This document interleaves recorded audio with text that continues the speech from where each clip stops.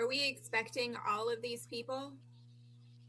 Um, for Stafford, we are expecting.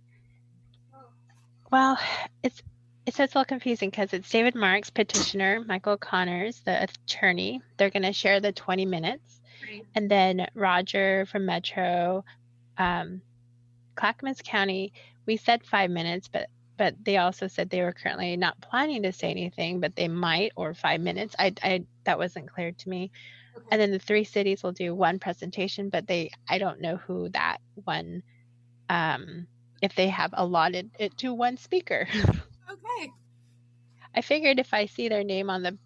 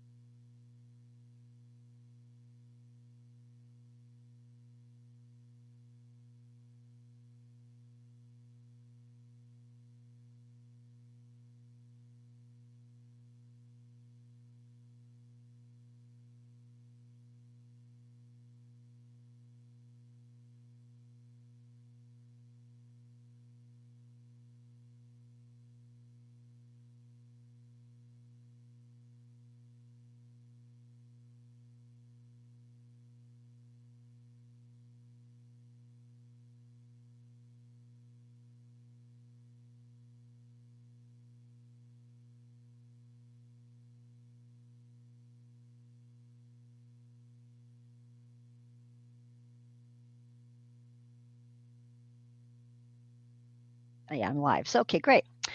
So I'm Robin MacArthur, and I'm gaveling in day 2 of the May 2020 meeting of the Land Conservation and Development Commission.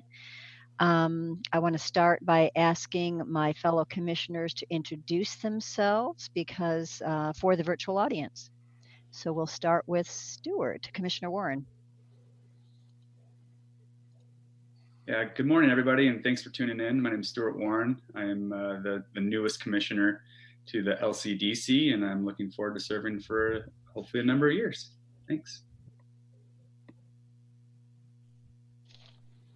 Commissioner Morrow. You're on mute, Commissioner. Good morning, everyone. I'm Catherine Morrow. This is my final meeting after 8 years on the commission, which has been an honor and a privilege. And I'm the oldest member, both in duration on the commission and probably age too. So thank you all. And good job on the Esther and all the technocrats keeping this Zoom thing happening. And it was pretty successful yesterday, I think. So thanks.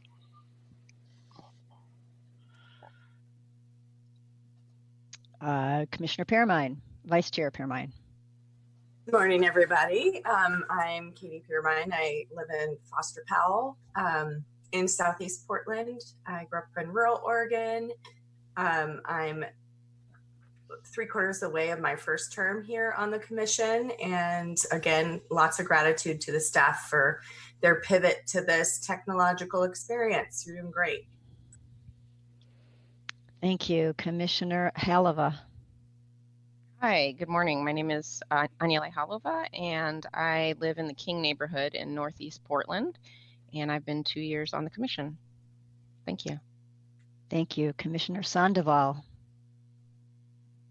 Hello, good morning. Gerardo Sandoval, and I'm calling here from my office at the University of Oregon. I had to sneak in today. Actually, I got permission from my dean to come in. Yeah, I've been on the commission. This is only my second meeting. And yeah, I'm excited to be on it. Thank you. Thank you, Commissioner. And just a reminder to folks that we have one vacancy. It's the coastal area vacancy. As I mentioned yesterday, we have 2 commissioners in waiting, so to speak. We're awaiting Senate confirmation that will hopefully come in June. So those commissioners can join us at the July meeting, and that is Commissioner Katie Jacobson, hopefully soon to be commissioner. She's the chair of the Lincoln County Board of Commissioners, and then Nick Lilac, who is the Community Development Director for Deschutes County. So we're pretty pleased with the prospect of welcoming them to our discussions in July. Did we hear from Commissioner Warren? We did. He started off. I thought. Did I miss one? Okay, got it. Okay, Thanks. I'm sorry. Yeah, thank you. Yeah, appreciate that. So just to kind of sort of tee off on what a couple of commissioners mentioned, I really want to take a moment and thank staff, the support team. I won't go into everyone's names because I'm sure I'll miss somebody, but Esther and everybody has been amazing to make this whole thing work. And I think it went really incredibly well yesterday. So thank you for the whole IT team, Esther and others. And then policy staff, I really want to thank them. I was pretty blown away by all the housing work that's being done. All the racks and tacks are still happening, even in this COVID environment. There's still an incredible amount of outreach, bringing in new entrants. And I can say, having a glimpse of what's happening behind the scenes on transportation and other topics as well, that same level of effort is happening in this environment. So I really want to give kudos and praise to staff for that. So thank you. And we are going to start off with agenda item 6, the director's report. We were not able to get to that yesterday. My apologies to the folks that are teed up for agenda item 7. We'll do this relatively quickly, and then we'll get to your contested case hearing. So Jim, do you want to go ahead and take us through your report? Yeah, thank you, Chair MacArthur. I actually am going to refer to items that are in the director's report and just refer them to you for your own review. I'm not going to go through them. because I do want to spend just a very few minutes talking about our fiscal situation, where we are, where we think we might be, because I think you as commissioners need to understand what we're probably facing. So first of all, there's the general director's report. And then there are other appendices. Commissioner Piermine asked us to do an overview on tribal relations. That is there. We have the charter of our DEI, I think DEIA, Diversity, Equity, Inclusion, and Access, but it is our charter. We have our annual sage grouse report, a climate adaptation update from Chris Shirley, and a list of the POPs. And the final thing I would say is that Sadie Carney wanted to brief you very briefly on CIAC. Robin and I talked earlier this morning, and we're simply going to ask Sadie to send out an email to all of you talking about where the CIAC is in terms of vacancies and the fact that we've hit the pause button on that until we have a full complement of commissioners. So those are the things I'm not going to talk about. Money. We're in a very dire situation. We are, it took us most of 10 years to recover from the 2008-2009 recession. At that time, we took close to a 25% reduction in our overall budget. And it was only in the 2019 session where we got back to where we were in 7 and 8 and 9. So we had nearly 10 months of full funding, and then COVID hit. We are looking in Oregon at levels of unemployment probably not seen since the Great Depression. We're probably, and this data keeps coming in, and I think officially we're at like 14 or 15%, but I suspect that it's quite a lot higher. We could be looking at 20% plus. And that matters for two reasons. Oregon is almost entirely dependent for general fund on income tax. So if people aren't working, and if they're not earning an income, revenues are not coming into the state. Obviously, there was a corporate activities tax that was passed in the last session funding schools, but if companies aren't open and operating, that money's not coming in either.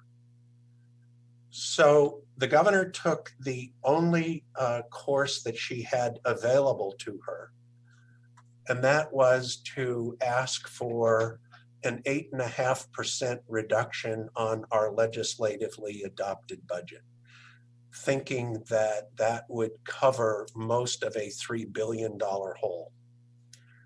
We're halfway through the biennium, just short of halfway through. So all of that 8.5% needed to come out of the second half of the biennium, meaning that it was effectively a 17% cut. Those cuts are listed on our website. Because the governor's authority to modify the budget is very limited, and because our money comes to us through several so-called appropriations, we're leaving money on the table from grants that we cannot use to offset staff cuts because it's a separate appropriation.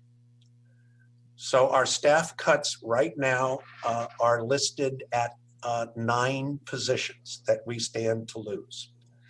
That is on a denominator of 65. And you can do the math. That gets you to around 17 or 18%. But it ravages our staff complement if we should have to take those.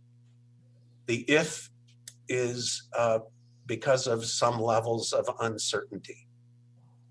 The first is the legislature has the authority to move money around from one appropriation to another, one bucket to another.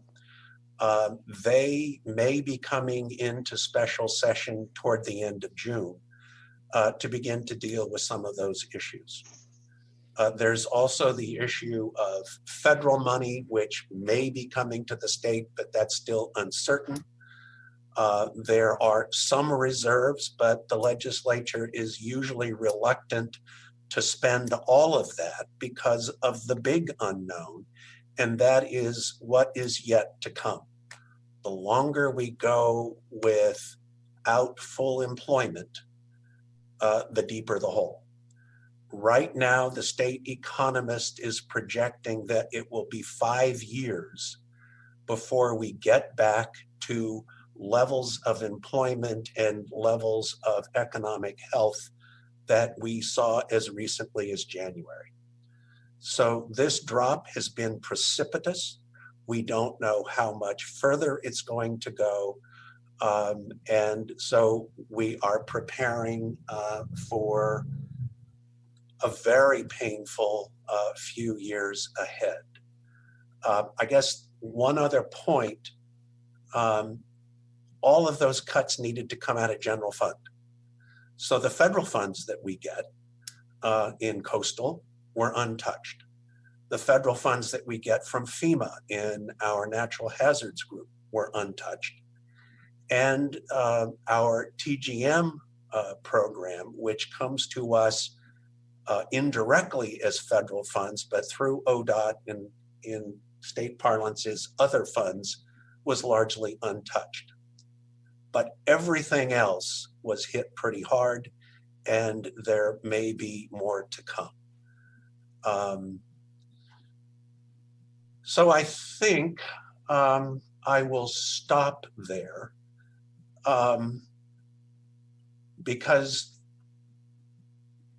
it's dire, and we don't know if it's going to get worse. And I just want you all to be prepared for that. We will keep you up to date. We will let you know.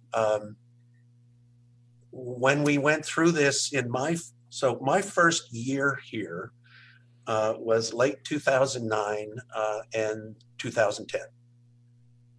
We went through a series of 3 budget cuts during that year to get us close to that 25%. Because it just kept getting worse and worse.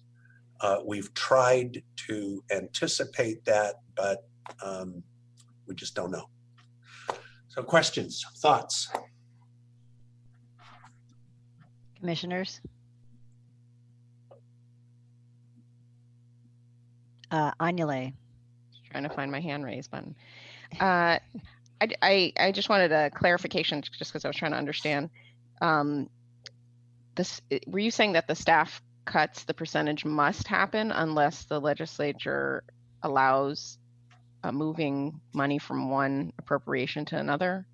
Is it like not up to your discretion, or I was just trying to understand who makes the decision when it comes to the pot of money that could retain the staff versus not?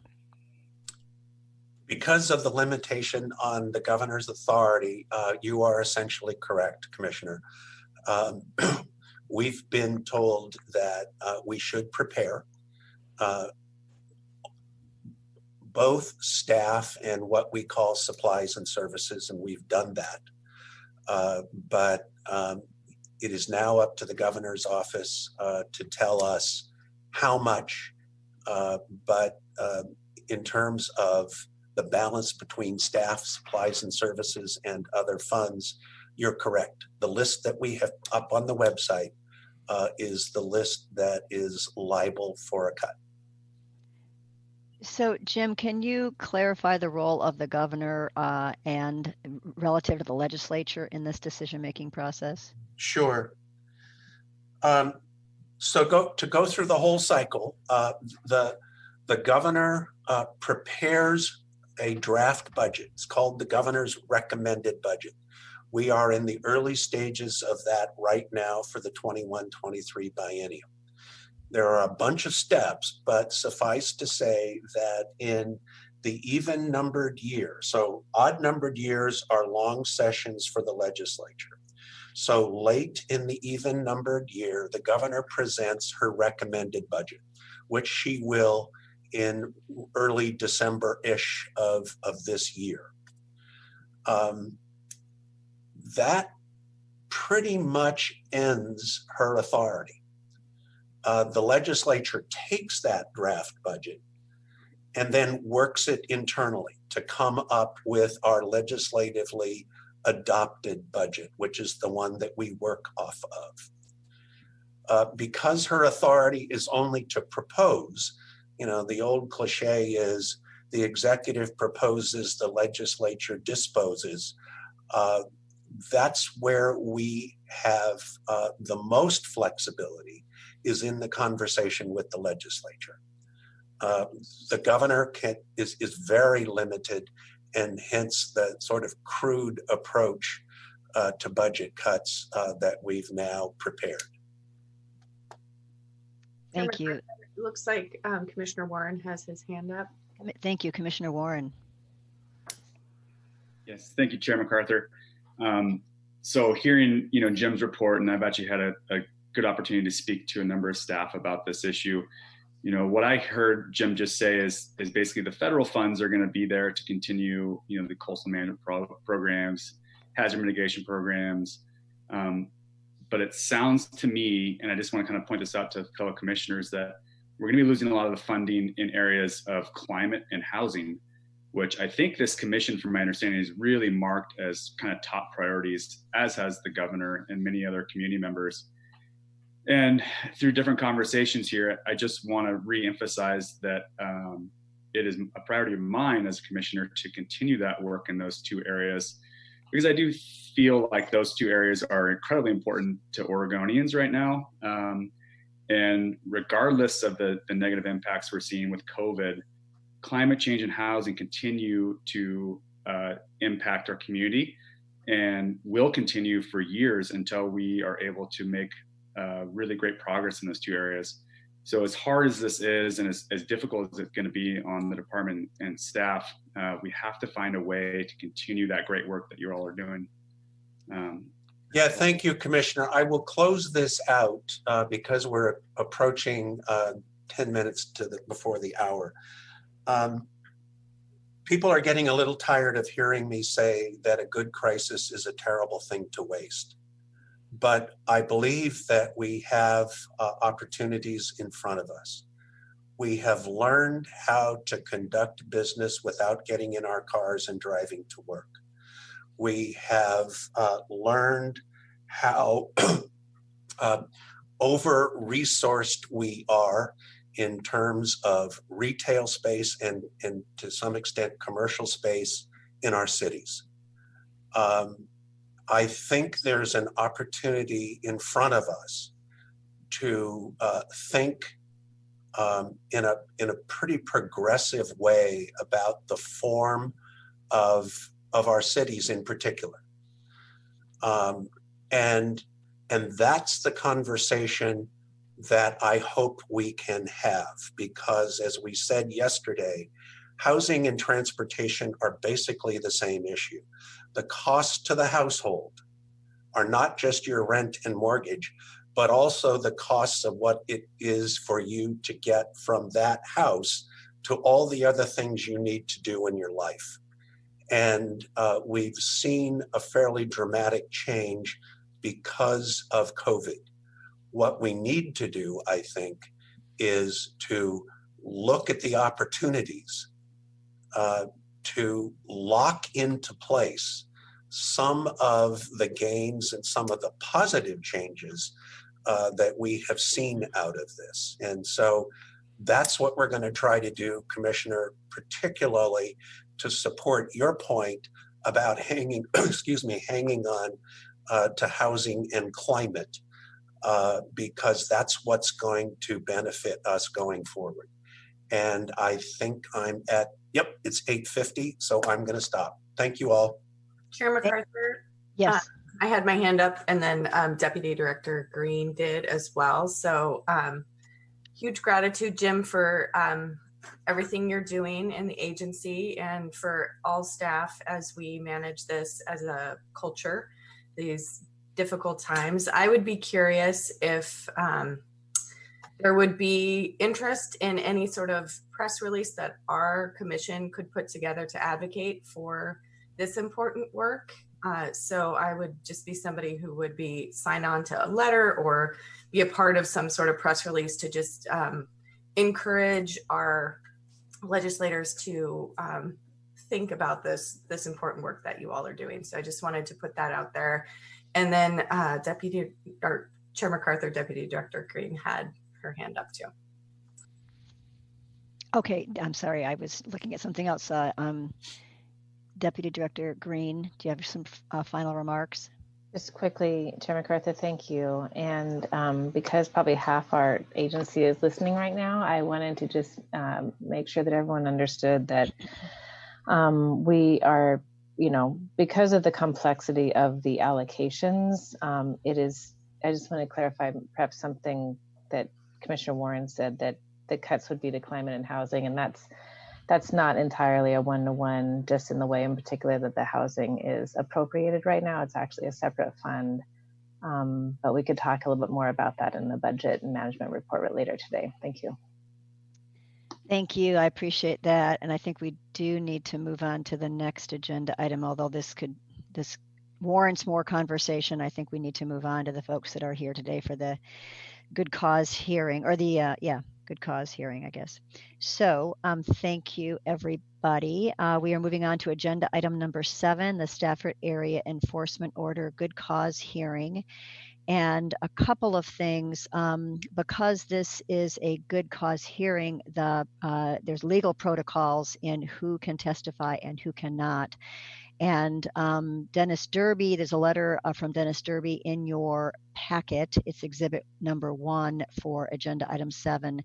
And Dennis Derby was a former commissioner. We really respect him and his input, but I need to ask commissioners to disregard his testimony, put it aside, because he is not one of the specified people that are allowed to participate. So just that. And then this, Gordon, I think, is the one that'll go over all this. And I find these things kind of confusing to me. And there's a lot of procedural stuff that is really critical to understand. But when I was reviewing the packet again this morning, I found that on the bottom of page 4 of the staff report and the top of page 5, there's a really nice description of the substance of the issue. We need to kind of keep that front and center. Obviously, the procedural stuff is important, but if that's helpful to you, great. It was helpful to me. So with that, I think I'm just going to turn it over to staff to start the presentation. Thank you, Chair MacArthur. Can you all hear me? Yes. Okay. Esther, are you going to control the my slideshow, or should I do that? If you could do that, that would be okay. great. I'm getting a message that I cannot start screen share while other participant is sharing. So. Okay, there we go. Okay. All right. Let's see here. And then let me get this report up here. Okay, can you all see that? Now to go to, all right. So this item is the, as I've stated, the Stafford Area Enforcement Petition. I'll be doing the presentation today. Both Jennifer Donnelly and Ann Debout are available for any questions.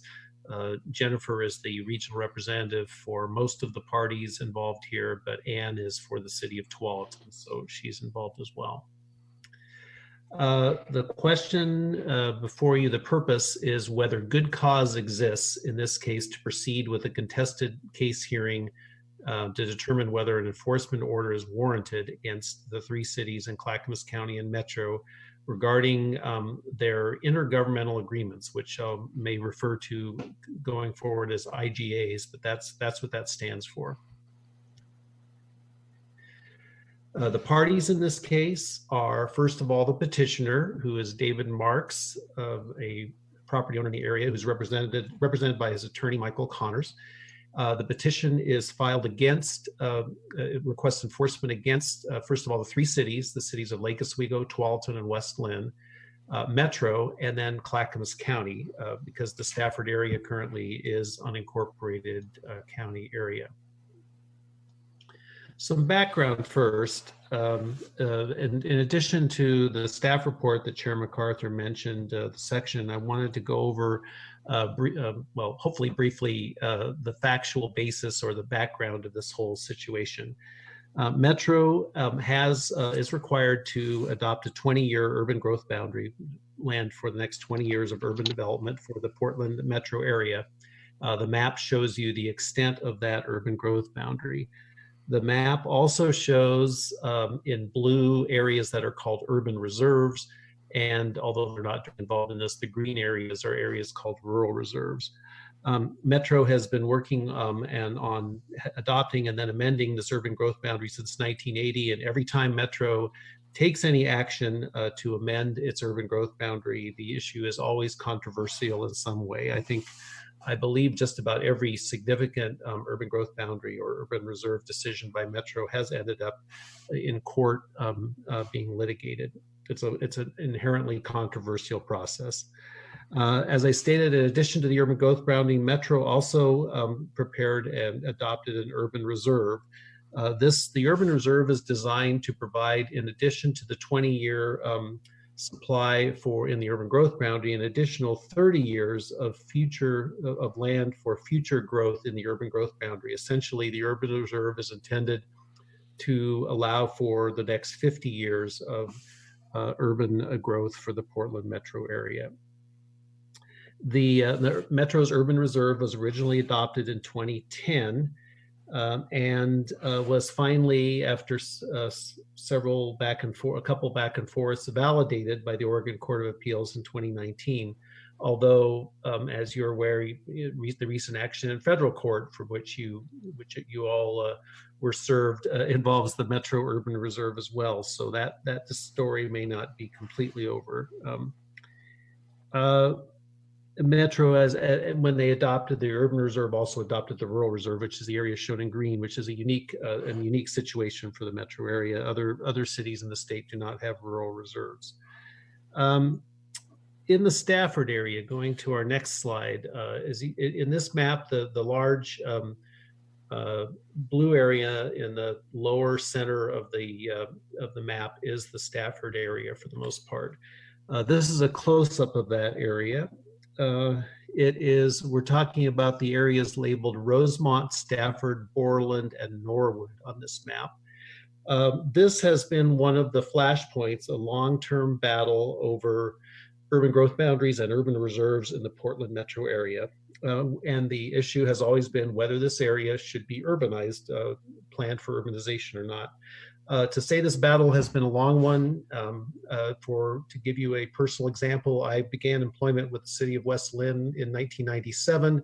And when I came to the city, the issue had already been battled about for several years before I even arrived. So this has been a long-term issue. Generally, Metro has ended up adding this area or proposing to add this area either to the urban growth boundary or the urban reserve.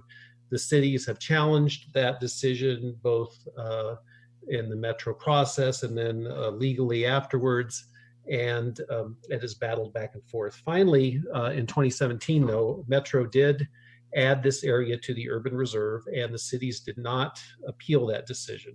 While the decision did go on to court, none of the appellants were the three cities in that situation. So the Stafford area is now part of the Portland Metro Urban Reserve. let's see, going forward here.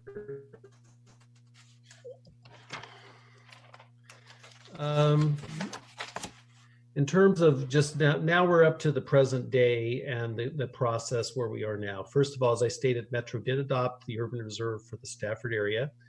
The governments then did a 5-party intergovernmental agreement, the 3 cities, Metro and Clackamas County, governing potential future studies of urbanization for this area. However, then the 3 cities involved entered a 3-party intergovernmental agreement, IGA, which committed themselves to essentially not doing what are called concept plans for this area for the next 10 years. Now, Metro's process for actual expansion of the urban growth boundary, they have these urban reserves, and when they are looking to expand the urban growth boundary, their process basically requires that before this Metro will consider adding an area to the urban growth boundary, they want to see that a concept plan has been prepared by the local jurisdiction that will be providing urban services to that area. In almost all cases, that would be a city.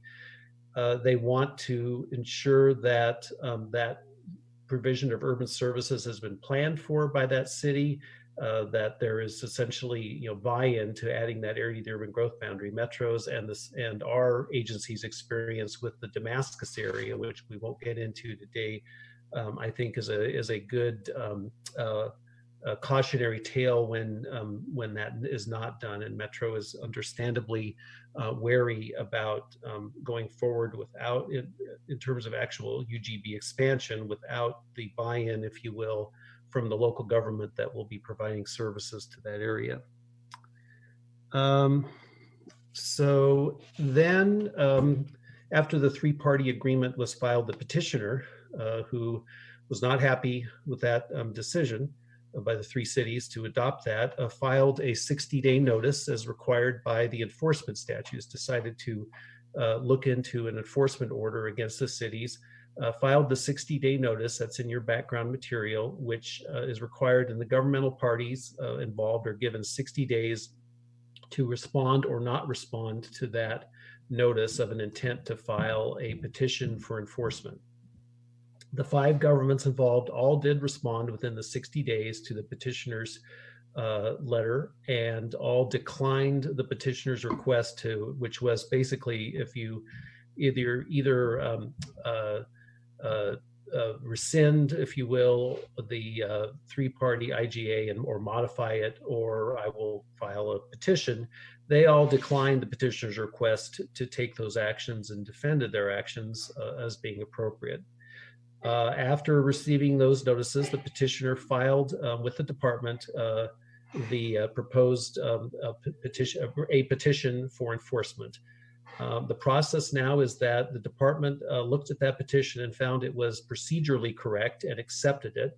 And then the next step in the process is for the department and the commission particularly to determine whether there is something called good cause to proceed with a more formal enforcement order process to determine whether an enforcement order is really appropriate. And that is the point where we are now. We are determining, the commission is to determine whether there is good cause to proceed with the next steps. That is not, you're not proposed to adopt that enforcement order today or direct it. It's essentially a threshold decision whether to go forward or not. The materials before you today are the petition and the attachments provided to the petition. The petitioner provided a significant amount of material to justify the situation. Those governmental responses to the petition I mentioned. We also have the staff report before you. And then also in your background material are responses to the original staff report. This was scheduled to come before the commission in March, and then that meeting was canceled. So it is before you today. And I would note that unless there's any confusion, based upon the responses of the petition, the original staff recommendation, which was to not find good cause, we did change that, and we are recommending that you find good cause to go forward next steps in this process. And so hopefully that's not just if there's any confusion, that's the result of that. What happens next in this case? Based on today's hearing, if the commission finds that there is not good cause to proceed, you will direct us to prepare a decision memorializing that. That's the end of it, unless one of the parties appeals that decision to the Oregon Court of Appeals. If you do find there is good cause to proceed, the next step, while it is potential that the commission could actually hold what's called a contested case hearing itself, we strongly recommend, and in the past you have instead appointed a hearings officer. The hearings officer contacts the parties and schedules and holds what's called a contested case hearing, which is an administrative action authorized under Oregon law, the Oregon Administrative Procedures Act. The hearings officer hears from both parties and then will make a recommendation to either. The recommendation might be not to issue a formal enforcement order against the three cities or Metro or Clackamas County. The hearings officer might recommend that you do issue an enforcement order and would prepare a draft of that. At that point, and this would be at your July meeting, the commission would consider the hearings officer's recommendation and make a final determination whether or not to issue an enforcement order and what the contents of an enforcement order would be if the decision were to issue one. And so now we get to the legal question, and kind of the facts behind that legal question is, what is good cause in this situation? The statute, I've put quoted the language of the statute on the slide before you, and that is that there are a number of areas where the commission could issue an enforcement order subject matter, but the one that's being proposed by the petitioner is this language that a local government has engaged in a pattern or practice of decision making that violates a requirement of the regional framework plan. Now, the regional framework plan is essentially Metro's urban growth boundary and the factual basis and the reports that led to Metro making that decision on the urban growth boundary and how they do that. So the key questions when looking at this legally are, what is a pattern or practice? What is a decision? And does that decision, if there has been a decision, violate a requirement of the regional framework plan? And so once again, it's not your job at this point to determine whether Metro Metro or the three cities or Clackamas County have actually done anything that would require or allow for an enforcement order against any of the local jurisdictions here, but rather whether good cause exists to go forward and consider whether that's the case or not. The summary of the recommendation is that the department recommends that you do find good cause to proceed. And I would state before we get into that is that when we see these enforcement orders, there are kind of different levels of whether good cause exists and whether you think an enforcement order will most likely come out of that. For instance, the Washington County case you're going to hear later this afternoon, at least in my mind, was a much clearer case when we had the good cause hearing back in January, that good cause existed, and it was fairly likely, not always a certainty, but certainly likely that an enforcement order was going to result from that situation.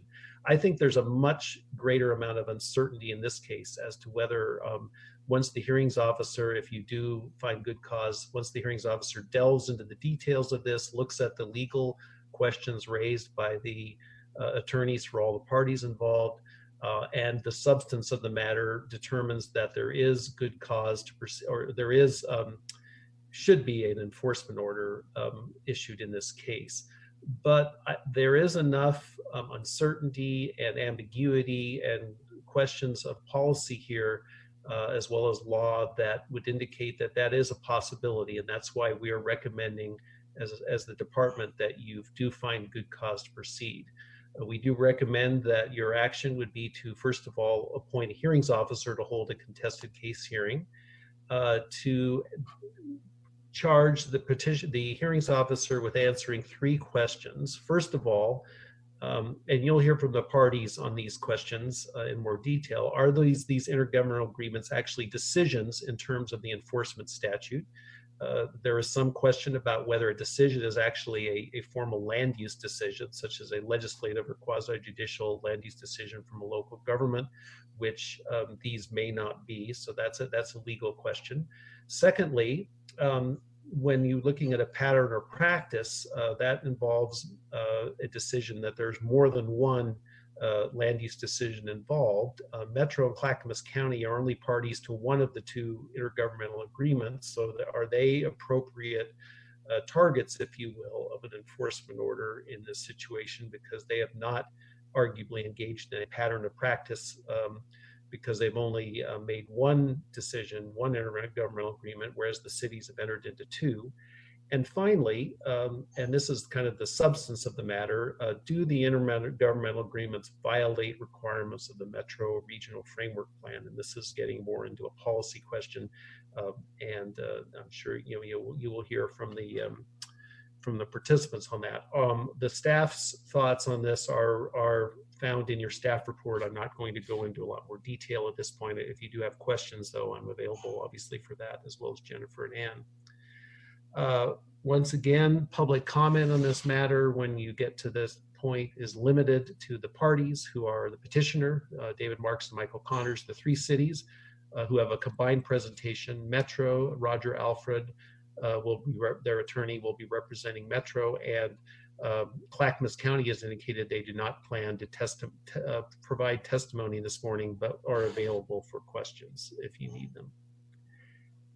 And so really back to the issues, and this is, if you need to,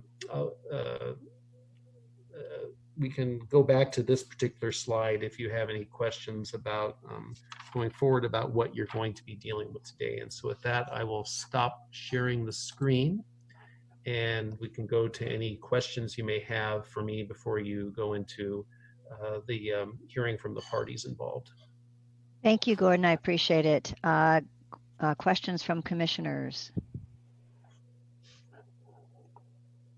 Like Commissioner Holova has her hand up. Sorry. Commissioner Holova. I was just wondering if you could give a short synopsis, Gordon, on exactly why the recommendation changed in between from the staff. Well, the arguments, I think that I think the reason that the department was recommending against this is an idea that whether even if Metro did not consider the Stafford area to be added to the urban growth boundary, if Metro had sufficient lands to meet the 20-year supply, looking at other areas. And the additional staff report noted that the Stafford area, while it's a large portion, I think 4,000 to 5,000 acres of the 20,000 acres of the Metro urban reserve areas, is, if this question came up in, say, the year 2040, and this was the last urban reserve area, and these cities still refused to do concept planning, and Metro had no other place to meet its 20-year land supply, then there would be an issue then, but there wasn't now. And so I think that was kind of the thought there. However, I think in looking at when we heard from the parties, is that in looking at their responses, is that in fact this, by taking these areas completely off the table, I think there's a question that whether Metro is precluded from making the best decision on where its urban growth boundary should be expanded, if it needs to expand, and whether the action of these cities essentially kind of puts a thumb on the scale going forward, even if Metro theoretically has other lands they could expand their urban growth boundary to. Also, I think there's some issue of precedent. If while these three cities have essentially said there's a 10-year hiatus on us doing anything, what if the rest of the cities in Metro did the same thing on the boundary? What if Beaverton, Hillsborough, Forest Grove, Gresham, Oregon City, Happy Valley, all Wilsonville, all made similar, or some made similar arguments or actions? And I think there's a policy question there, whether essentially Metro would be hamstrung from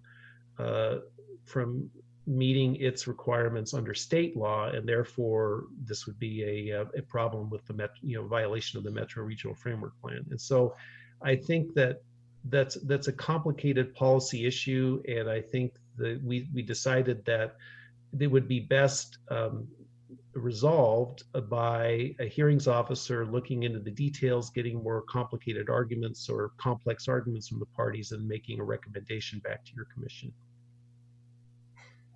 Thanks, Gordon. I appreciate that explanation. So other questions from commissioners? Hearing or seeing none. No, there's no hearing here. Seeing none.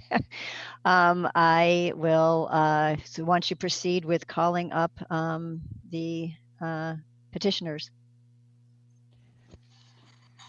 Okay, this is Esther, and I will be unmuting David Marks and Michael Connors. I'm sorry, I will be promoting them so they can share their presentation. Chair, Commissioner Halova has her hand up. I don't know if that's something to acknowledge before we start. Thank you, Casaria. Was that from before? Do you have an additional question, Commissioner? Okay, thank you. Thanks.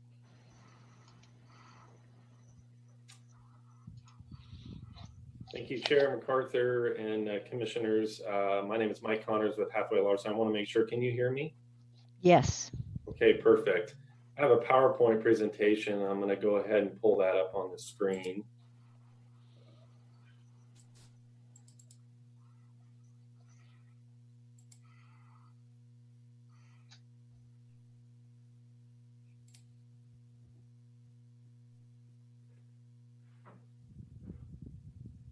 Okay, can everybody see that PowerPoint presentation?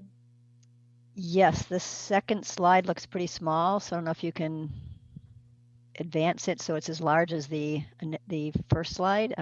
Anyway. I'm not sure exactly why it's doing that, to be honest with you.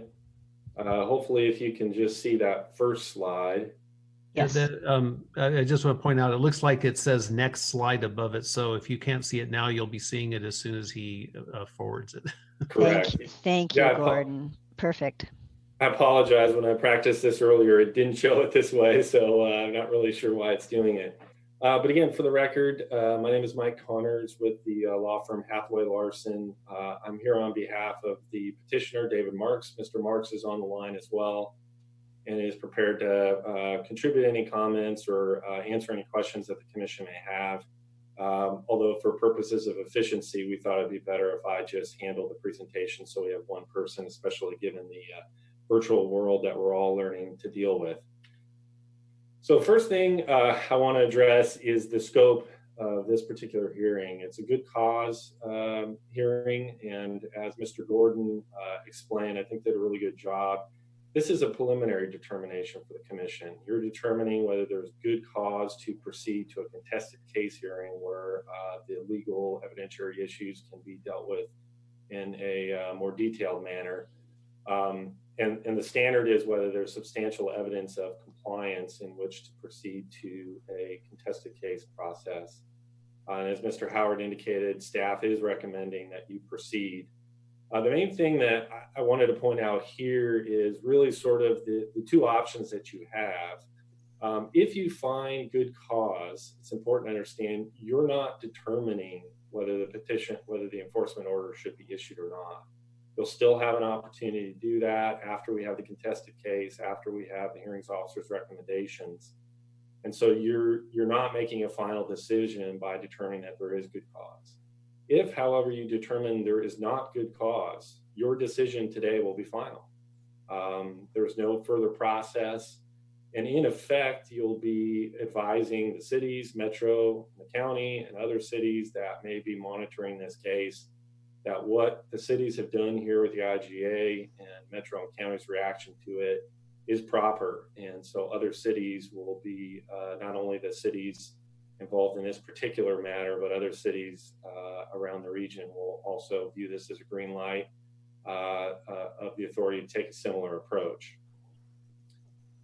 Before addressing the legal issues, I did just want to briefly touch on the Stafford area and how important of a urban reserve area it is. First of all, it's it is the largest urban reserve area, approximately 6,000 acres. It accounts for over 25% of the remaining urban reserves. And so it in and of itself is a substantial portion of the overall urban reserves. I also included this quote, which is in our material from one of Metro's ordinances. I think really sums up why this is such a viable and important piece of area for the urban reserves. And it says it right there in that quote, there are no other areas in the region that provide a similar amount of non-foundational farmland. They're also surrounded on three sides by existing urban development and rank as highly as Stafford under the urban reserve factors. So this is prime land for inclusion in the urban growth boundary. And one of the key goals that it can help achieve is providing additional housing supply, and in particular, affordable housing. I know this commission knows well, and you've heard from, I'm sure, quite a few people in the region. Metro acknowledged in its most recent urban growth report that the Metro region has a significant housing crisis, and that includes lack of overall housing supply, and in particular, lack of affordable housing. And those two, in my opinion, are somewhat tied together, because the more supply you have, the more affordable housing there is. And so this is a really important area that can provide that additional housing and affordable housing for the region that we so desperately need. It's also one of the only urban reserves areas that can accommodate UGB expansions for the cities involved, like Oswego, Westland, and Tualatin. We included in our material some information showing that there's been very little housing development in these areas, in particular Lake Oswego and Westland. And the city of Tualatin, in its most recent housing needs analysis, determined that they have a housing deficiency. And so there is an existing need, we believe, for housing in this particular area. And for all these reasons, that's why we believe in, and Mr. Marks brought this petition before you, because we believe that Stafford is such a critical area as part of the urban reserve, and so important in terms of being able to provide the additional growth, in particular housing, that we're going to need in the Metro region. I won't spend too much time on this map because Mr. Howard had a good map there, but it just kind of gives you an idea of how large and centrally located this particular area, the Stafford Urban Reserve area, is. So now getting more to sort of legal issues, what is it we're requesting? We're really requesting two things. First is we're requesting a enforcement order that would nullify or invalidate the three-party IGA. This is an IGA between Lake Oswego, Westland, and Tualatin alone. We believe it amends the five-party IGA that involved Metro and the county in several significant regards. Metro and the county are not parties to that three-party IGA. They haven't consented to it. And that three-party IGA violates the Metro Regional Framework Plan, which is contained in Metro Code Chapter 3.07, Title 11, the accompanying statutes and administrative rules in several respects. So for all those reasons, we believe that the proper remedy to deal with the three-party is to invalidate it for all those reasons. And then secondly, we're requesting that there be amendments or clarifications to the five-party IGA. And the real reason for that is this petition process has made clear to us that the cities, Metro, and the county, we believe have a different interpretation or understanding of that five-party IGA, which we believe is inconsistent with the plain language in that five-party IGA and, as I indicated, the Metro Regional Framework Plan. And so we believe that that this commission should include some amendment or clarification to that five-party IGA to ensure that everybody's clear on what it means and ensure that that five-party IGA is implemented in a way consistent with the Metro Regional Framework Plan. And also, as Mr. Howard indicated, really it's not just a matter of dealing with this particular issue in these IGAs, but sending a clear message to the cities involved in this case, Metro and the county and other cities, that the commission is not going to allow IGAs to be used, what we believe, in a manner that is frustrating, delaying, or altering the UGB expansion process. So what are the violations that we're asserting that the IGAs, the IGA violations? And I provided a list of the most significant ones, which I'll try to go through very quickly. But first of all, the IGAs grant unilateral authority to cities for purposes of the timing of the concept planning process without any consultation with Metro, the county, or stakeholders. The Metro Regional Framework Plan specifically requires that there be joint determination. And in fact, the five-party IGA specifically requires coordination with the stakeholders and property owners in the area with respect to the timing of the concept plan. So we believe that this is in violation of both of those. Secondly, it imposes a 10-year moratorium on concept planning for an area north of Tualatin River. And the cities have argued that that's tied to the I-205 widening, but it's not. There are two separate criteria. There's one criteria is I-205 widening, and even if that's satisfied, this 10-year moratorium with respect to the northern portion of the Stafford area will still apply. And that violates the Metro Regional Framework Plan because there's no recognition of a timing moratorium, especially if it's arbitrary. Third, it imposes new criteria in the concept planning process. Metro Regional Framework Plan, that's the tool that provides the exclusive criteria that should be used. And the three-party IGA introduces new criteria like community character, separation between communities, and understandable borders. And not only are those new criteria that are not recognized, but they're very ambiguous. And we're concerned about what the intent behind those criteria are or how they'll be used in the concept planning process. Fourth, the IGA provides preferential timing processing criteria for city-owned property. And this is to accommodate non-urban uses. It only applies to proposed uses, parks, recreation, open space, or agricultural uses.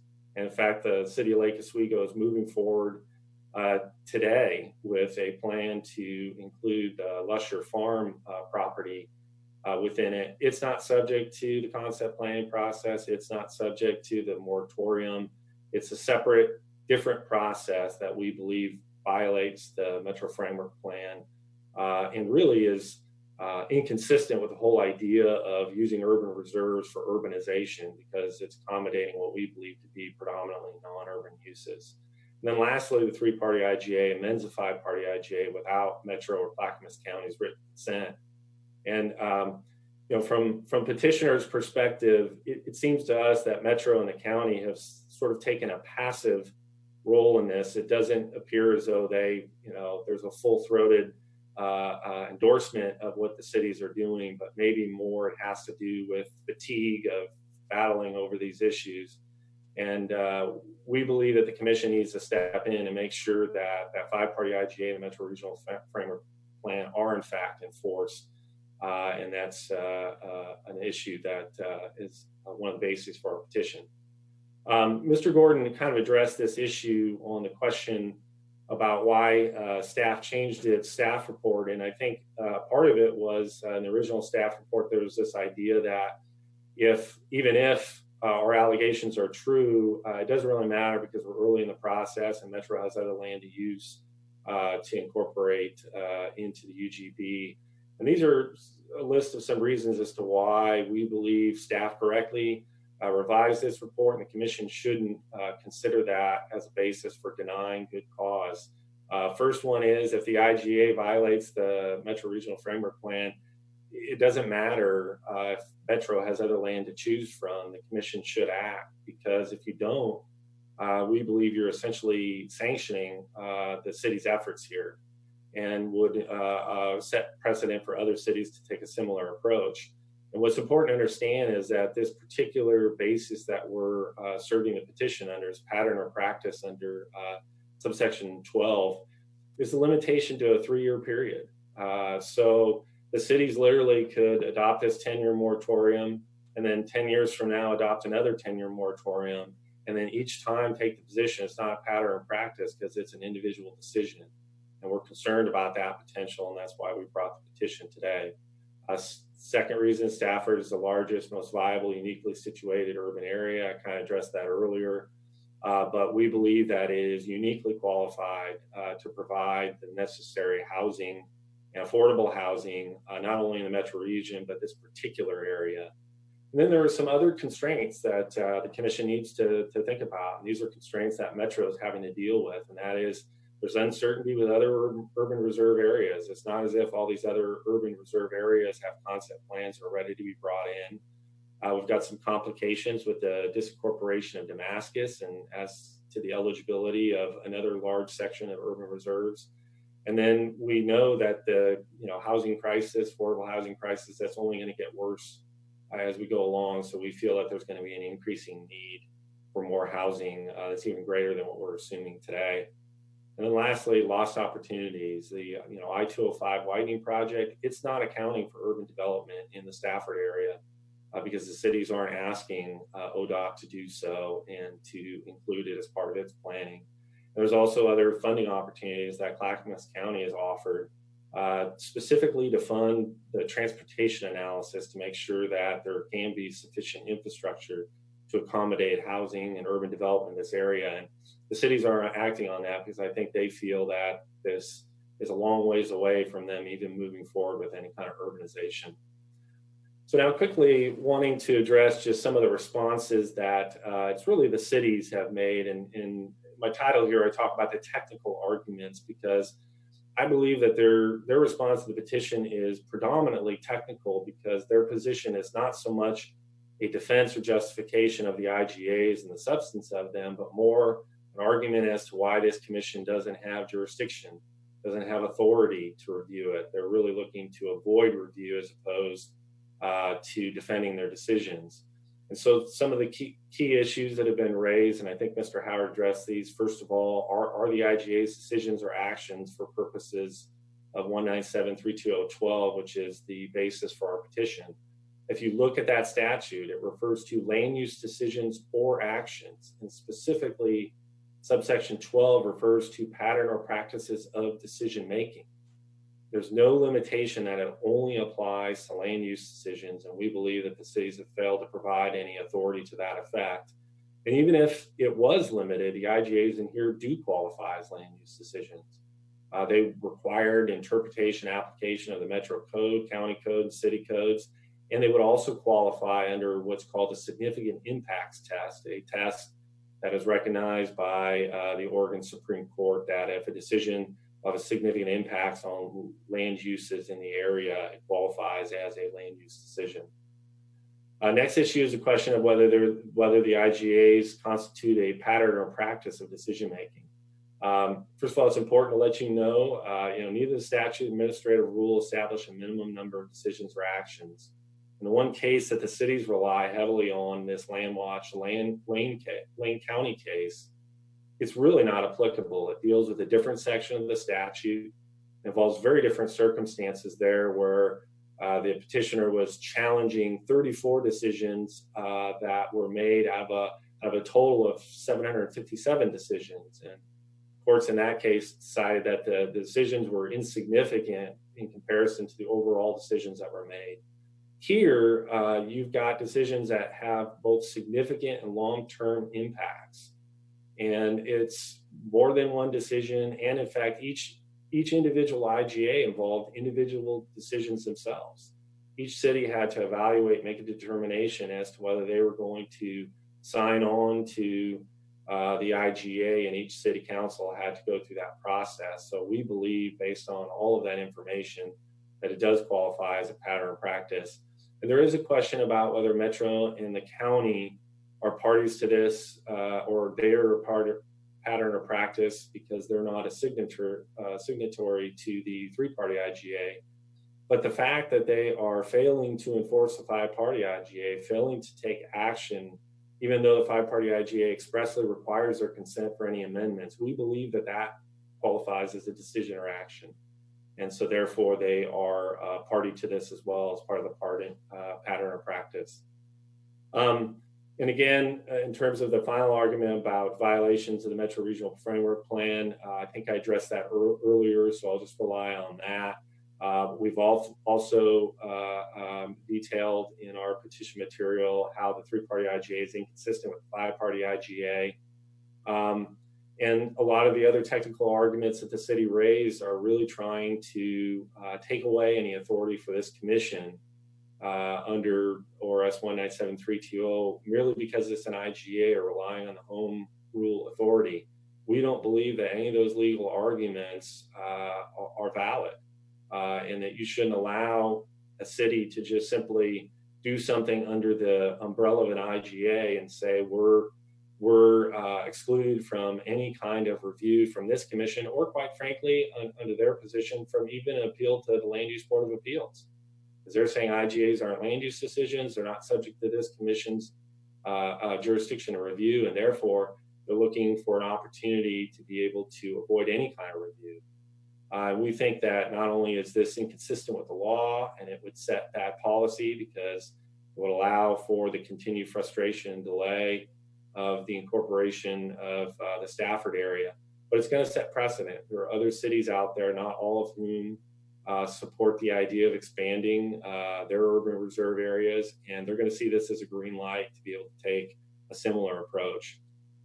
So with that conclusion, we believe that we've established good cause, more than sufficient substantial evidence of non-compliance. It's important to understand that, you know, this petitioner is Mr. Marks, but there are a number of other parties, stakeholders, property owners, many of whom submitted comments as part of our material that are equally concerned to support this petition and have really been strong advocates for the urbanization of the Stafford area. And we're asking this commission basically to step in using its authority, its statutory authority, to ensure that Stafford is managed and implemented. The concept plan is done in a way consistent with that five-party IGA, at least as it's plainly written, and more importantly, consistent with Metro's regional framework plan. Because if the commission fails to act, our concern is that it will embolden these cities to continue to delay, feel that they have a green light, and as I indicated earlier, allow other jurisdictions to see this as a tool to accomplish similar goals. So with that concludes my presentation, and I will stop sharing. And at this point, if any commissioners have questions, I'm happy to answer those. Thank you, Mr. Connors. That was really helpful. It was a really good PowerPoint presentation.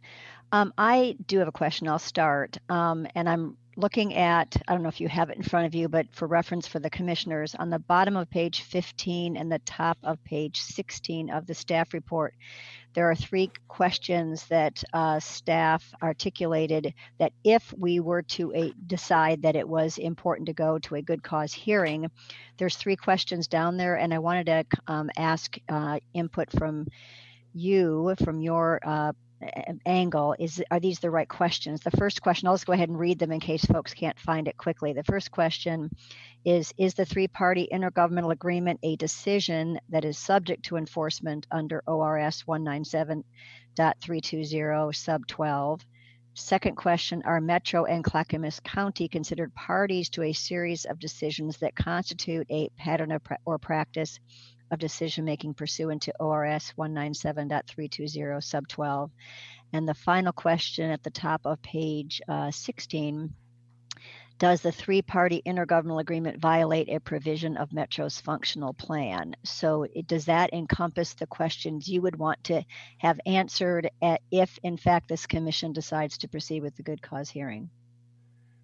Yes, Chair MacArthur, I think those are the main questions. I guess the one, sorry, it's the lawyer in me, that just a little bit of quibble is, although our petition does focus specifically or more so on the three-party IGA, it is really both IGAs.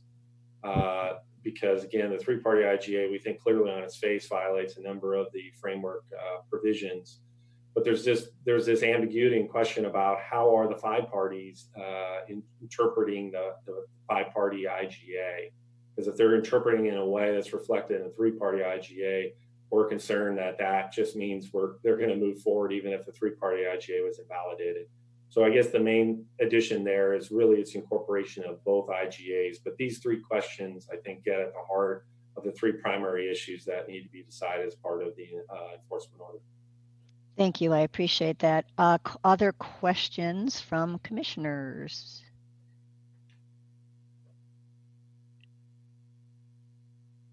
I don't see any hands up, and Katie, who has really been extremely helpful at identifying hands, I don't see, and she's shaking her head no. So thank you very much, Mr. Connors. Anything else you wanted to say, Gordon, before we go on to Metro? No, I don't have any additional comment at this point. Great, thank you. MacArthur, there is an attendee raising their hand, but I think just as far as process is concerned, we're not hearing from the public at this point, right? It's later that we'll hear from the public. Well, that's partly correct. We will not be hearing from the public writ large in this discussion. I mentioned earlier that there's a protocol here, and we are only able to consider the arguments of the petitioner and the respondent and the various parties involved. We are not taking public comment on this item. Great. Looks like the hand is down now. So okay, great. Thank you. If I could just add, there is a procedure if you do go to if you do find good cause and go to a contested case hearing. There is a procedure in the rules for parties other than the parties we have before to ask for limited party status, and there's a whole procedural process for that. So if there is someone, if this does go to a contested case hearing and someone, say an interest group or an individual wants to petition to be allowed in, they can. That doesn't mean it would be granted, but it is a possibility. So. Thanks for that clarification. But for now, it is just the parties, the petitioner and the petitionees, if you will. Great. Thanks, Gordon. Thanks, Mr. Connors. We are going to move on. We are going to move on to Metro, and Mr. Alfred is here. And I failed to mention, and David, I think, or Mr. Connors, I think you did stay within the 20-minute time frame, but Katie's going to take time for me. And so, Mr. Alfred, you have 10 minutes. I will be moving Mr. Alfred over to the panelist section.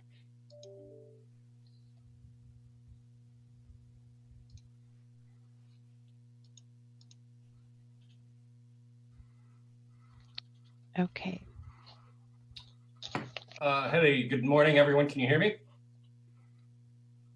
Yes. Yes. Good morning. Okay, so I should, unless I'm missing something here, my understanding, I think, from the agenda was that the cities would be going next, and then Metro would be closing. So okay. I don't have a preference on that, Gordon. I'm going to defer to you on what your thought was behind that. I think it was just it was fairly random. So okay, well, you know what? Since I'm here, I'm going to be pretty brief. So I'll just go, and I need to be somewhere else. So I'm only going to be less than 5 minutes. So I'll just go ahead. And my apologies to Mr. Condit and his people. Yes, I'll be pretty brief. Metro's role in this matter is really limited to the adoption of the 5-party IGA with Clackamas County and the 3 cities. all that agreement really does is the same thing that's already set out in our code, in Title 11 of our code, which is to say that Metro will not bring urban reserve areas into the UGB unless and until they have been concept planned by a city, so that we have a plan for how they're going to be developed, planned, urbanized, and how infrastructure will be paid for.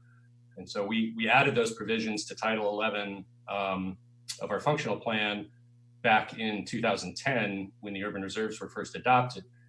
And the point of that, as referenced by Gordon in his report, was largely to try to avoid the type of situation we had with Damascus, where we brought in 12,000 acres in the Damascus area. There was no government really who had stepped up to plan it. There was no plan for infrastructure. And the result, we all know pretty much how that one turned out. So in order to avoid that kind of situation, we said, all right, we're going to bring in areas, but only if we know that we've got a city willing to govern them and we have plans in place, because just adding land to the UGB isn't going to result in urbanization. You really need a plan for that. So we added that language to Title 11. And in the course of the reserve proceeding back in 2017, after we came back on remand, we were basically being opposed by the three cities with respect to the Stafford area. The cities did not want Stafford to be identified as an urban reserve. Part of their concern, which was stated over and over, was we think that if we're going to be designated as an urban reserve, that means the next thing you're going to do tomorrow is bring this area into the UGB and it's going to urbanize. To which we responded, well, no, we have this provision in Title 11 that says, you know, it's going to be up to the cities to make decisions about how that area is going to be planned before we will bring you into the urban growth boundary. So as these discussions were going on, after we had gone back to the commission and had the reserves affirmed again, we were looking at being appealed by the cities again to the Court of Appeals. And we were in some lengthy discussions, mediated settlement agreement, really. The result of that was the city saying, okay, well, we kept telling the cities, look, you're going to have to plan this area before we bring it into the UGB. They said, okay, how about we get an agreement that says that? And that's how we ended up with the 5-party IGA. The 5-party IGA was basically a settlement between Metro and the cities in Clackamas County that said, Metro means what it says. Title 11 says we will bring this into the UGB, but only once you plan it. So that was the extent of Metro's role there. And I think it's pretty clear that there's no basis for an enforcement order against Metro arising out of the 5-party IGA. Metro does support strongly the staff report recommendation that if the commission does find good cause, that we include a specific question about whether Metro and Clackamas County can be considered parties to a series of decisions by essentially only entering into the one IGA. And I will close with that, and I'm happy to answer any questions. Thank you, Mr. Alfred. Questions from commissioners? Like first Commissioner Morrow and then Commissioner Holova. Commissioner Morrow. Good morning, Mr. Alfred. Do you consider IGAs to be land use decisions? I do not. And I'm certainly not, going to be providing legal advice to the commission, but I think that's a good question. Thank you. Commissioner Holova, I think, is that what you said was the next one? Yeah. About that. Related, but kind of unrelated, I guess, to the case at hand, but it's the thought process that I'm thinking. It touches on some of the aspects, but probably doesn't have any relevance, but I want to ask it anyway to you, Roger, is, there's a lot of questions about equity that we're grappling with and how that factors into future housing decisions or planning. And I guess my question is, I know Metro cares about equity, and is there any protocols or procedures in thinking of how housing can be equitably shared among the region, or not denied, I guess, among the region. And if I just want to know if there are goals in this process that would influence this case and or future cases, or how that's being addressed. Yes, thank you, Commissioner Holova. I would say yes, there are methods that Metro is undertaking to try to ensure that kind of equitable development. And that was a big part of the recent UGB decision that we made and the Commission recently approved. The equity component was definitely taken into account both by the 4 cities as part of their proposals to be added to the UGB, and Metro as part of its decision. So yeah, that is something, you're right, that's something that Metro takes very seriously and is doing its best to try to ensure that we do make equitable decisions across the board.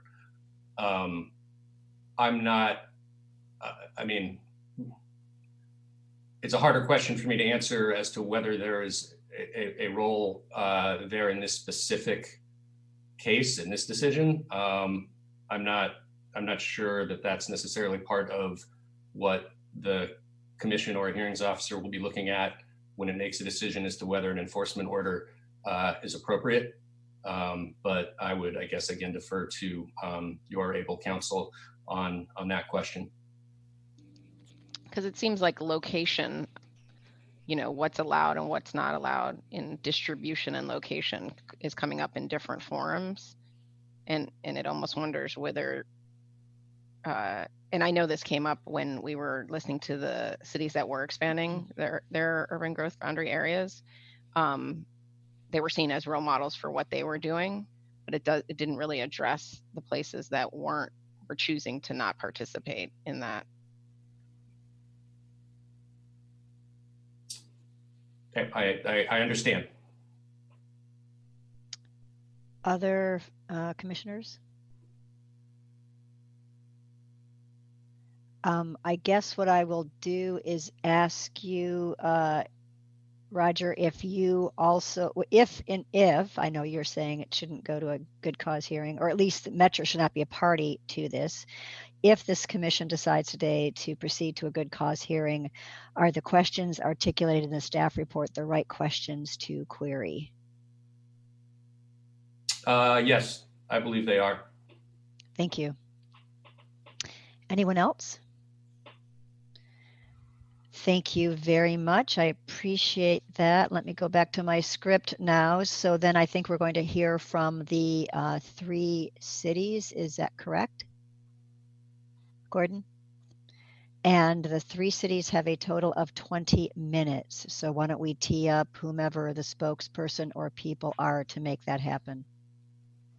Chair MacArthur, just to clarify, 20 minutes per city or 20 minutes in total? Thank you. 20 minutes total.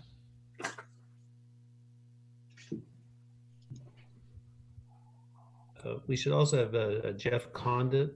I don't see his name up there yet, but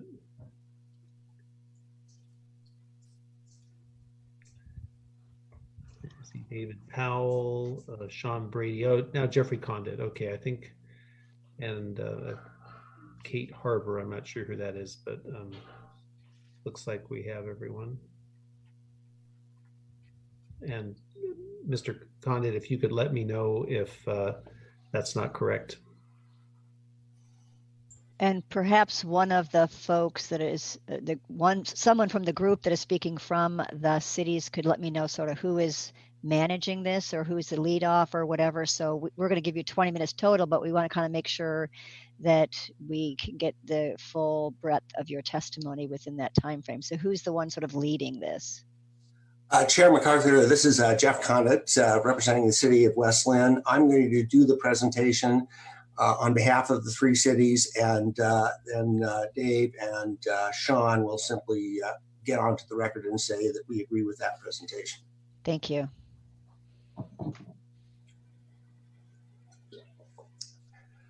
So you're up.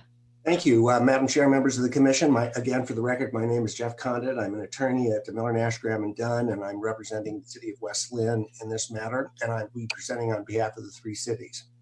Right off the bat, I'd like to correct two statements in the record that staff made, just so we're clear about what the cities have done and haven't done. First, although I think Roger clarified this, the five-party IGA was adopted prior to the designation of Stafford as urban reserve, and is included in Metro's findings as one of the bases for making that decision that Stafford should be designated as urban reserve. So if an order of LCDC vacating that decision could affect Metro's decision with regard to the designation of Stafford in the first place. So that's not an issue that's before you today, or may never come before you, but I just wanted to note that for the record, and I think Roger sort of explained the basis for that. The second issue is sort of mischaracterization of what the three-party IGA does. So the three-party IGA, in terms of the concept planning part of it, it does not prevent the cities from commencing concept planning, and in fact our intent is to do so before those periods are over, but it prevents a city from adopting a concept plan for those periods. And again, as mentioned, there are two periods of time there. One of them is for the area south of the Tualatin River, which is basically Borland and Norwood. And that is tied to the funding and commencement of construction of the I-205 Abernathy Bridge project, which is necessary to be able to urbanize any portion of this area. Then there is a 10-year prohibition on adoption of a concept plan for areas north of the river. And that was adopted because at least the city of West Lynn, who I represent, wanted to be sure that that project was completed and they could understand what impact that was going to have on the transportation system before they proceeded. And that is not stated in the agreement, but if you listen to the discussions of the West Lynn City Council, that's why they proposed it. So that goes to our long-term objection to the designation of Stafford as urban reserve. I've represented one or more of these cities in their process since the mid-90s opposing Stafford, and it's always been for the same reason, that Stafford should not be added to the urban growth boundary until it's clear that there's going to be urban facilities, and particularly with regard to transportation, available that can handle the impact of that. And our decision to settle this case in 2017 was the direct result of Metro's decision when they adopted the RTP, which they update on a regular basis, and included this I-205 project as on the constraint list, indicating that it wasn't funding for it, but the plan was that it would be constructed before 2017 or 2027. So for that reason, we said, okay, now at least there's a glimmer of hope that the horrible transportation system out there is going to be solved. And so we're willing to, we listened to Metro's argument that, hey, if we don't include Stafford, we can't plan for it. And so we settled it by entering into the five-party IGA. And as Roger testified, I mean, it doesn't really say anything more than what is currently in the regional framework plan with regard to the requirement for concept planning prior to entry into the into the UGB. So with those two things, I'll go back through our arguments here on the merits. First, I want to, we did in fact file extensive arguments on the merits of whether or not the agreements violated the regional framework plan, and that's in our testimony in the record. So it is not just that we're trying to knock this out on procedural grounds. We believe substantively that the arguments are incorrect, and we have included our reasons why for that. We focused on the procedural arguments because that's what's before you today in terms of procedure on whether or not you should proceed to a contested case, and we don't believe that there's evidence in the record that you should. So just going through our decisions, Gordon went over the good cause proceeding requirements, and we don't believe there is good cause. And my concern particularly is if you find that there's good cause to proceed based upon procedural IGAs, you're going to open the floodgates for similar attempts to challenge administrative decisions that are otherwise not subject to review. So you need to think about that before you proceed. So again, we've talked about it. We do not believe the IGAs are land use decisions. They do not make any substantive decisions at all. They just govern the procedure and the coordination of concept planning. If we make any decisions with regard to concept planning that violate the framework plan or the rules, the parties can challenge those at the time we make them. They do not govern or foreordain the outcomes. So I just wanted to point that out.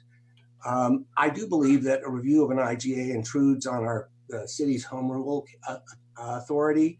The city's Metro and Metro both operate under constitutional home rule provisions, and the county has statutory home rule.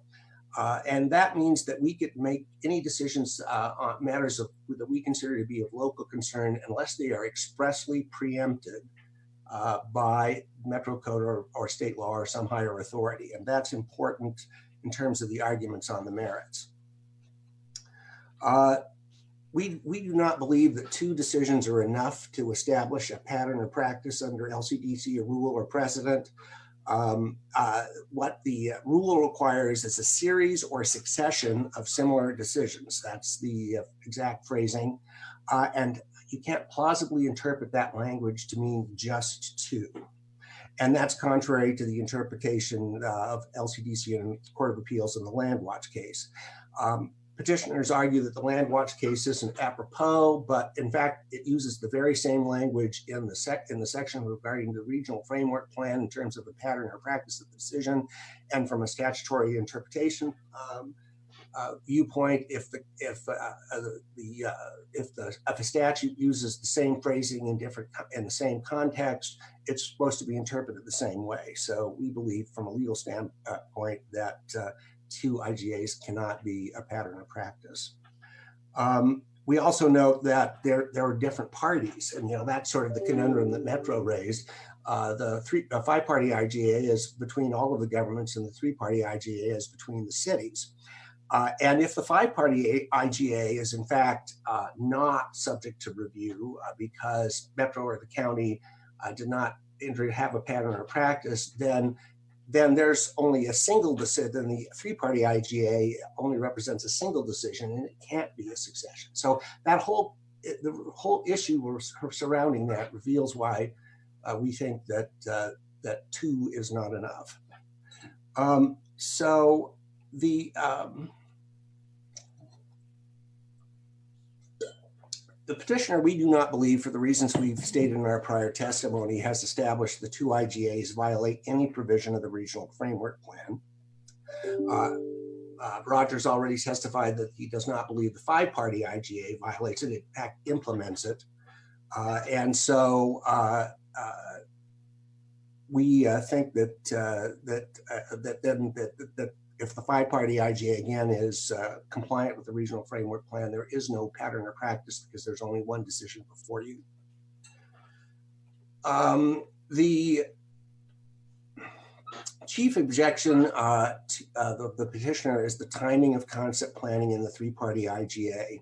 And I point out that nothing in the regional framework plan, state statute, or past practice requires concept planning to occur or be completed within a certain time period. As Gordon pointed out, the horizon for urban reserves is a 20 to 50 year supply of urbanization land.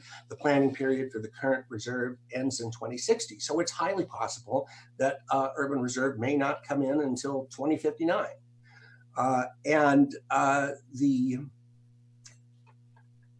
The other thing I want to point out there is that a 10-year delay in concept planning is neither unreasonable or unprecedented. As we submitted some information from the regional transportation plan in our proceeding, it makes it clear that if significant urbanization happens in Stafford before the plan is complete. The highways, the regional transportation system simply cannot accommodate that.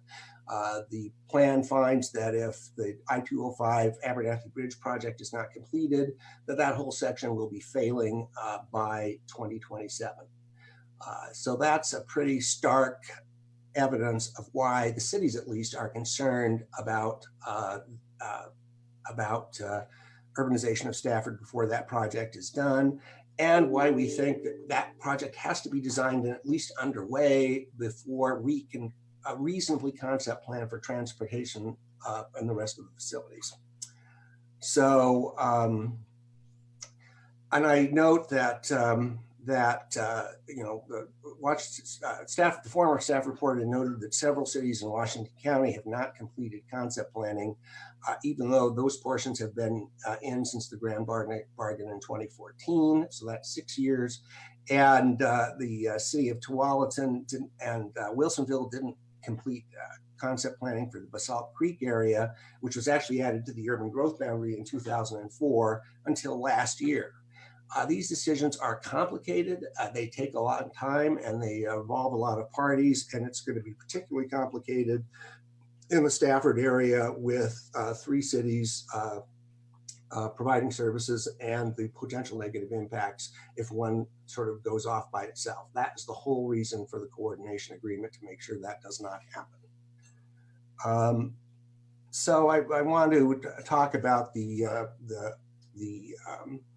public facilities exception in the 3-party IGA. Petitioner treats that as almost like it's a due process violation. You've closed down, you've refused to commence concept or complete concept planning for housing or for urban other lands, but you're allowing yourselves an exception to get into to propose an amendment to the UGB. And we point out that the Metro Code actually allows that. It allows mid-cycle major amendments to the UGB solely for public facilities and services. And so even if the 3-party IGA did not exist, Lake Oswego could request an amendment for the urban growth boundary to add the Lusher Farm area. So it doesn't violate the regional framework plan, and in fact, it is compliant with the regional framework plan. So I want to get to the question that Chair MacArthur has asked every party so far, which is, the legal issues versus evidentiary issues, and what is the appropriate scope of review for the hearings officer if you decide to proceed. Again, we think the legal question is simple. There has to be some demonstration that the 3-party and 5-party IGA violate the regional framework plan on their face. There is none. And so we believe that you could simply dismiss this proceeding based upon that finding. But if you are going to go to a contested case proceeding, we want to be sure that all of the issues that we have raised are within the appropriate jurisdiction of the hearings officer. We certainly believe that the 3 that were listed in the staff report are appropriate, but we also want to be able to argue that 2 is not enough.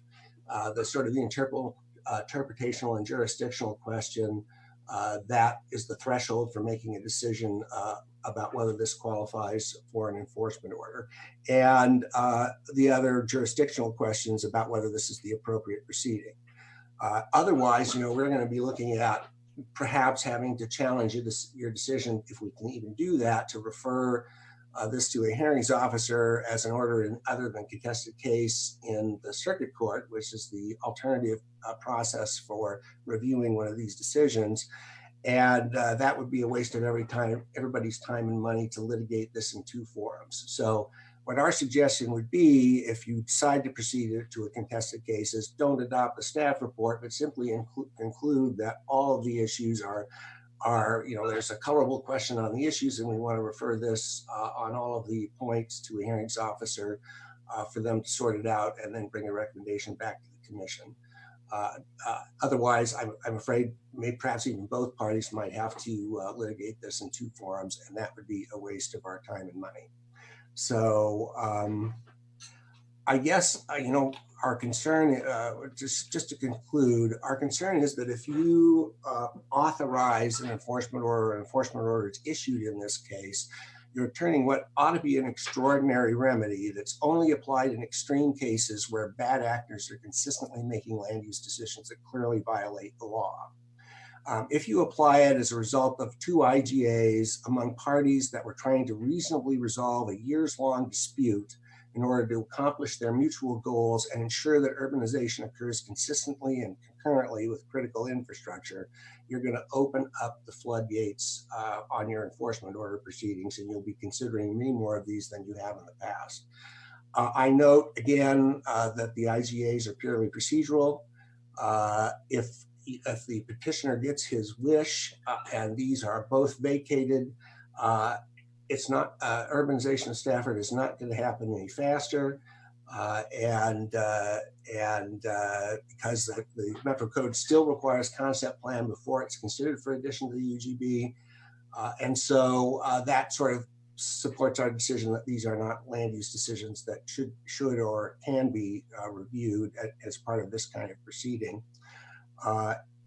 So I'm going to conclude with that unless there are any questions that the commission. Oh, I did want to make one final comment, and this is sort of prompted by Commissioner Annalier's question, which is nothing in these IGAs preclude Metro from adopting any additional regulations to set the timing of concept planning or to require specific consideration of equity issues. And if Metro does that, then the cities will have to comply with that as under the code. The 5-party IGA and 3-party IGA specifically permit amendment or reopening of those if the law changes and those the provisions in there become a violation. So you do not have to enforce the 3-party IGA or the 5-party IGA. Metro has the authority to do that and can do that if they believe we're acting in bad faith. So I'm going to conclude my presentation with that, and I'll open it for any questions. Thank you, Mr. Condit. I appreciate that. Commissioners, questions? Looks like Commissioner Morrow has a question. Commissioner Morrow. Good morning, Mr. Condit. Thank you for your presentation. I just need a little clarification on this potential for going to circuit court if we should decide to proceed with this case to a contested hearing. Can you explain that a little better for me, and what would the circuit court decide if you took that option? Sure. There are 2 ways to challenge a state agency decision under the Administrative Procedures Act. One is a contested case proceeding, as was discussed, and the other is challenging a decision other than a contested case. And my concern, and that then goes to circuit court, where it has to be filed within 60 days. And my concern, if you adopt the staff report and make some of the decisions, the threshold jurisdictional decisions, we might have to file a petition in circuit court challenging that as an order and other than a contested case. And I have not looked into it. Looked into that in great detail, and it may be possible if you refer to the contested case, that remedy is not available. But I am concerned that we would be foreclosed from raising threshold jurisdictional issues. And so I want to make sure that if you do refer this to a contested case proceeding, that those threshold jurisdictional questions are referred to the hearings officer, so we don't have to even contemplate that. Madam Chair, if I may follow up on that. So the threshold jurisdictional issues are, please help me with that. Threshold jurisdictional issues are the IGA's actual decision subject to review under the statute. Okay. The second one is whether 2 decisions are sufficient to indicate a succession of decisions that violate the regional framework plan. And the third decision, the third part of that decision is whether, based upon the actual text of the IGAs, it actually does demonstrate that there's a potential violation of the regional framework plan. So those, I think, are the three. So Okay, just to summarize, though, Catherine, those are the same questions, I believe, unless Mr. Condit disagrees, the same questions that we're asking as part of the contested case hearing. Should we go to that hearings officer? If I could jump in for a second, there is one slight difference. Mr. Condit is raising that whether two decisions are a pattern or practice, that's not explicitly in the instructions of the hearings officer we suggested, and we have no, the department has no problem with adding that as a question for the hearings officer to consider. so Mr. Condit, and I'm just trying to understand. So you're suggesting that the staff report should not be, if the commission decides to proceed, that the staff report should not be included in front of the hearings officer? I didn't quite get that either. Thank you. I'm afraid that if you, so the staff report makes the conclusion that two decisions are enough. So my concern is if you adopt the staff report, that you have made a final decision on that issue, that we cannot then raise at the hearings officer level, because that's one of the threshold decisions you have to make in order to send it to a hearings officer. So that is the reason why I want it to be explicit that you are sending the entire jurisdictional question to the hearings officer, including whether two is enough. Thank you. Oh, go ahead. Well, I'm just trying to make sure I understand what was just said. So there's the threshold question before our commission, and that is pattern or practice. And so you're saying that we make that decision, but then when it's sent to the hearings officer, if it is, that it's no longer a threshold issue, but you wanted to go, because we've already made that decision at this body, but you would like to have the threshold decision, the concept of a threshold decision decided by the hearings officer in terms of two decisions, limiting it to the five-person or five-party IGA and the three-party IGA. Is that what you're saying, Mr. Condit? Yes, I want to be able to argue about that. I'm concerned that we'll be foreclosed from doing that if you adopt the staff report. I mean, the staff's recommendation to send this package to the hearings officer is basically, there's a lot of complicated legal issues here. Both parties have good arguments. We think it would be useful to have a hearings officer sort those out to make a recommendation to the commission on those. And we just want to make sure that all of those issues are before the hearings officer when it's sent up to them, and that we are not foreclosed from raising that, particularly the is two enough issue, by your action to send it to the hearings officer, forcing us to challenge it as an order and other than a contested case. And Steve may want to weigh in on this if he says that's Steve Shipsey, if he says that that's all these issues would be in front of the hearings officer, and we have that on the record, that would be helpful. But that's our concern. We do not want to be foreclosed by your decision from raising that argument at the hearings officer and be able to take it up on appeal.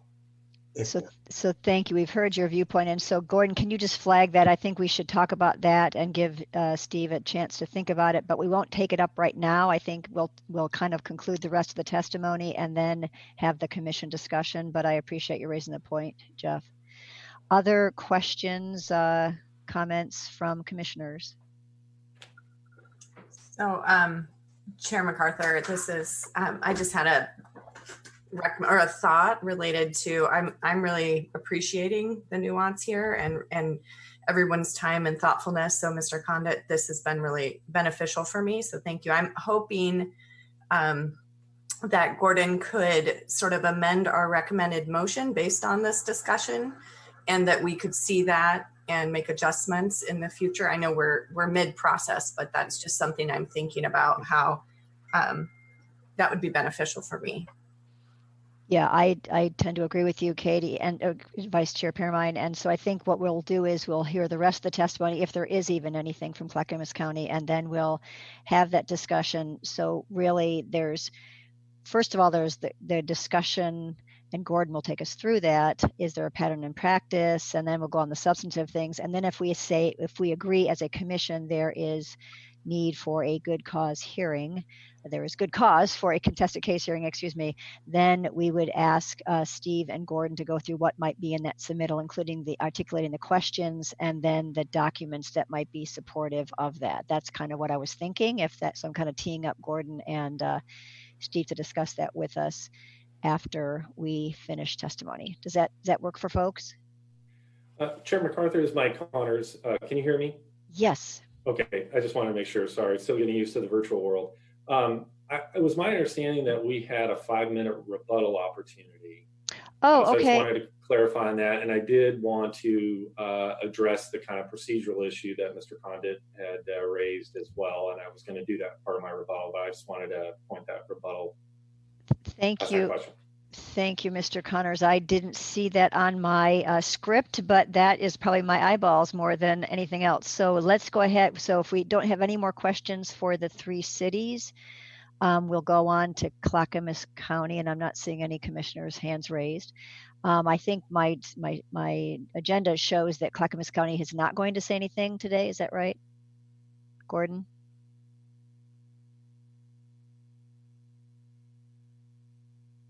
You're muted, Gordon. Yeah, yes, unless there's something that's changed, they were not planning to testify. Okay, thank you. So then, so explain to me, since it's not on my script, if you don't mind explaining to me, Gordon. So each party gets 5 minutes. How does that work? No, it was just the petitioner, as going first, gets a 5-minute rebuttal. Okay, and if that is the legal way to proceed, we'll finish up with the 3 cities. Thank you very much for being here, and then we'll go back to the petitioner. Mr. Connors. Thank you, Chair MacArthur, members of the commission. For the record, Mike Connors here on behalf of the petitioner. First of all, on the procedural question, I think the way I had understood it, I guess from petitioner's perspective, is that the questions listed in the staff report are the key questions that the commission would be asking the hearings officer to weigh in on and make a recommendation. I don't believe that it precludes parties from raising other issues that have been raised in this petition process thus far. So to the extent I understand what Mr. Condit is saying, I think I agree with him on that, but I do think it would be important and helpful for the commission to sort of highlight the key threshold questions that the hearings officer should address in the contested case proceeding. And I think the 3 are the main key questions that I think all parties agree upon. Going to some of the substantive comments, I'll try to keep my comments brief here, but first of all, I just wanted to respond to something that Mr. Alfred raised in his comments from Metro, and that is under the Metro Code, Metro won't force a city to move forward without a concept plan. First of all, I disagree with that interpretation that it's that clear and clean under the Metro Code or even the 5-party IGA. I do think that Metro does reserve the ability when necessary to meet urban needs to be able to move forward. Obviously, having a concept plan is the better way to do it. But in addition to that, I think Metro can play a role in ensuring that jurisdictions in areas where we have important urban reserves are moving forward in some reasonable manner. And so on that score, if you look at the 5-party IGA, there's express language about coordination on the concept plan among all 5 governmental agencies, and as well as specifically on the timing, process, and inclusion of stakeholders and property owners. And that's what we're really getting at. Part of the concern, as I alluded to earlier, is Metro, I guess I won't guess as to what the reasons are. They don't seem to be willing or prepared at this time to press the cities to at least move forward the concept plan and appear to be accepting this sort of moratorium type approach that is one of the components of the 3-party that we have concern about. Commissioner Halova, you raised the question of equity. I think that's a good question, and that's part of our concern because although the cities have expressed concern about urbanizing this area due to infrastructure issues, we think it's broader than that. And we included in our petition information showing how little new housing has occurred in these particular jurisdictions, in particular Lake Oswego and West Lynn, and Tualatin, when its housing needs analysis has demonstrated a need for housing, a housing deficit today. And so part of our concern is that we believe that the cities are using this IGA as a mechanism to really delay this so that they don't have to contribute their share towards housing in a really important large urban reserve area like Stafford. I do want to note on that moratorium, Mr. Condit said that the 10-year moratorium is tied to the I-205, and I guess we just respectfully disagree. There's two criteria that apply to North Tualatin Valley, the completion of the I-205 process or this 10-year artificial moratorium date, and it's the latter of those two. So if the I-205 project was completed tomorrow, the IGA would still require that the concept planning wait for that 10-year time period. And I guess if you look at these IGAs and look at the issues that all the parties are raising, this is not purely procedural. I mean, these are very significant issues that are going to have big impacts on how and when this area is concept planned. Understanding that developing a concept plan is just step one of the next phase. There's going to be a lot of time beyond that. And so these are important decisions that if you allow them, for instance, on the 10-year moratorium to do that now, you would allow them 10 years from now to do that again and allow other cities to do that. And if you just think about it from that perspective, could have a very significant and detrimental impact on the urban reserve and the urbanization of those areas to meet our housing needs. I don't believe that this decision is going to result in the opening of floodgates. This is very specific to this particular area, these particular IGAs. I guess from our perspective, if the cities had not adopted the three-party IGA, we wouldn't be here today, but they did so in a manner that we believe and have alleged has a number of violations of the Metro Regional Framework Plan. And so I guess from our perspective is the floodgates won't open if cities won't attempt to use this IGA process. And again, I think they're attempting to use the IGA process to really insulate themselves from review. It's just catch-22. If an IGA is on a land use decision, we can't appeal to LUBA. If it's not subject to this commission's review, it will allow the cities to continue to lay. Mr. Connors, we're kind of running out of time here, so if you can summarize. Yeah, so again, I think as you've heard today, the issues are fairly complicated. This is a preliminary stage, it's good cause. I believe that we've made more than a sufficient case of substantial evidence of non-compliance. I think your staff agrees with that. And so we believe the next step is to find good cause, get to a contested hearing, and allow a hearings officer with more of the procedural tools that are available in a contested case process to ferret out some of these issues, get a recommendation, and then you can make a sound decision. All these issues flushed out, having heard from all the parties in a more robust procedural forum, and we think it's important that you do so given how important and consequential this decision can be for the Metro region. And with that, that concludes my rebuttal, and I appreciate your time. Thank you very much. Any final questions for Mr. Connors? Seeing none, we will complete this part of the hearing process and just have a conversation with staff. I think at this point, I'm not sure if there's a procedural thing I need to, oh, sorry, Commissioner Morrow. You're on mute. It's a procedural thing. Mr. Condit said that the representatives from the two cities would affirm his testimony, and I don't know if that's necessary or not, but that hasn't happened. Well, they were given 20 minutes, but I'll just take a look at Mr. Powell and I guess Mr. Brady. I think you might be on mute. Yes, thank you, Chair MacArthur. Yes, just for the record, Lake Oswego concurs in the arguments that Mr. Condit made. Thank you. Thank you, Mr. Brady. Thank you, Commissioner. Sean Brady with the City of Tualatin, and yes, Tualatin concurs with the testimony of Mr. Condit. And I don't think somebody from West Lynn is here. Is that correct? Well, yeah, Mr. Condit was representing West Lynn. Oh, I'm sorry, of course. My bad. Okay, thank you very much. Lots of players. So thank you for everybody's testimony. I think you really made the issues clear to us, although complicated nonetheless. So again, I don't know if I need to gavel out this part of the hearing, but we will now just have a conversation with staff about and how to proceed. And so what I'm going to do, I'm going to suggest, and you probably had already thought about this, Gordon, because there's two parts to this process in my head anyway. If you could take us through the threshold questions for the commission so that we determine whether or not there is good cause to proceed to a contested case hearing.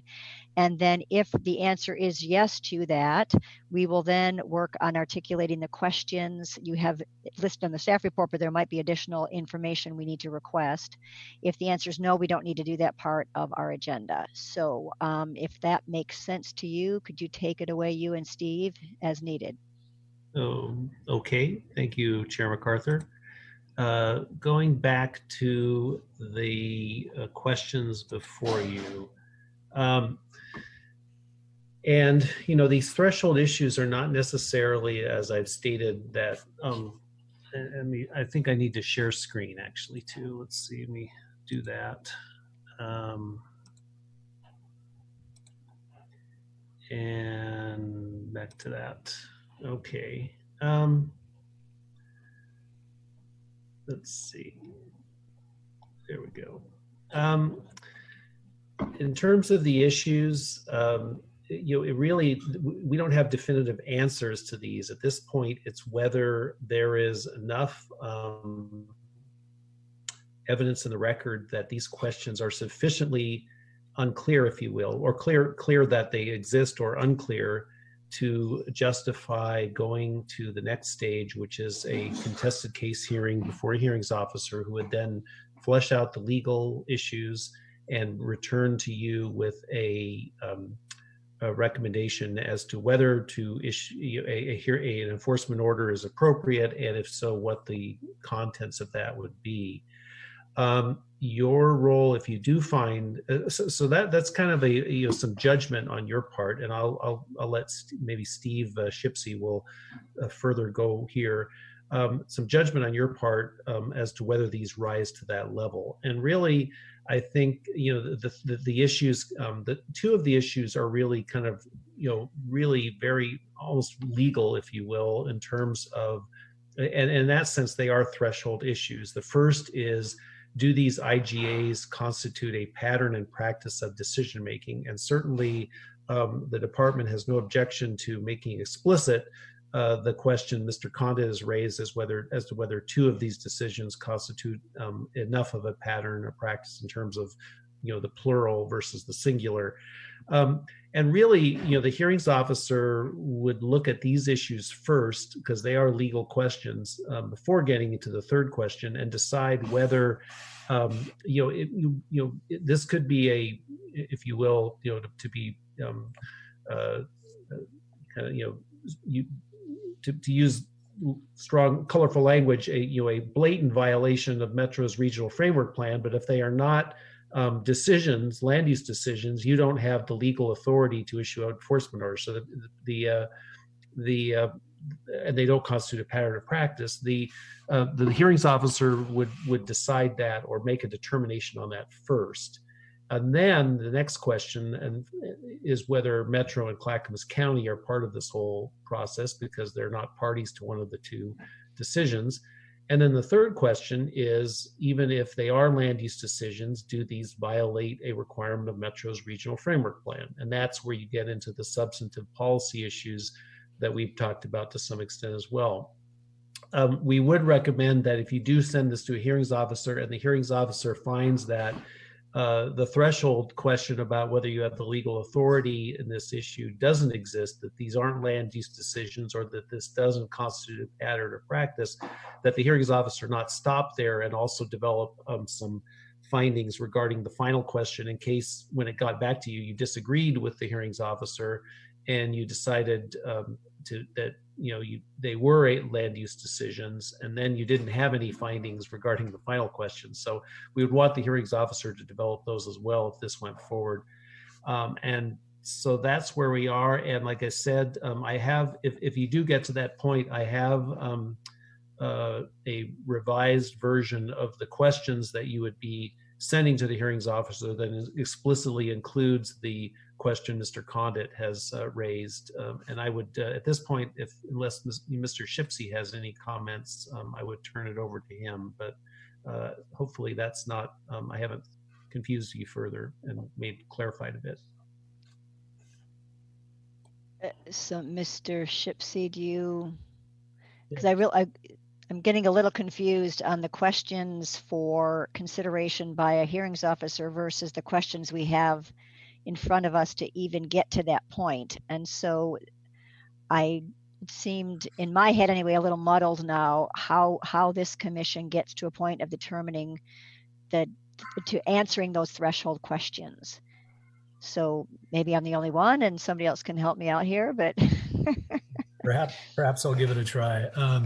So I think what you have in front of you is a question of, has there been a presentation today of a basis for saying that there's enough here that a hearings officer ought to look at this and provide you as a commission some guidance as to at least the 3 questions that were proposed by staff. I don't think they're limited to those 3 questions. The way it's written is that the hearing officer should include a recommendation on each of those. And as Gordon pointed out, that is a functional request, because if the hearings officer were to make a decision on question 1 or question 2, and then not reach a 3rd question or a 2nd question, and then it came to the commission and the commission disagreed, we wouldn't have the benefit of the parties having developed those other questions before the hearings officer and having that hearings officer's recommendation on all 3 of the questions. Mr. Condit asked if for clarification and on the record that all issues that the parties have raised could be put before the hearings officer. I don't believe anything in the staff's recommendation was intended to limit that. So if the hearings officer says absolutely correct, party A, B, or C, you're out on the first door basis, we would have that recommendation from the hearings officer, but we would additionally ask that the hearings officer address all the questions that could ultimately come before the commission in deciding not whether or not to have the hearing, but whether or not to issue an enforcement order. So today's hearing is purely whether or not to have the parties further develop these questions through a contested case process, but we're not reaching conclusions about any of them today. And I don't know if that's a good place to stop and see if there's questions from commissioners there. Yes, thank you, Steve and Gordon. So questions from commissioners? Commissioner Morrow, are you wanting to speak? You're on mute. I'm sorry about that. I'm kind of like the chair in terms of being muddled. And when I read the section that is section 6, where the conclusion is that if we as a commission decide that the petitioner has made provided substantial evidence that the cities, the county, and the metro have engaged in a pattern in practice, then we decide to send it to a contested case. And that's really the only thing before the commission now. Is that correct, Mr. Shipsey? I mean, for us to make a decision, that's the question we have to answer? That's correct. We don't have to answer the question of whether or not the 3-party IGA is or is not a decision. We do not have to answer whether 5 parties or 3 parties are involved, whether there's enough decisions to make a pattern of practice. It's simply that threshold question is there enough here to find out more? So yeah, thanks. I'm excuse me if I can follow up. So if we as a commission make the decision to send it forward, then we are affirming our opinion that there is in fact a pattern in practice, which means we've like answered some of those threshold questions for the commission.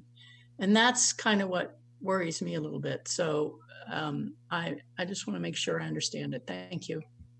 I would say that we haven't made the decision that there is a pattern in practice. We've made a decision that there's a demonstration that there could be, and that the hearings officers should make that decision, both as a matter of fact and a matter of law. We will get arguments about both, that as a matter of fact, for instance, these agreements don't bind the cities to do this, that, or the other, or as a matter of law, these are not land use decisions. Those are things that the hearings officer can resolve and provide a recommendation to the commission on. That's really helpful, Steve. Appreciate that. So opening it up to commission members, responding to Steve's question, does there appear to be a pattern or practice from our perspective that would play into our decision as to whether or not to send this to a hearings officer? Chair MacArthur, I have my hand up. Yes, thank you.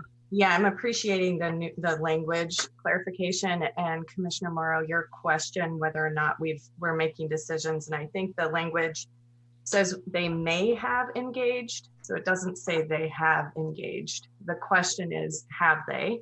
And if we think there's good cause, we're not answering that question. We're just asking someone else to help us. So my instinct is to follow the staff recommendation and find good cause personally, because of that, just knowing what our skills are as a commission and knowing what a hearings officer and our legal team skills are. So that's my personal take on that. And I've really appreciated everyone's input, and it has helped to hear from all parties. So thank you for the time. It's been really beneficial for me.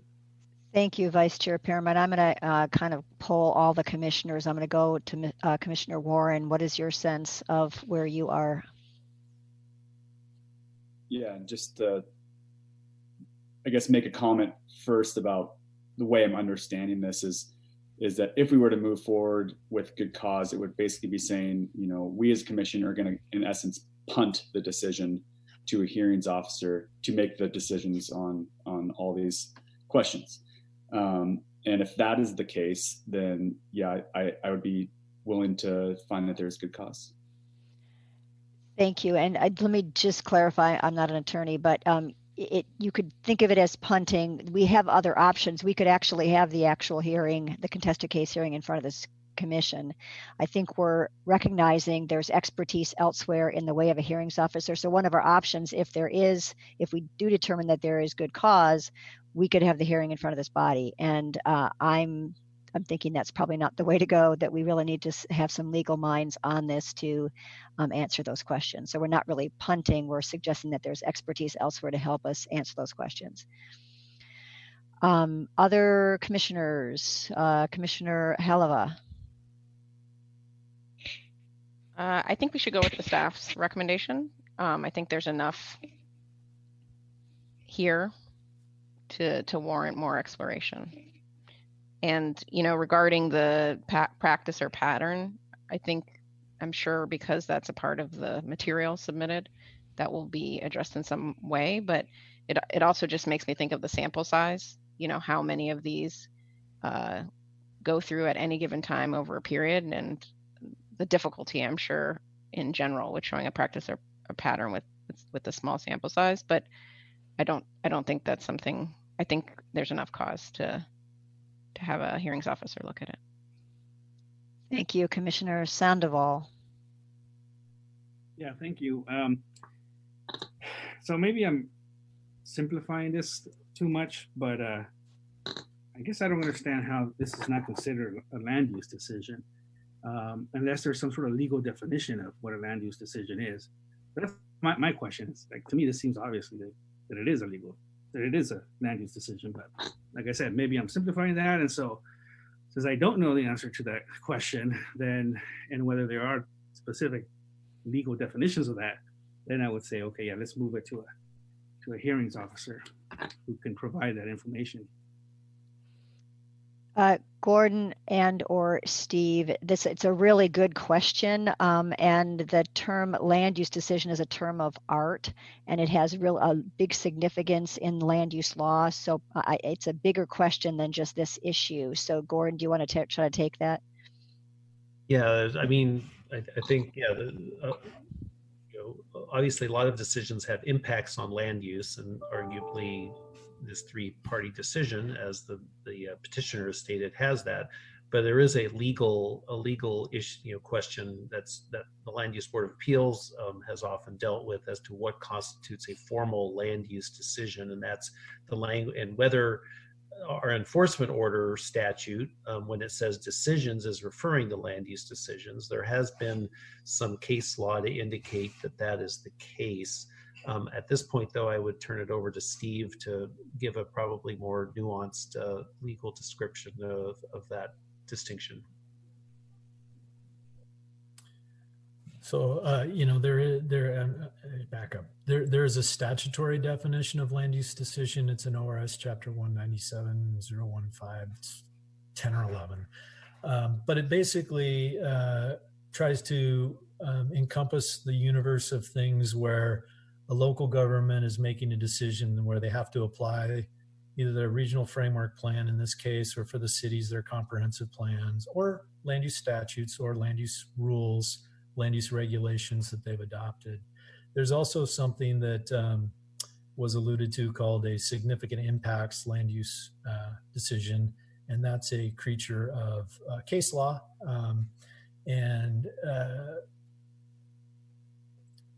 nuanced case law, suffice it to say. I think because you have a fairly low threshold for making the decision on good cause, we don't have to necessarily get too far into whether or not this is a land use decision, because that is one of the questions that's proposed for the hearings officer. Assuming that, as Chair MacArthur pointed out, the commission has no taste for taking this as their own contested case hearing. And I will advance without being asked that my suggestion is that a hearings officer would be more appropriate than the commission for this particular hearing because of the nuances. This is a good reminder, perhaps, that we should probably include in future commission some background briefings on things like, what is a land use decision and what is not, but as an informational item. Any further remarks, Commissioner Sandoval? No, that helps. So yeah, I would recommend to forward it to a hearings officer. Okay, and then Commissioner Morrow, I don't think we heard from you on this particular issue. I would go along with the staff recommendation and thank Mr. Shipsey for offering in the future to do some training with the new commissioners. Great, so we have at least a poll on that, but before we actually make a motion, I think we need to look at the questions to make sure they accurately reflect this discussion and some other really good input that we got from the various folks that testified. So Gordon, you said you had a slide with that on there. If you could share that, that would be super. Okay. And I've made an amendment to the questions for the hearings officer, but also, as Mr. Shipsey pointed out, this is not the universe. If the hearings officer wanted to go beyond that, they would be able to do that. And so what I came up with, let me find it here, is, why is it not showing up? Oh, there we go. I'll move you guys out of the way. I'm not the most adept with all of this, so I apologize. Would be to amend the second question to ask specifically, do the two intergovernmental agreements constitute a series of decisions that constitute a pattern or practice of decision making, and are Metro and Clackamas County considered parties? So I think that would cover Mr. Condit's specific charge to the hearings officer that he asked for. And like I said, the department has no objection to having the hearings officer look at that issue or other issues that the parties bring up that aren't actually specifically addressed here. But these would be the primary questions the commission would want the hearings officer to provide a recommendation to. And the other thing I'd add is that I don't know if punting is the right word, Commissioner Warren, because the commission will need to make a final determination. The hearings officer's findings of facts and a draft order, if there is one, are recommendations, not a final decision on its own. Obviously, the hearings officer findings would be of strong weight to the commission, but the ultimate determination will be the commission's, not the hearings officer. Chair MacArthur, it looks like Commissioner Holova has her hand up, and then I also raised mine. Thank you, Commissioner Holova. Gordon, I didn't know, and maybe I got confused. I thought that Mike Connors had asked to add the 5-party agreement into the language. And maybe I got the wrong person. Okay, the right person. Yeah, that I believe that is already in there. The question is whether the two agreements are the 3-party agreement and the 5-party agreement. So they are both the subjects of all of this. So that's okay. Already in there. I meant in the questions. I thought for some reason he had said, as a matter of language, that he wanted to add. The questions only refer to the 3-party agreement. Oh, okay. And Mike, you can respond to that. I just something I noted you said, and I noted you said, Gordon, that was fine. I thought so. Since you're revising the language, I don't know if it matters. That's why I'm bringing it up. Well, let's take a look again. Well, I guess that would be the first question. It would be, is the 3, I guess that we could change that to, are the 3-party and 5-party intergovernmental agreements decisions subject to the enforcement? So I would have, the department would have no objection to that change as well, if that's the way you'd like to go. And I can work on that right now if you'd like to see that in writing. Yeah, it meant or didn't mean much to me, but it seemed to mean something to, I just want to make sure there was no question that went like, oh, whoops, we should have asked that question, It seemed to have been pointed out. Okay, let me. Thank you, Commissioner Holova. I was just quickly going to say, you are right. That was a comment that I made. I do think it would be helpful to add that. So thank you. Okay, if I could just share screen again, I'll show you what I've come up with here.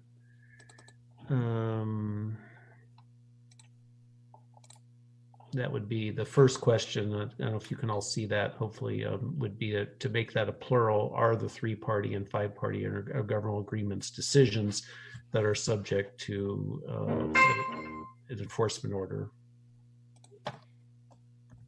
And on that one, that's fine language. I guess I'm concerned about the precedent beyond these particular IGAs. So I am assuming if the hearings officer says they are land use decisions, I would like that hearings officer to explain, if so, under what, why is that, and under what conditions, because IGAs are entered into across the state a bajillion times. I mean, there's all sorts of IGAs between the fire department and the landowner. I mean, there's just so many IGAs out. The generic way of doing things is through an IGA. And so I would want to ask the hearings officer to be crystal clear about, if in fact these are land use decisions, why and under what conditions are these IGAs, and it doesn't apply broadly to IGAs overall?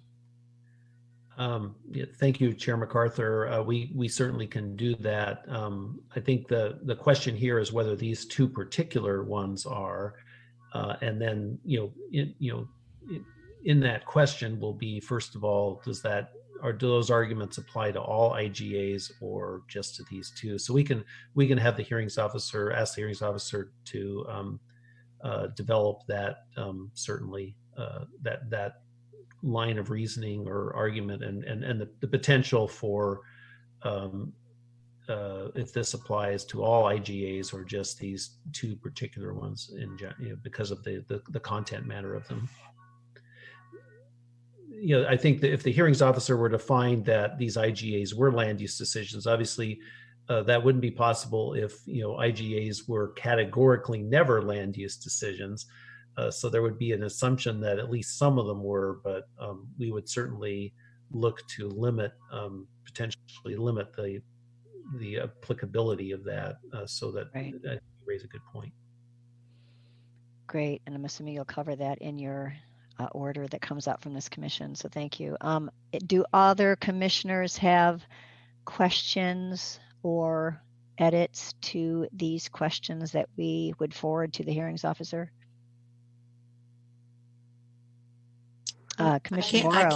I don't see the raise my hand thing. So I just wanted Mr. Shipsey or Mr. Howard to remind me and others that are new to this, whether there's a time frame in this. In many things that we deal with, there's specific time requirements. And I don't think there is in this, but I'd like the answer to that. Thank you. Thank you, Commissioner Morrow. Actually, there are, and we do have an issue with that because they are supposed to be completed within 120 days of the filing of the petition. And because of our canceled meeting in March, everything has been pushed back a couple of months. So we really are supposed to have a final decision on this, but based on the 120 days in early June. And that's obviously not, the initial idea was that this would have been heard by your commission in March for a good cause hearing. And then if it went to a hearings officer, it would have been returned to you for a final decision at this hearing. Obviously that hasn't happened. So the best we can do at this point is to ask or direct the hearings officer to come back to your meeting in July. And we obviously, we would be basing this on the sufferance of the parties to not cause difficulties, if you will, with our inability to meet that initial 120-day deadline. So that is our recommendation. And I'd let Mr. Shipsey comment any further on that. But we are forced to act as quickly as possible, but we're not going to be within the initial requirements of the statute because of the COVID-19 cancellation of our March meeting. Yeah, I would say that we technically still have the opportunity to do that. I think it would be because I think our decision would be due in early June. It would require a briefing schedule that isn't commensurate with the contested case briefing schedule. We couldn't comply with that. So I would say that the parties would be tasked with briefing this weekend, and the hearing would have to be maybe Tuesday. And then I don't think even if you have to stay home, having just written a monster brief here in my fabulous wood shop, I don't think any of the parties want to have to do that this weekend, even if it's a stay home holiday weekend. So I think we're going to have to proceed how we have to proceed and put a regular contested case briefing schedule in to allow the parties the opportunity to fully develop this and acknowledge that, if we cannot comply with the statutory requirement to have the order out, then, the parties, I guess, would have mandamus relief that they could seek, but they would be doing that simultaneously with trying to brief this matter. So it's just an unfortunate that we're in this circumstance, but with the cancellation of the March meeting, there was no way to achieve it. Right. And that was my concern. And so I don't know if it's something that's important to do or not, to get the parties at some point to agree to a time extension. Is that a remedy to this, or do we just have to proceed and see what happens? I think we could certainly ask. I don't think we can ask that at this point because Mr. Connors, Mr. Condit, the other city attorneys would not have had a chance to consult with their clients. So I think it would be unfair to put them in that situation. I think it's even unfair to have them do a virtual head nod that they understand and they understand where we're at. I think we just have to proceed as best we can at this point. So then just to go back, thank you, that's helpful. If we look at page 16 of 17 of the staff report, there is a recommended motion as well as 2 alternative ones. The recommended motion, which I think we're leaning toward, given that we already we generally thought that we're leaning toward proceeding with a hearing, we would strike the July meeting from the end of that and just say at some at the next appropriate time. I just want to make sure we clarify that, because there's a role that the commission has, but then the lawyers have to get together and figure out what they're doing. So I don't want to muck that up. Chair MacArthur, I do recommend that you keep the July date. We can get this done. The hearings officer can complete his work on this and return to your commission in July, and so that's perfectly a reasonable schedule, and so we don't need to modify that, I don't believe. Okay, thank you. So we've had a lot of discussion on this. If there are no further questions, may I ask someone to make a motion?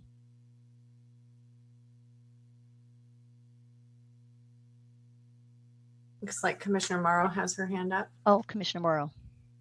Thank you. I move that the commission find there is good cause to proceed to a contested case hearing regarding the assertions in the requester's petition alleging that Lake Oswego, Tualatin, West Linn Metro, and Clackamas County have engaged in a pattern or practice in violation of the provisions of the Metro Regional Framework Plan. The director is directed to, 1, issue an order describing the reasons for this decision, 2, appoint a hearings officer to conduct the contested case hearing, and 3, return to the commission with a recommendation regarding the appropriateness of an enforcement order and the contents of such an order at the commission's July meeting. Thank you. So, yeah, thank you. Was that Katie? Yep. Yeah, thank you. We have a motion and a second. Any final comments before we take the roll? Seeing none, I'm going to ask Esther to call for the vote. Commissioner Sandoval? Aye. Commissioner Morrow? Aye. Commissioner Halova? Aye. Commissioner Warren? Aye. Commissioner Pearmine? Aye. And Chair MacArthur? Aye. The motion passes unanimously. Thank you. With the exception that we have 1 vacancy in at the coast, so it's 6 members that are voting today, not 7. Thank you, everybody. Really appreciate your attention, your great presentations. We are going to take a 15-minute break. And so if I look at my clock, let's come back at 11:15, so slightly less than 15 minutes. Thanks, everyone.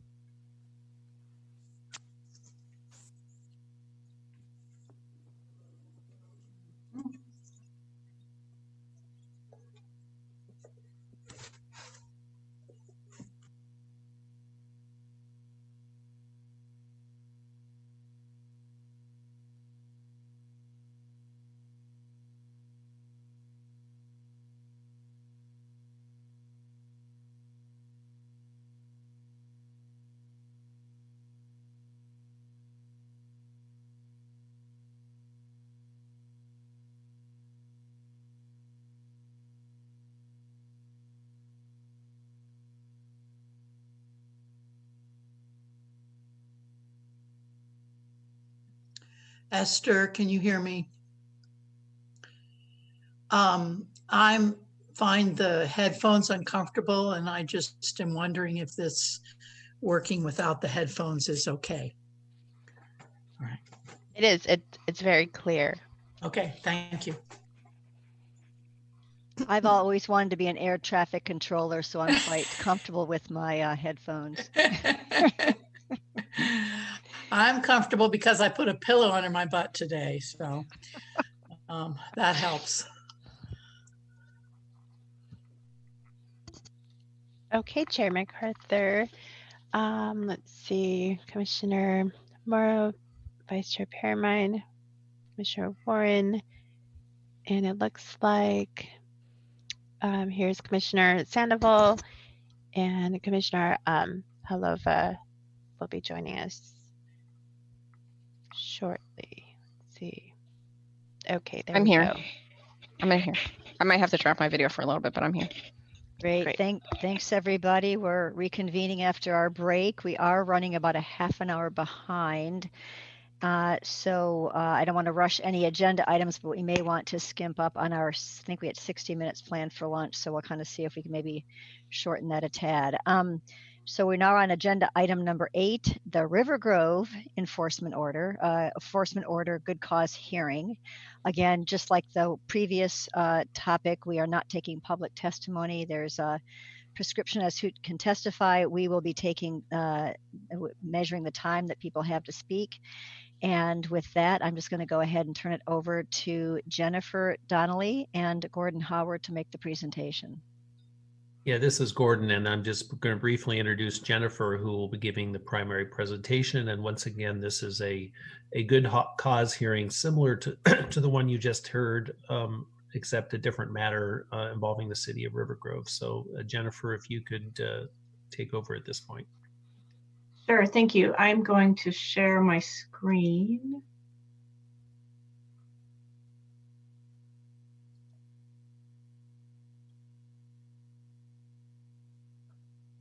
There we go. All right, good morning. Actually, it's almost afternoon now. Good morning, Chair MacArthur and commissioners. This agenda item is a petition for enforcement order by Michael Salch, a resident of River Grove. The commission's actions today will be to determine if there is good cause to proceed to a contested case hearing similar to the previous hearing. So first, I believe I did not introduce myself. My name is Jennifer Donnelly, and I am the regional representative for Clackamas County and Multnomah County, excluding the city of Portland. So, and I've been working with River Grove for quite a long time on this issue.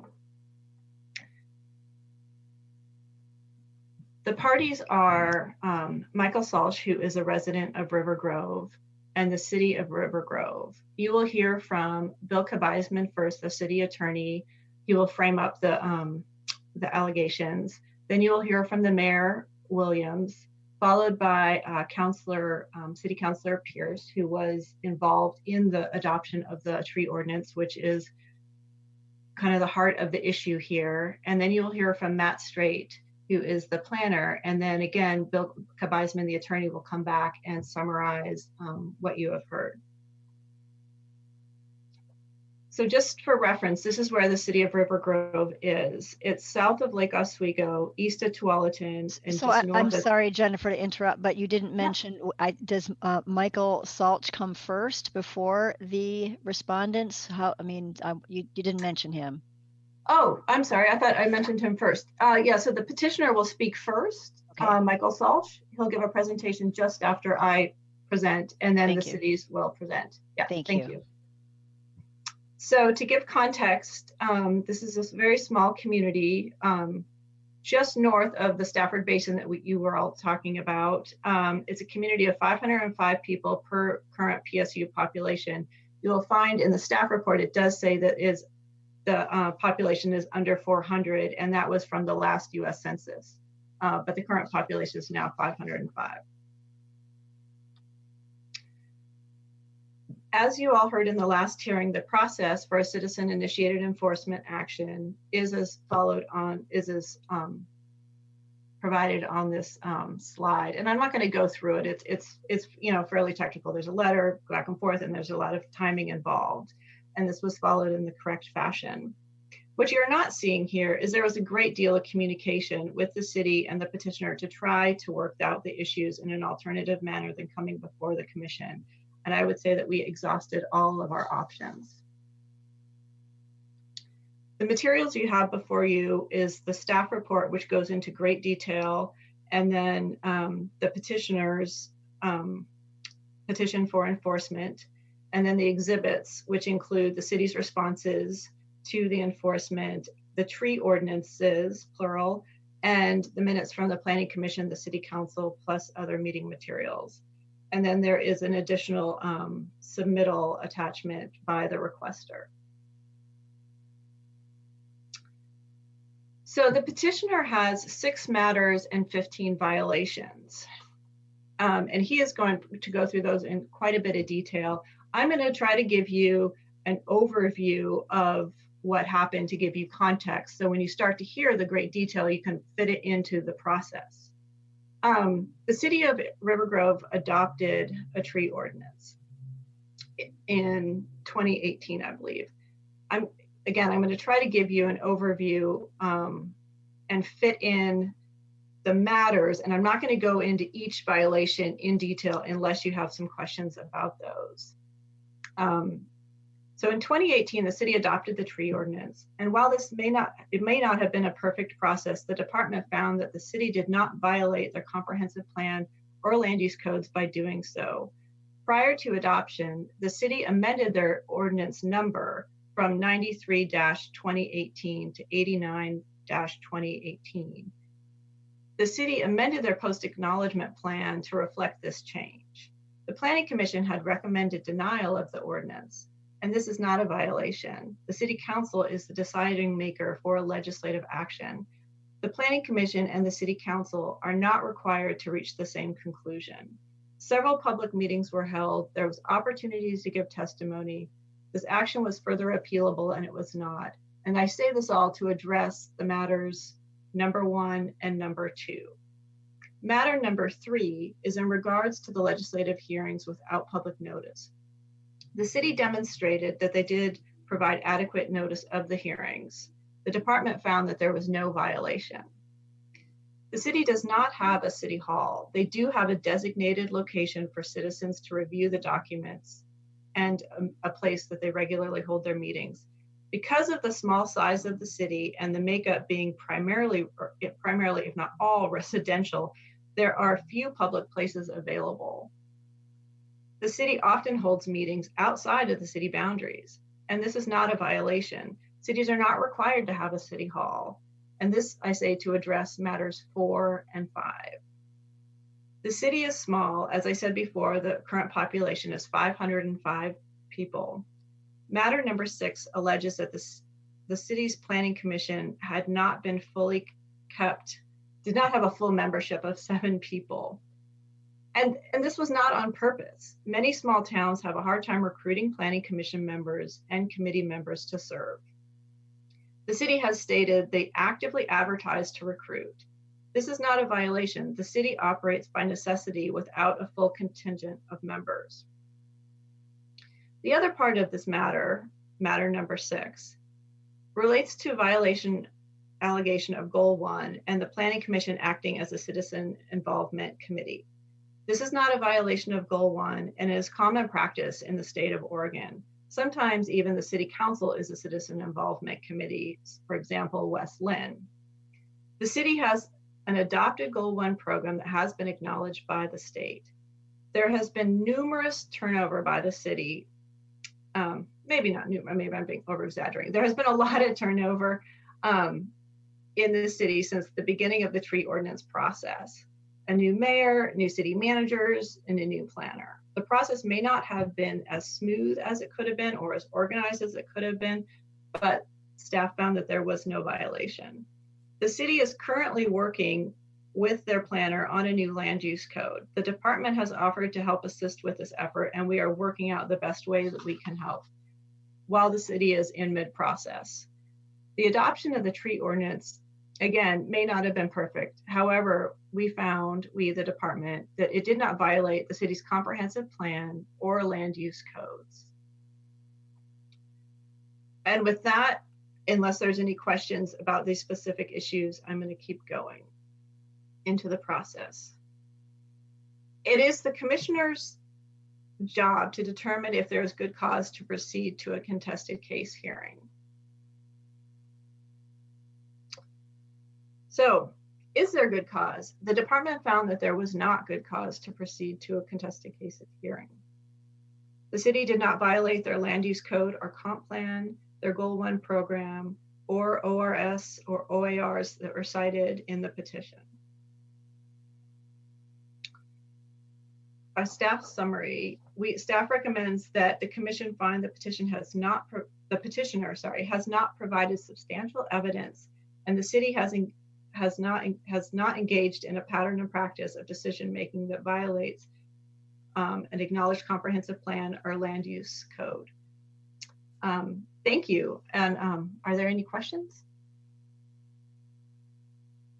Mute. Questions of commissioners, from commissioners of Jennifer?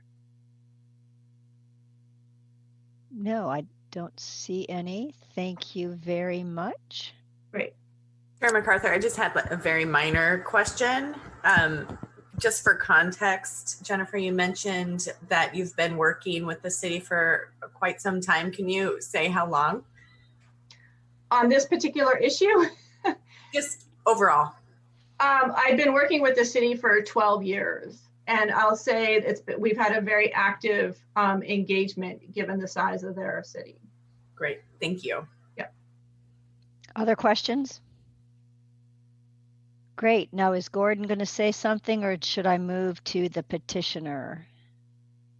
Yeah, I don't have anything to add. Once again, your question here is whether there is good cause. The one thing I would say is that even though in this case the petitioner could have appealed the decisions of the city to the Land Use Board of Appeals, there was an alternative mechanism. That is not one of the criteria by which you can make a good cause decision. In other words, the ability to have an alternative avenue to resolve differences is perhaps unfortunately, but it certainly is not one of the criteria by which you would make a determination whether there's good cause in this situation. Thank you. So I'd like to recognize Michael Salch and I want to be really clear, you have 15 minutes for your presentation. So welcome when you come on board. And Chair, I will keep time for you. So thank you. Thank you, Vice Chair Piermine.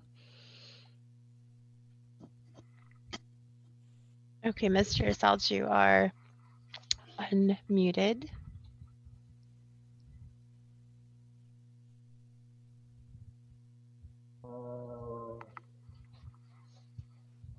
All right, I believe that I am going to be running your slides for you. Oh, are you? Okay. So well, unless if you want to do it, you can. No, that's okay. You hear me okay then, right? Yes. Yep. Okay, so let's start with the slide 1. I want to thank Chair MacArthur and the commissioners for their time. I know it's precious. I know you got a lot going on there, and to be honest with you, I'm a little embarrassed with this situation, but it didn't seem like there was any alternative. I have a lot here, more than I want to get through in 15 minutes, so I just want to surf the waves and get through it at warp speed. Slide 2 gives you a slide 2. Slide 2 gives you a little background about me. I'm not an attorney. I'm not an activist. I'm a veteran of the technical and scientific fields, frequently the only citizen in attendance at River Grove City meetings. And I'm a believer in LCDC Goal 1. I believe that citizens should have the opportunity to be involved in the governing process. Slide 3. My original request in my petition was to repeal the Land Use Ordinance 89, 2018, because it was adopted without the Planning Commission's approval and participation and without the public notice process. And then I also, in item 2, was requesting some development improvement, enhancement of the citizens involvement process in River Grove. For years, I witnessed, in fact, less than what I would consider satisfactory performance. I could see that there could be some help, some consultation from Citizens Involvement Advisory Committee, maybe the League of Oregon Cities. The goal would be to provide more opportunity for citizens involvement, and I don't see these requests as being negative. I have a theory that a governing body is only as strong as its citizens body, and therefore, as you develop the citizens body, the governing body becomes stronger. If I were taught in engineering terms, I think we have a system problem here that needs to be fixed in a positive way, and I think that my recommendation, my request would do that. Slide 4, I've included 6 manners which I believe are a pattern and a practice, and all of them relate to the interface between the governing body and the citizens body. Slide 5 is a table of contents. I want to jump to slide 7. Slide 7 to 11. What I see is some errors in the LCD staff report, and what it looks like here, particularly like violations 7, 8, and 12. The way I wrote the violations was not the way the staff report presented them, and it looks to me like, I'm not sure, it looks like the staff report pulled the alleged violation interpretation from the city document and not from my document. It's clearly a difference, okay? And that waters down the staff conclusions. For example, violation 7, the staff report says it's a new numbering system, but it had nothing to do with the numbering system. It was tied to citizens involvement. And I'm not complaining, but I'm a technical guy, so I'm just communicating what I see. Other than that, I don't want to focus too much on the errors in the LCD staff report. That has to go offline to the people that are involved and understand that. Slide 12. Slide 12 I find really interesting because LCD staff report, and I'm proud of them, practiced social distancing when it came to Resolution 22. Resolution 22 is River Grove Citizens Involvement Program. It's 46 years old, okay? And my petition referenced the Citizens Involvement Program defined in Resolution 22 as 7 times, okay? And so then the question to me, and I present this before everyone, is Resolution 22 a defendable document? I hope it is. It's acknowledged by LCDC. I ask this because this is exactly the situation that I've seen repeatedly in the city of River Grove. They have this Resolution 22, 46 years old, that was written by the founders of the city, and the commitment was to have very much citizens involvement because it's such a small city and it's based upon the community. And it's lived a very neglected life. And that is evidenced by the exhibit that I included in this presentation, which we won't have time to go through. But for years, I've seen total neglect of the Citizens Involvement Program. And that's disturbing to me because I believe in democracy.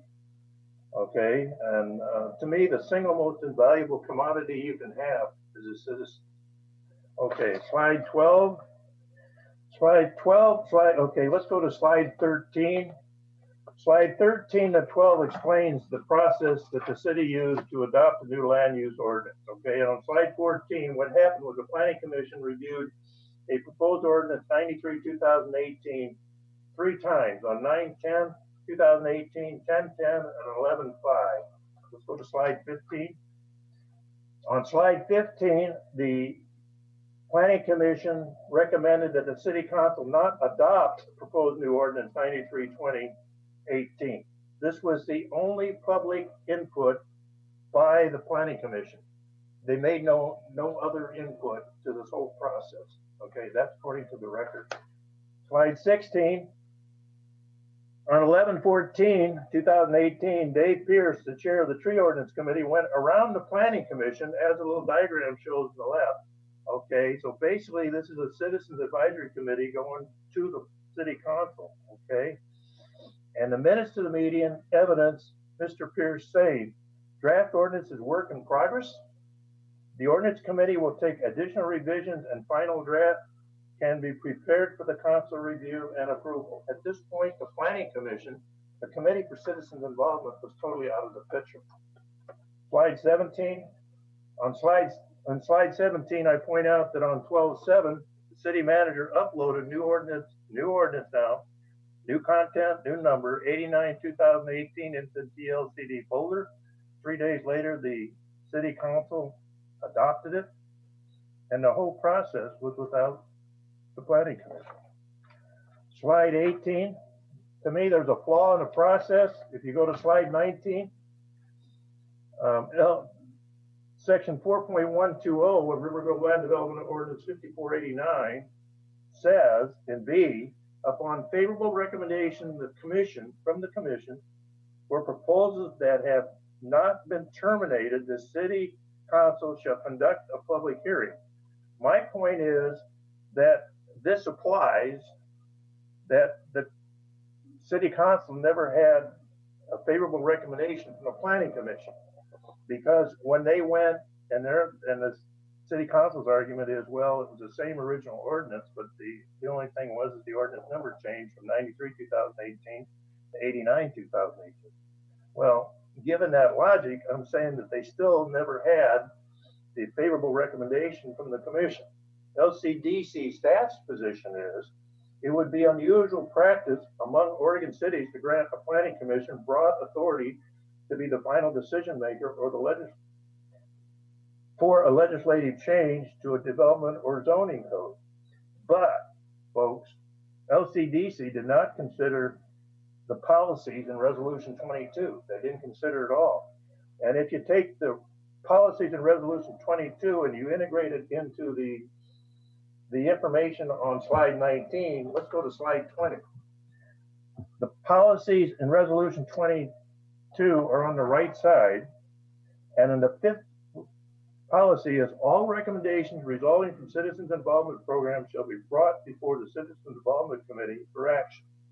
So my argument is, when Mr. Pierce went before the city council and developed this evolving new ordinance with a new number and it got adopted, I'm saying that we missed policy 5 of Resolution 22, which is acknowledged CIP. Now, the way the process is supposed to work, and I've been here 28 years, is Mr. Pierce should have gone to the Planning Commission and changed the proposed ordinance and massaged it with the Planning Commission. Then the Planning Commission goes to the City Council. That's the process that's defined, and that's the process that used to be used, and that's the process that should have been used. Slide 22. Slide 22 shows you that there's quite a difference in the content between what was originally reviewed by the Planning Commission versus the new ordinance 89/2018 that Mr. Pierce and the City Council developed. The new proposal, the new ordinance is smaller, but if you really study the word count, which is something in my past life we used to do quite a bit to understand what the federal government expects, okay, is that you find a shift in emphasis, okay, and also there's a different format, okay. Slide 24, out of this entire process, which I find really interesting, is the front page of Ordinance 89/2018 has some false statements. The Planning Commission public hearing on October 1 and the City Council public hearing on November 14 did not include the adopted Ordinance 89/2018. That was the previous ordinance, 93/2018. Okay, the new ordinance 89/2018 did not get presented to LCDC for the DLCD folder until December 7th. So that doesn't make a lot of sense to me. Slide 26. The ordinance committee driven by Dave Pierce was made up of city body members. There's no evidence that the city, as a city advisory committee, there's no evidence that public citizens were involved that were outside the citizen body. I asked for minutes to the meetings. I was told there was none. I don't recall seeing any public notices. Slide 27. Interestingly enough, through this whole process, there was no notice, public notice of the December 10th public legislative hearing when in fact they adopted a new ordinance.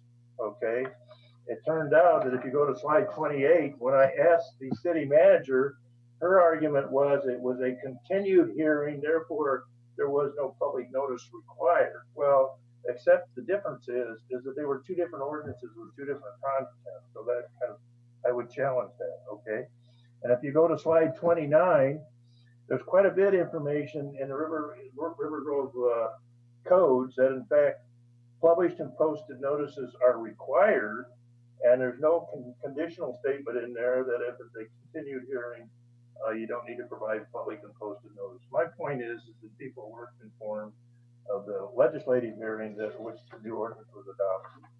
Slide 30, I checked with the Lake Oswego Review, and in fact, the only published notice was 11/1, which was prior to all this process. So their Lake Oswego Review's records agree with my position.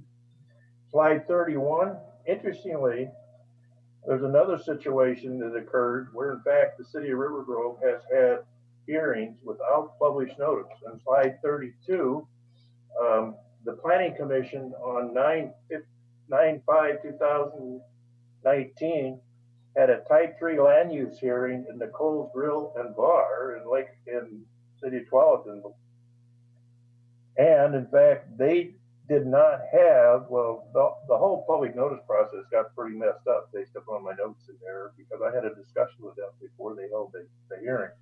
But they did not have a published notice, okay? And, Mr. Salch, I want to just give you an information. You have about 2.5 minutes left. Okay, I'm going to get it there. Thank you very much. Okay, so then if you go to slide 34, there have been 3 other events of the same thing without published notice, which in fact the codes require type 3 and legislative hearing action have the same published notice process.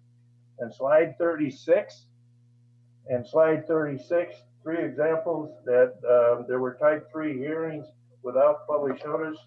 And slide 37, I brought this forward in one planning commission meeting, and I was corrected by this council president, Brenda Rubel, that this no longer requires published notice per the city attorney. And on slide 38, okay, I sent her an email asking her for some documentation on that, did not get a response. On slide 39, I went to the city manager to look for the minutes to that meeting, and no minutes existed. So I'm saying that there was also a pattern within the pattern, the failure to have published notice for 1 legislative hearing and 4 type 3 hearings. Where am I on time? Did I get there? A minute left, I think. So. Okay, this is basically what I'm saying, and to me, there's more questions than answers here. And I'm again a critical thinker and come out of the engineering world and scientific world. I want to thank you folks for your time. I apologize for being here, but I would like to see some improvements. Thank you. Thank you, Mr. Salch. I appreciate it, and I especially appreciate you doing this presentation remotely like we all have to do. It's a, sort of a different environment.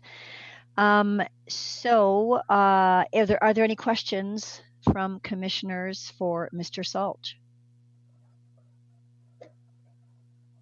Seeing none, I am going to move into the 15-minute response. Oh, looks like Commissioner Morrow has her hand up. Commissioner Morrow, thank you. Mr.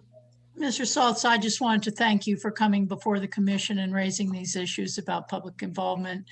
I know that after my many years on the commission and working with the citizens committee that is advisory to the commission, that the commissioners take public involvement very seriously. So thank you for bringing this for us. Can I comment on that? Sure. Outside the window that was allowed based upon this petition process, if you go to Exhibit A, you'll get some pretty solid background as to what I've witnessed and experienced. At one point, the city didn't even have a copy of their citizens' involvement Resolution 22 program, and I went to Salem, and thanks to the support of LCDC people, found a copy of it and gave it to the city. So I'm a little uncomfortable. Again, I believe in democracy. Thank you. Thank you. We appreciate you being here. So I'm going to call up the City of River Grove, and it sounds like you have quite a few people testifying. Just a reminder that you get a total of 15 minutes. So appreciate if you can stay within that time frame.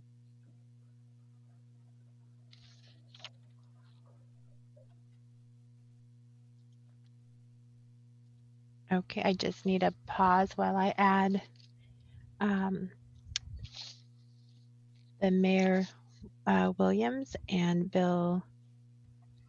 Let's see. And Chair MacArthur, I'll just let you know, I won't start the timer until everybody gets together. Just Thank you. That's only fair. Thank you. Appreciate that. Okay, I have unmuted and added Bill. I'm sorry. Thank you.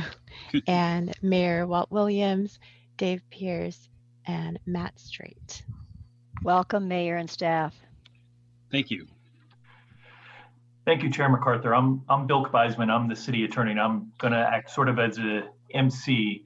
We're here today asking you to follow your staff's recommendation and find that there is not good cause to proceed to a contested case hearing. You've heard a lot of specifics from Mr. Salch. I think what I'd like you to keep in mind is that his concern seems to be about the process that the city used in being responsive to citizen comments. And I think as you hear from, in particular, Councilor Pierce, that's exactly what the city did. It was responsive to the public input and made those changes. Let me quickly, I'm not going to spend much time. I do want to note that we're trying to familiarize yourself with River Grove. The scene behind me is from the city of River Grove, and I want to introduce the people who speak today. First, Mayor Walt Williams, who will give you some background about the city of River Grove. Then Councilor David Pierce, who, as you've heard, took a leading role in drafting the tree ordinance at the heart of this proceeding. And finally, Matt Straight, the city planner, to respond to some of the specific charges in the petition. And at the end of our presentation, we think the commission can only have one outcome, and that is to find that there is not good cause. And with that, I'll turn it over to Mayor Williams. Good morning, everyone. I'm Mayor Walt Williams, City of River Grove. River Grove is the smallest of the 24 independent cities in the Portland metro area. As we probably all know, River Grove was established in 1971. We have a population of approximately 505 people with 165 houses. It's a small city. We keep saying you can actually walk it from for about 20 minutes from end to end. And you know, we have no tax base because we're one of the 3 cities that don't levy taxes in Oregon.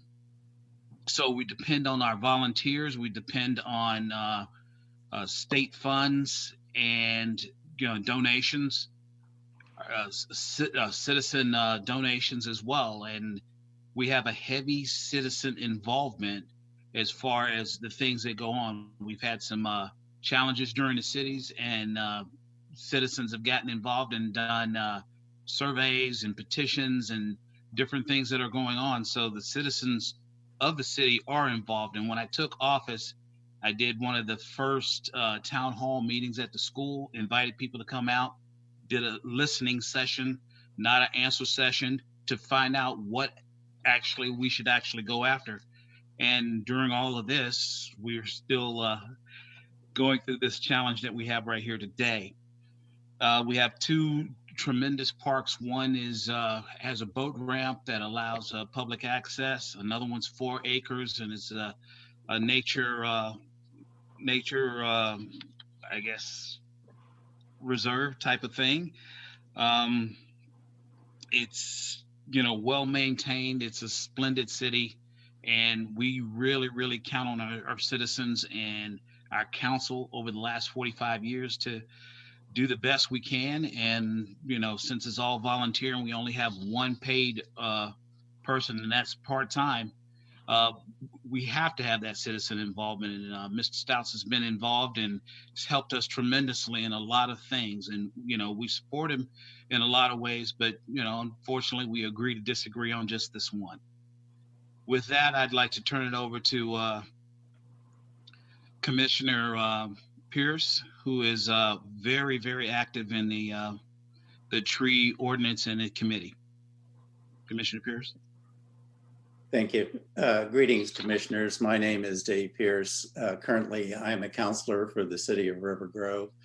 Prior to that, as a citizen, I and a committee of 4 others were asked by our mayor at the time, pardon me, to prepare revised tree ordinance for the city. The staff report you received on this item documents in detail the process and the review and the adoption of that ordinance. Large part of the petition before you deals with the process of the city's adoption of the final draft of the tree ordinance. I present to you several verifiable facts about the Planning Commission meeting where the ordinance was considered in November of 2018. Firstly, in response to a planning commissioner's question when they deliberated on the new ordinance, the city planner noted that it was not the Planning Commission's authority to approve the new ordinance, but it was their duty to make recommendations to the city council on the matter. The planner noted they did not have approval authority, but that was reserved for city council. When the commission considered the new ordinance and made their recommendations to city council, a motion was made by Commissioner McKay, and it passed unanimously 4-0 by the Planning Commission.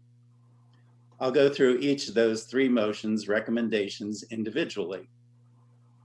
Their first recommendation was it was moved to recommend that the city not adopt the new or proposed ordinance, but to modify the existing ordinance to include mitigation in the water quality resource areas and to include review and mitigation in the flood hazard district. The final draft of the new proposed new ordinance that was passed by City Council does exactly that. It requires mitigation tree planting in the water quality resource area, and it includes a requirement for review and mitigation planting in the flood district. Their second recommendation was it was moved that council should review the existing ordinance to reconsider the ability to remove 3 trees on one's property per year without a permit, and to see if it made sense to make that more restrictive. The final draft of the proposed new ordinance passed by the City Council does exactly that.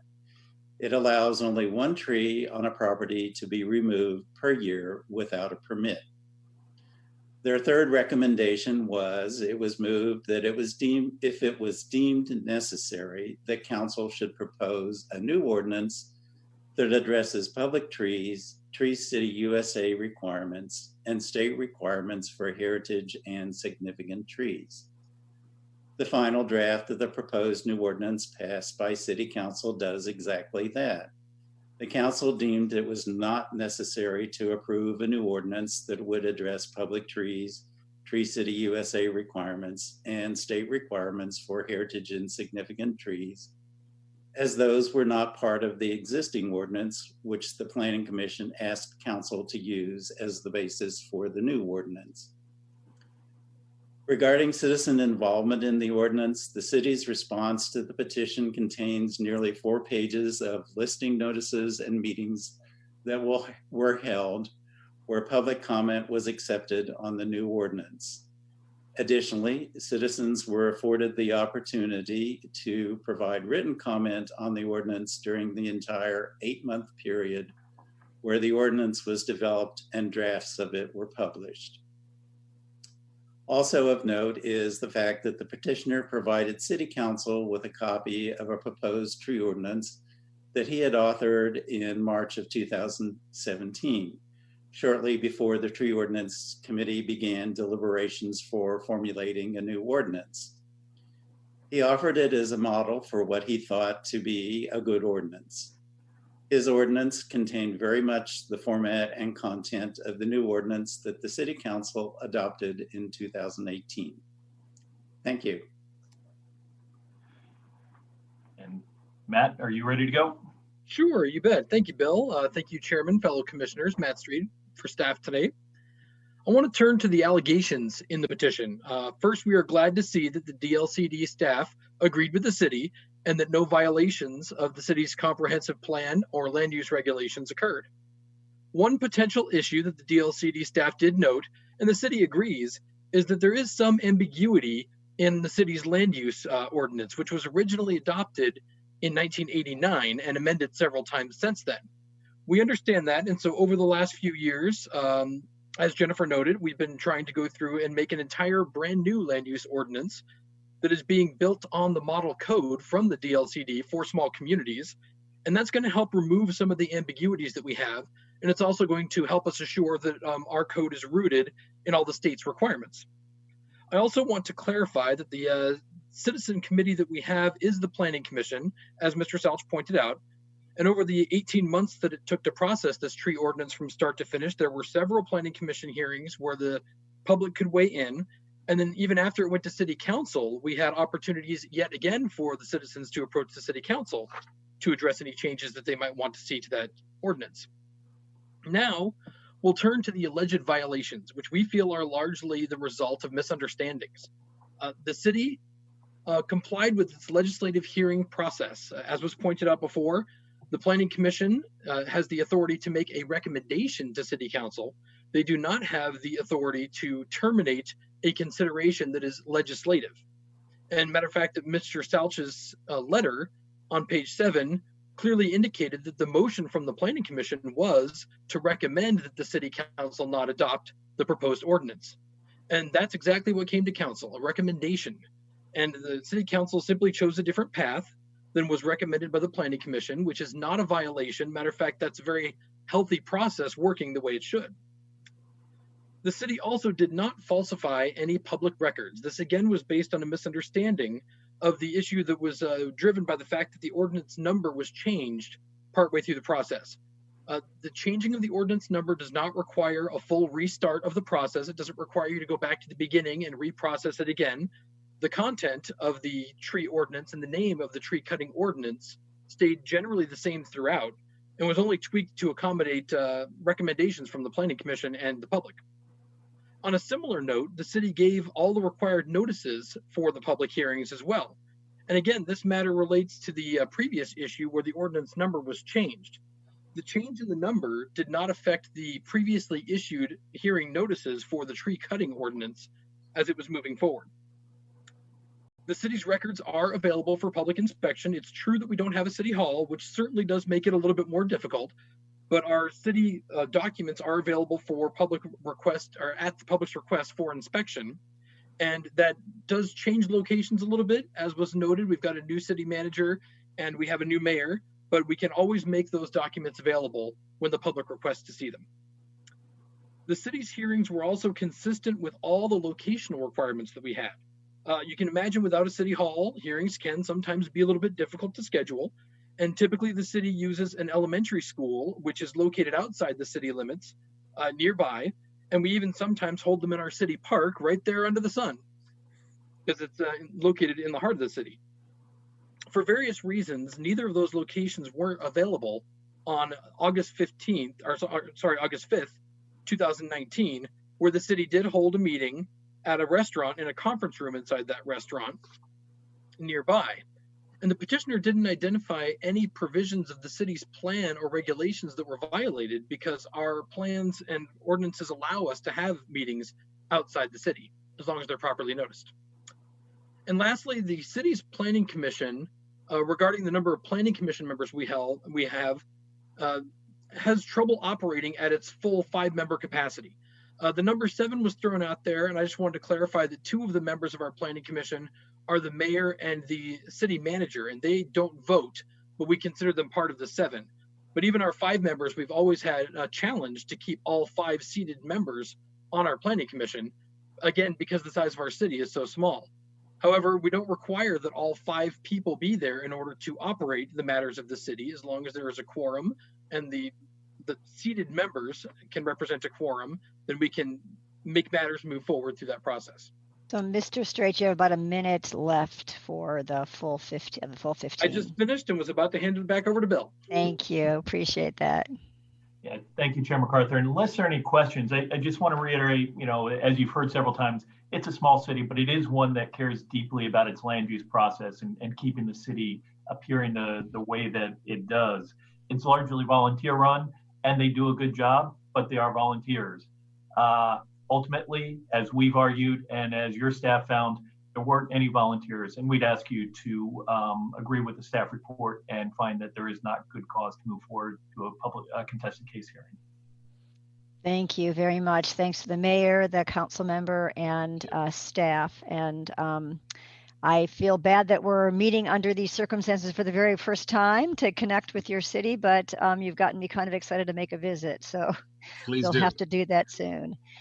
Okay, that completes the response. I'm going to turn it back to either Jennifer or Gordon, unless there is that 5-minute rebuttal that we had before. Is that a requirement here or procedurally? I think that since we did that last time, we might do this again and offer Mr. Salch a 5-minute rebuttal in this case. Okay, thank you, Mr. Sabalch. If you have anything, final remarks to say, we'd like to hear them. You'll need to unmute yourself. There you go. Perfect. I have to unmute myself. You already did it. Thank you. Or somebody did. Thanks. Okay. All right. This is Mike Selch. No, I've stated my case. I've stated the position. It's credible, and as long as it's on record, I'm comfortable with the decision that the commission makes. My fear is I'll be back, but I hope not. I trust your judgment. Thank you.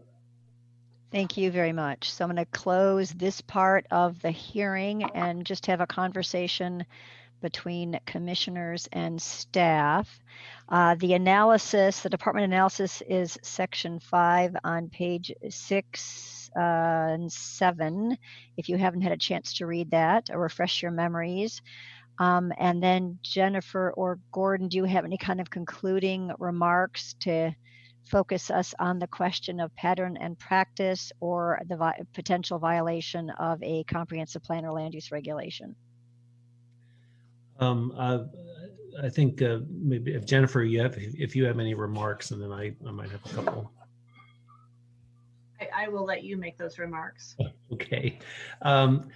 You have a lot of very specific factual allegations, and the city's has attempted to refute all of those. Jennifer has given an extensive analysis of this, and the recommendation based from the department is that these allegations from Mr. Salch do not rise to the level of providing good cause to initiate an enforcement order, and that's the staff recommendation. Jennifer, do you want to talk a bit about outreach efforts with the city of River Grove regarding their land use matters and public processes that you've worked on, I know? Sure. So we have reached out to the city, as I stated, and then Matt said as well, that they are in process. And so we are figuring out the best way to give support to this effort. I think a grant would be the best thing, but now we have some fiscal restraints right now. So we will continue working after this meeting to figure out what the best way to support the city in adoption of their code ordinances. And I just want to add that our regional reps do, including especially Jennifer, but all of them do a great job in working with local jurisdictions on these kind of issues specifically, and greatly smaller ones that have limited resources like River Grove. And she will continue to do that as others around the state of our regional reps do with similar jurisdictions that have challenges. And given that it's really helpful for me anyway to have the staff report coming from both of you because you have a on the ground perspective as well, sort of the statewide policy perspective from Salem. So thanks to Gordon and Jennifer. I'm just going to go through and ask each of the commissioners not to vote, but to give me an indication of what your thinking is. And I'll start with Commissioner Morrow.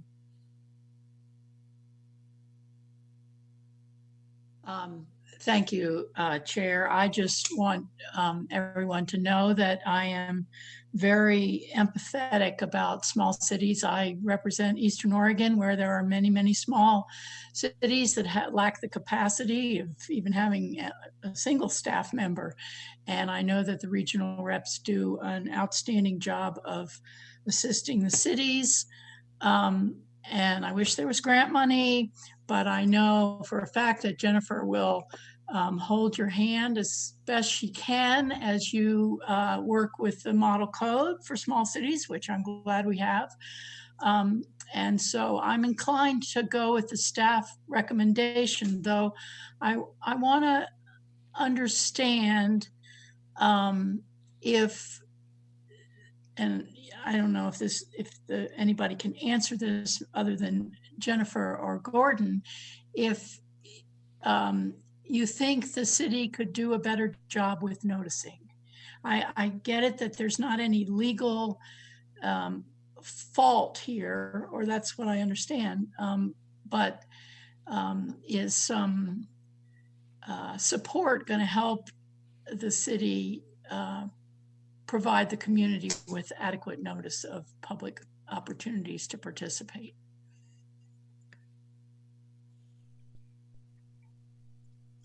That's a very interesting question. And I think actually by adopting the new model code, because I believe that some of the noticing requirements are a little outdated. And so by adopting them and making it so that the city's actually able to comply with what their code requirements are, that will help the city quite a bit. Such as, noticing in papers. A lot of local papers are no longer around anymore, or they only publish once a week.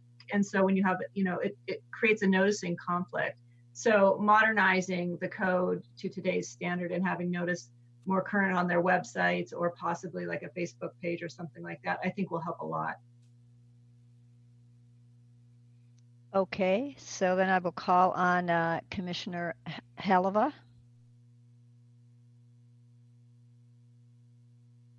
Yeah, so it seems like while there's some good outcomes that have come out as a part of this, I don't know if it's not a dispute, as a part of this discussion, I'm inclined to go with the staff's recommendation. Obviously, it's very complex with regard to what was done before which leads me to rely on their expertise with regard to, I think, the process and what was discussed at Planning Commission versus City Council. And I think it's a good thing that there's going to be technical support given, but also empathize with the fact that the community is very small.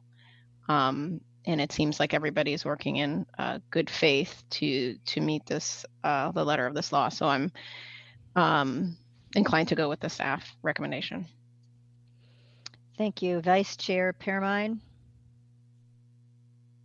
Yeah, I just want to appreciate everybody's time and attention and care for your community. That comes through. And just also say that I'm also really grateful for Jennifer, the work that you're doing in the community. And I grew up in a small town in Jervis, Oregon, and we didn't even have a gas station in our town, and constantly had similar difficulties. So I also empathize with the sort of constraints that small towns are facing, and really appreciate how actively you all care about your community and working there. So I too am inclined to go with the staff's recommendation here. Thank you, Commissioner Warren. Yeah, thank you, Chair MacArthur. As a city councilor in a small city, which has much more resources than you all appear to have, I understand the many issues you face and how they can be perceived from your residents as potential violations of law. It's a difficult thing to convey because oftentimes it's fairly complicated. But I do appreciate Mr. Sauk's intentions here, and I believe he's operating in good faith as well, which I appreciate. But just a couple clarifying questions for myself, since I'm the newbie on this commission, and maybe this one's for Gordon or for Steve. But does the LCD Commission have any authority over public meetings law? So can you articulate a little bit more what you're asking?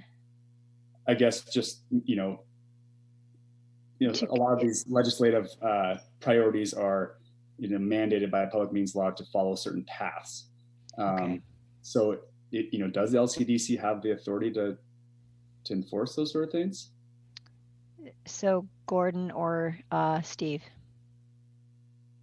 Yeah, so this is Steve, and no, enforcement of a public meeting law violation wouldn't be within the realm of what LCDC would do in a enforcement order proceeding. There's a process set out in ORS Chapter 192, and the public meeting law violations are not handled by this body.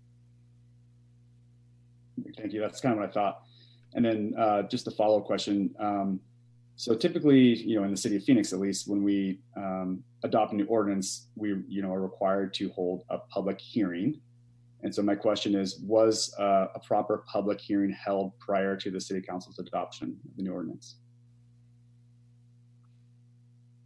So why don't we just have, so we've already closed sort of the response. So why don't we just have Jennifer respond to that? I think she did already, but why don't you reiterate your response? Yes, and it's there's notes in the attachments of that. Thank you. Just wanted to make sure that it's clarified for everyone. So yeah, I'm definitely inclined to go with staff's recommendation on this one. Thank you, Commissioner. Then Commissioner Sandoval.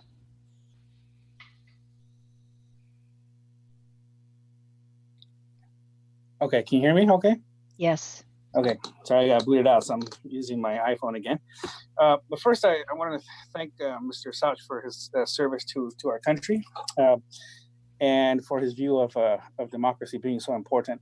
To me, it seems like, yeah, there wasn't many kind of legal issues that were kind of identified. And so I think it's more of a issue of the city's capacity to provide kind of adequate public engagement. So with that, I have a bigger question about LCDC kind of technical assistance for these types of cities. And this is, I guess, a question more for our commission and for our staff is, what are the opportunities that exist for providing technical assistance for these for these smaller, especially the volunteer, the cities out there. If I could take that, thank you, Commissioner Sandoval. There, as you've heard from our director, our technical assistance grant fund never recovered from 2009 recession when it was cut by the legislature. We do have some technical assistance grant monies that are given to us by the legislature or appropriated to us. The City of River Grove could apply in the future. This biennium's period is over for such applications, but could apply in the future for a technical assistance grant, for instance, to update its comprehensive plan or something along those lines. We would encourage them to do that. In the meantime, however, the best technical assistance that we can provide is through our regional representatives like Jennifer, and that's one of their primary jobs is advising and helping local governments in their regions. And so that's our best answer from a department perspective to your question at this point.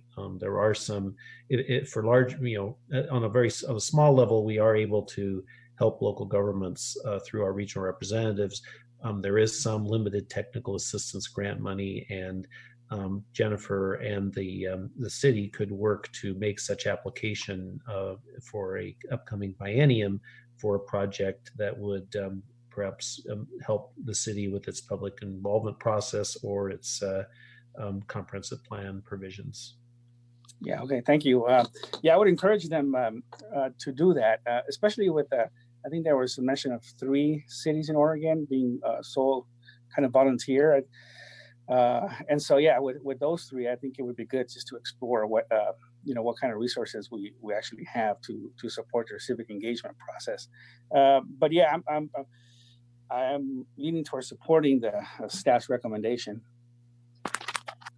Thank you. And I'll just sort of make some final comments. I'm actually impressed with both parties. So I really, for City of River Grove, I really feel the enthusiasm coming through the screen, and appreciate your, even being teeny, appreciate your desire to make a great place and comply with state land use laws to make your place super great.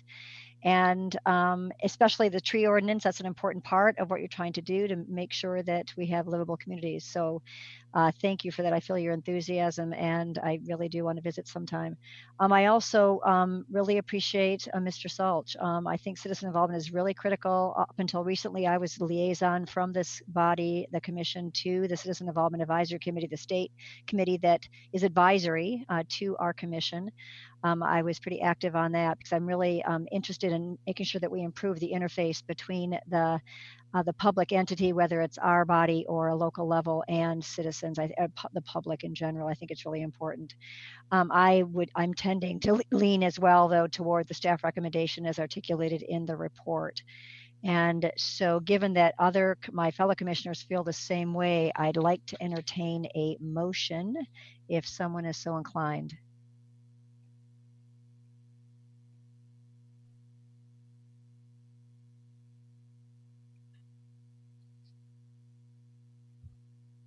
Vice Chair Piermine, do you mind making the motion, since I don't see anybody else kind of jumping up to do that? Do that.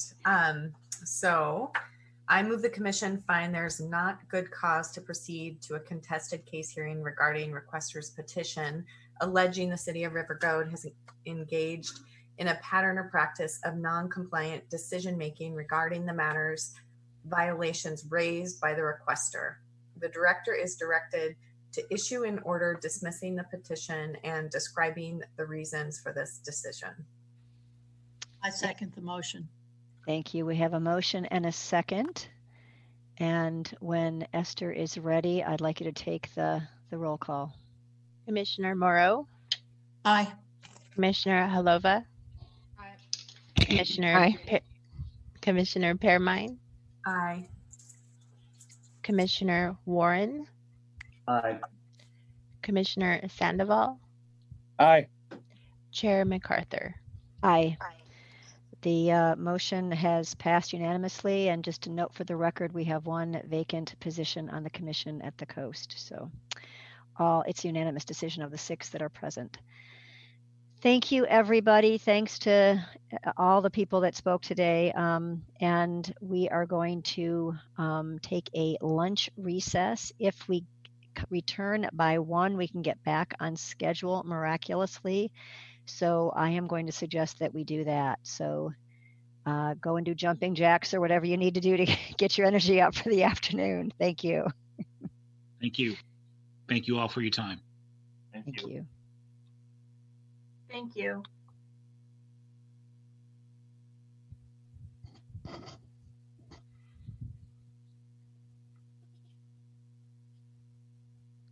Welcome back.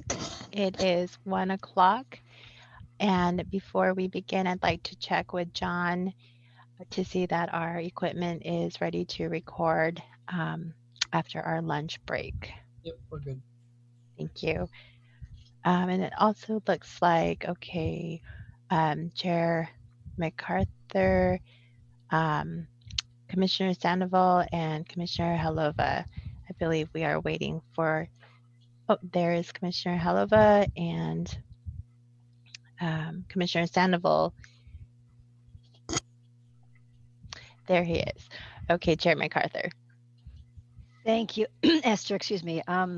Welcome back from our recess. And just a reminder, Esther, late in the day yesterday, sent us a scorecard for this commission meeting, and it's very helpful for commissioners to fill that out. I know firsthand that staff takes a look at that and they discuss your suggestions, recommendations, whatever, the next Tuesday after the meeting. So it is put to good use if you can fill that out and give them some feedback.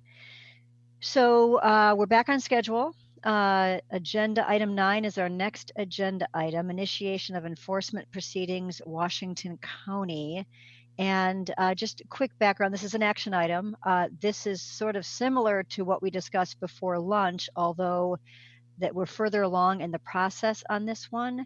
The commission took action in January of this year, sending this issue to a contested case hearing in front of a hearings officer. The hearings officer has done his or her work, and we have a recommendation from that hearings officer. And so our job today is to take a look at that and make a recommendation on how to proceed. With that, I will, and given that we also, I guess, have some prescribed times for the various parties that will be testifying, but we'll start off with Gordon, and you have 20 minutes. If you can do it in less than that, that'd be awesome. Thank you, Chair MacArthur. And if at some point, if Esther, you could authorize screen sharing for me. Okay, there we go. And hopefully you can all see that. The item before you today is the Washington County enforcement order proceeding. With me today on staff is Ann Debout, who can answer any questions as they come up perhaps. We also got a lot of assistance on this one from Amanda Punton, our Goal 5 expert, for dealing with the substantive matters here. The purpose of this hearing is, as the chair said, should an enforcement order be issued against Washington County, and the enforcement order would be to direct the county to fix invalidated natural resource code protection provisions in their community development code, and what should be the contents of that order if you decide to issue it. The parties in this case are the petitioner, Ken, who is represented by Ken Dobson, attorney. The petitioner's name is Jill Warren, a resident of Washington County. And representing the county, who is the object of the petition, are Jacqueline Saito, the Assistant County Counsel, Principal Planner Teresa Cherniak, and Senior Planner Michelle Miller. First, regarding the process where we are, how we got today, where we are today, and before I get into what happened here, I'll do a little bit of an explanation like I did for the Stafford item, the policy background, if you will.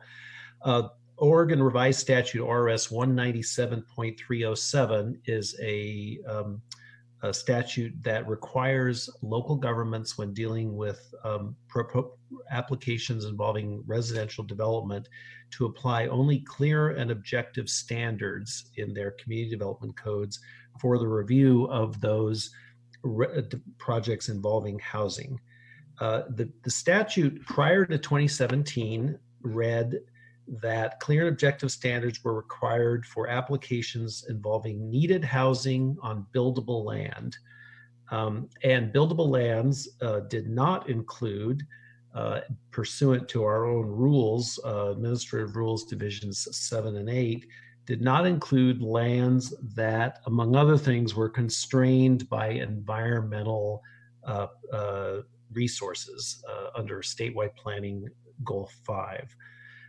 We had, for those of you, I know Chair MacArthur was here at the time, we had a contentious enforcement order involving the city of Corvallis in 2017, I believe, 2016-17, that resulted in an enforcement order, and Corvallis raised a lot of issues involving this language and why they did not have to have clear and objective standards. The legislature in 2017, partially in response to that, amended ORS 197.307 to take out those two phrases, needed housing on buildable lands. The statute as it now reads as of 2017 states that clear and objective standards are required for all applications, development review applications involving housing. There are very limited exceptions to that. Most notable is one that a clear and objective standard is not required if the applicant chooses an alternative discretionary review path, but that is the applicant's choice, not the city's or county's to make. So so now we have a statute after 2017 that does not include the phrases needed housing on buildable land, and that's a little background for where we are now. This, going back to our slide, this started out with a subdivision proposing 6 residential lots in the unincorporated urban area of Washington County within the urban growth boundary of Washington County, an area known as Metzger, which is adjacent to Tigard and actually pretty close to the edge of the city of Portland as well. The application, even though it was only 6 lots on about 2.5 acres, engendered a lot of local controversy. There were areas of upland forested areas and a creek that goes through the property. Eventually, through a complicated process involving a couple of applications, Washington County determined that, approved the project for the 6-lot subdivision, and determined when doing that 3 of its existing code provisions to protect environmental resources relating to riparian areas and upland habitat areas were no longer valid or enforceable as a result of this legislative change in 2017, and therefore approved the project as requested by the applicant. Ms. Warren, the petitioner in this case, and others appealed that decision to the Land Use Board of Appeals and then the Oregon Court of Appeals. Both of those bodies affirmed Washington County's decision and determined that that was the intent of the legislature to eliminate those phrases, and the result was that Washington County's, the 3 specific provisions Washington County indicated that in their code were no longer valid. That decision was affirmed. Most likely there are other provisions in Washington County's code and other codes around the state that are in a similar situation, which we'll get to near the end of this presentation. But anyway, those specific 3 provisions were invalidated. After that happened, the petitioner issued what's called the 60-day notice to Washington County, saying that they intended to file a enforcement petition with the department and the commission. The county responded and said, in response to the petitioner's demands, that they amend their code to comply with the requirement for clear and objective standards in these areas. The county said, number one, we believe we already do comply with Goal 5 with other provisions in our code and other agencies such as the Clean Water Services, which deals with sewer service in Washington County. And also they indicated that they were working on this issue and had issued a white paper, if you will, or a report on it, and this was going through a commission process. The petitioner was not satisfied with that response and then filed a petition with us to enforce for an enforcement order against Washington County to fix their code for these 3 areas. The commission held a good cause hearing, as he stated, in January, and found that there was good cause, that perhaps the county's code was no longer in compliance with statewide planning Goal 5, which is a matter which is a subject of a potential enforcement order, and found good cause and appointed directed the director to appoint a hearings officer to hold a contested case hearing. The hearings officer held that hearing and has reported back with a draft enforcement order that we'll be discussing a little more later in the presentation. And so this is today the final decision for the commission whether to adopt the hearings officer's proposed order adopting an enforcement order against Washington County on this issue, and then what should the terms of that order be. As I said, the hearings officer did make a recommendation that the commission issue an enforcement order, and that's attachment A to your staff report, the actual draft order, is that the county should be ordered to amend its code to fix these three particular statutory provisions by October 31st, 2020. And secondarily, the petitioner also requested that the commission ask or direct Washington County not to process applications for development in these riparian or upland habitat areas within the identified in the Washington County Comprehensive Plan within their urban growth boundary until the county had fixed its code. The hearings officer declined or does not recommend that the commission adopt such a stay on applications, and the petitioner will be speaking to that issue as well.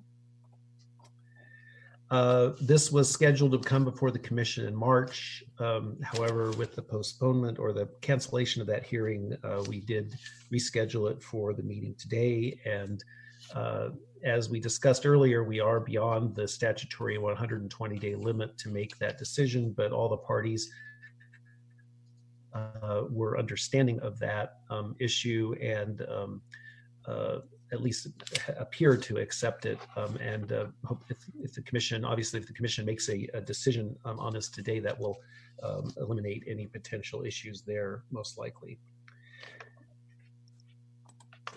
The issues before the commission today are, first of all, and were addressed by the hearings officer, are first of all, is the county out of compliance with Goal 5, which is the goal for protection of environmental resources? The hearings officer, the county will provide some argument as why they don't believe they are. They disagree with the hearings officer opinion, even though they are working to fix those provisions in their code independently. But the hearings officer did find that the county, because had code provisions that were adopted in order to protect environmental resources in compliance with Goal 5, and those provisions are no longer valid, they need to be made valid. Now, how the county chooses to adopt, or what the substance of those clear and objective standards are, is a matter for the county to decide. Obviously, subject to review potentially by us as part of the post-acknowledgement plan amendment process, but it is a county's decision how to do it. The key issue is that they do need to be clear and objective, whatever the actual contents of those provisions are. The second question was if the answer was yes, the county is out of compliance, how long should the county have to correct the problem? And the county indicated that they, because of some provisions of the county charter, Washington County is a home rule county and has its own charter, they are required to complete what they called their code season of code changes by October 31st of every year. And so the hearings officer directed that they finish that by October 31st, 2020. And then finally, the hearings officer, as I said earlier, recommends, or his draft order does not include a proposed stay on any new applications. The hearings officer determined that would be contrary, his main reason was that would be contrary to the whole purpose of Senate Bill 1051 and in the legislature, which was to promote or remove barriers to housing, and to put a stay on a significant number of applications based on that would be contrary to the legislative intent. The county, in addition, raises some issues involving constitutional issues with deprivation of property rights, which the hearings officer did not get into, but the county may be speaking about that as well. And so the department's recommendation is that the commission adopt the hearings officer's proposed draft order and issue an enforcement order as recommended by the hearings officer with the provisions that I've been talking about up to this point. Public comment on this item is limited to the parties, the petitioner, who's represented by Ken Dobson, and Washington County, Jacqueline Saito, Teresa Cherniak, and Michelle Miller as well, who's not on this slide, but she's also part of that presentation. And so once again, just to summarize, the issue is, should the commission issue an enforcement order against Washington County, and what should be the terms of that enforcement order? And just for reference for those, this is the question that you'll be looking at in 2 months, most likely, regarding the Stafford item that you just found good cause on. And this is an example of the final phase of our process and of the enforcement order process. And that concludes my presentation, unless you have any questions. Thank you, Gordon. Any questions? Seeing none, let's go ahead and move into Kenneth Dobson, representing the petitioner, and you have 15 minutes once Esther gives you the nod. Chair MacArthur, since we have new guests, just letting them know, I'll keep time and let you know. Thank you. Good evening, or good afternoon. Can you hear me? Yes. For some reason, my screen is not showing up, but can I try to share screen? Yeah, let's see. Okay. Yes. Is your video off, maybe, or? I've been having some issues with it, but let's see here. So I've attempted to share screen, and we can see your screen right now, your PowerPoint presentation. Oh, you can. Okay, I'm just trying to get it to a slideshow from the beginning. Okay, here we go. All right, can you see that? Yes. All right. Okay, thank you, thank you. So good afternoon, Chairman MacArthur, commissioners. I'm here today representing Jill Warren in the enforcement proceeding.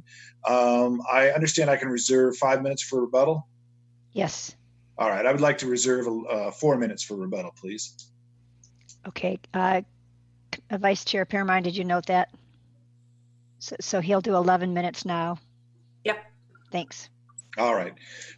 So first of all, I want to just go over the basis of the hearing officer's recommendation to issue an enforcement order. Going back and looking at the proposed order and the findings of the hearings officers, there's a couple points we really want to highlight. First of all, the county at this time has no enforceable mandatory requirements for a particular kind of significant natural resource identified in the Goal 5 program called wildlife habitat. These are typically upland areas that aren't directly in a riparian zone. And the only provision of the Community Development Code that protected these Goal 5 resources was found in CDC 422-3.6. And that generally said that there can't be any significant disturbance of the wildlife habitat unless that disturbance is mitigated. And that is one of the provisions the hearings officer in the underlying proceeding and LUBA and then the Court of Appeals found was not clear and objective in compliance with the needed housing statute. So we have a whole type of SNR that has no protections whatsoever. Then the county has argued all along that, well, we have these other programs such as clean water services regulations and some metro provisions that have some overlapping protections for these areas, and we're still in compliance with Goal 5. But as the hearings officer states in his opinion, the protections cited by the county are not equivalent to the invalidated provisions of the CDC. And that's an argument we've made all along, that they were designed for different purposes and they do not act as a appropriate substitute for the provisions that were invalidated by the LUBA and the Oregon Court of Appeals, which were really the meat of the Goal 5 program as it relates to significant natural resources. And just to note that the hearings officer did cite to our hearing memorandum, the petitioner's hearing memorandum, on why these other laws and provisions are not equivalent to the protections that were formerly provided by the CDC codes that have been validated. And then just to kind of summarize the hearings officer's reasoning, he goes on to say the county's Goal 5 program relies on these sections that were invalidated, 422-3.3, 3.4, and 3.6, which were invalidated by the adoption of Senate Bill 1051 and the subsequent Warren v. Washington County litigation. It's important to note that the county had decided this is how we're going to set up our Goal 5 program. These are important components of it. And then, as the hearings officer correctly found, when those provisions were invalidated, the county's Goal 5 program is no longer being fully implemented. I take that directly from the hearing officer's findings. Also, in addition to the whole idea that the county is out of compliance with Goal 5, there is a problem that everybody acknowledges, that the provisions in their CDC are not clear and objective. And that provides an independent basis for issuing an enforcement order. So enforcement orders, the basis for it, are found in ORS 197.320. And subsection 10 states that an enforcement order is proper where the local government's approval standards, special conditions on developments, or procedures for approval do not comply with ORS 197.307. And then in turn, 197.307 requires local approval requirements for housing to be clear and objective. They're not. The county admits so much. So that provides an independent basis for issuing an enforcement order. The next thing I want to highlight is that enforcement order, when you find that the county is out of compliance with the goals, or that their standards are not clear and objective in compliance with the needed housing statute, an enforcement order is mandatory. And I go back to the statute, it says the Land Conservation Development Commission shall issue an order if you have good cause to believe, among other things, that their approval criteria, their standards are not clear and objective as required by the needed housing statute. So it's not really a discretion, within the discretion of the LCDC to issue an order. If you believe the hearings officer that there's good cause to find out that they're not in compliance with Goal 5, or that their conditions of approval are not clear and objective, it's mandatory. An enforcement order must be issued. So then the question becomes, what are the terms of the enforcement order? And you've seen what the hearings officer has recommended, and that is that the county come into compliance by making their standards clear and objective by October 31st of this year. We're fine with that, but where we take exception to the hearings officer's order is that the hearing officer declined to issue an injunction on certain development pending those changes to the CDC, which I think everybody acknowledges needs to happen. So I just want to talk about a little bit about the commission's authority to issue an injunction. And that comes from ORS 197.335.3a.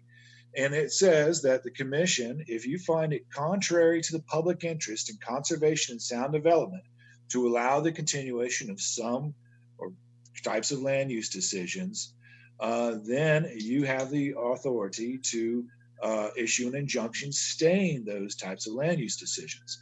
So what I'm asking the commission to do today is much more narrow than what we asked the hearings officer to do at the good cause hearing earlier this year.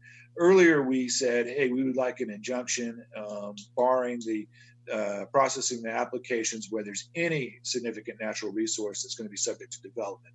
We've gone back and we've, as sort of an offer of compromise here, are willing to limit our request to just those areas designated as wildlife habitat. So again, there's different kinds of significant natural resources in Washington County. There's fish and wildlife habitat, there is wetlands and waters and fish and wildlife habitat. And there's this one narrow set of SNRs called wildlife habitat. Again, these are the upland wildlife habitats that aren't directly in an area of a riparian feature such as a creek or a wetland. So the request that we're making to the commission today is much more limited than the original request, and only applies to those SNRs designated as wildlife habitat. So the area that we are talking about for purposes of an injunction on development until October 31st, until they can get their code revised, would only affect between 308 to 507 acres total, because that is all that is left of the designated wildlife habitats. They're still available for development. Now, what we're asking for would be only temporary. We're not asking for a permanent injunction to never touch these areas. What we're asking for is just let's wait until they come into compliance, have some enforceable rules, and under the hearing officer's proposed order, that would be by October 31st. So much more narrow than what we had originally requested. So this is a figure that I took from the county's material on their, they did a report on their status of their significant natural resources and Goal 5 program. And this is a figure that was prepared by the county. And it shows what the status of the mapped wildlife habitat, these upland SNRs, what's been done with them. So we see that 34%, so about 2,000 some odd acres were originally designated when they did their Goal 5 inventory as these upland, quote, wildlife habitat, unquote. So since then, 692 of the acres have been annexed to cities along the way. Doesn't explain what happened to them. 496 acres, or a quarter of these areas, have already been developed under the old version of the code. So they have, those are gone. They're no longer providing the kind of biological benefit that they originally had been designated as Goal 5 for. Then we see that 11% have been preserved through various land use reviews and mitigation. Those are off limits. So those 222 acres of that original 2,000 some odd, or about 11%, have been set aside for permanent protection. That leaves 308 acres, or 15%, of areas with development potential, and then 199 acres with limited development potential. It's these two final pieces of the pie that we're asking the commission to protect at least until October 31st. It's just a basic principle that the rarer something becomes, the more valuable it becomes. And these aren't things that can grow back. These are, once these are gone, they're gone forever. So all we're asking the commission to do is to protect these final 25% of the original designated wildlife habitat. We're not addressing the riparian SNRs, just these wildlife habitats until October. So, Mr. Dobson, excuse me, you have about a minute left of your 11 minutes. Okay, I will hurry up and continue on here. And what I want to stress is that developers are already exploiting this loophole created by SB 1051 in Warren v. Washington County.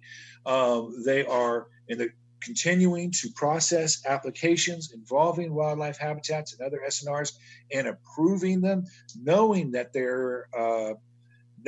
the conditions of approval cannot enforce the Goal 5 program as originally adopted by the county. I cite some right here, and I want to point out this final one, this case file 19266. Not only are they moving forward with development applications where there are no enforceable mandatory requirements for these SNRs or protections, they're going back and asking that previously imposed conditions of approval be removed based on Warren v. Washington County. So we definitely need to get an enforcement order in place because developers are honing in on this. They know that there's a loophole in the law and they are exploiting it. And I will just reserve the rest of my argument for the rebuttal period. Thank you. Thank you very much, Mr. Dobson. I appreciate that. So next up is the respondent, Washington County, as represented by, I guess, a couple of folks, but Jacqueline Sato, are you going to kick it off? Hi, this is Esther. So I am unmuting Jacqueline Sato and Teresa Cherniak and Michelle Miller. Great. And just a reminder to the Washington County team, you have 15 minutes. Okay, thank you. This is Jacqueline Saito. Can you hear me? Yes. Okay, fantastic. Just before we start, could we have, oh, thank you, Mr. Dobson, for a non-sharing screen. Thank you. Okay, good afternoon, Chair MacArthur and commissioners. I'm Jacqueline Saito. I'm a senior assistant county counsel with Washington County, and I represent the county in this particular proceeding. Also with me is Teresa Cherniak, and she will also be available to answer any questions. And my plan is to hopefully try and leave a couple minutes available for her in case my presentation didn't quite cover everything. So I'm going to start my timer. I know that I've got less than 15 minutes, but I did not start my personal timer until now. So good afternoon. What I'd like to do is spend just a few moments talking about why the county remains in compliance with Goal 5, the county's position that the petitioner as well as the hearings officer has mischaracterized the county's Goal 5 process.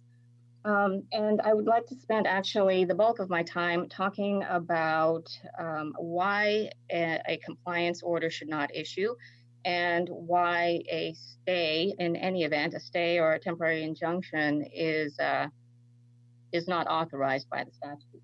So just very quickly, the Goal 5 program that was acknowledged by DLCD and was determined consistent with Goal 5, those provisions never specifically did not specifically have any mandatory requirements for the protection of wildlife habitat.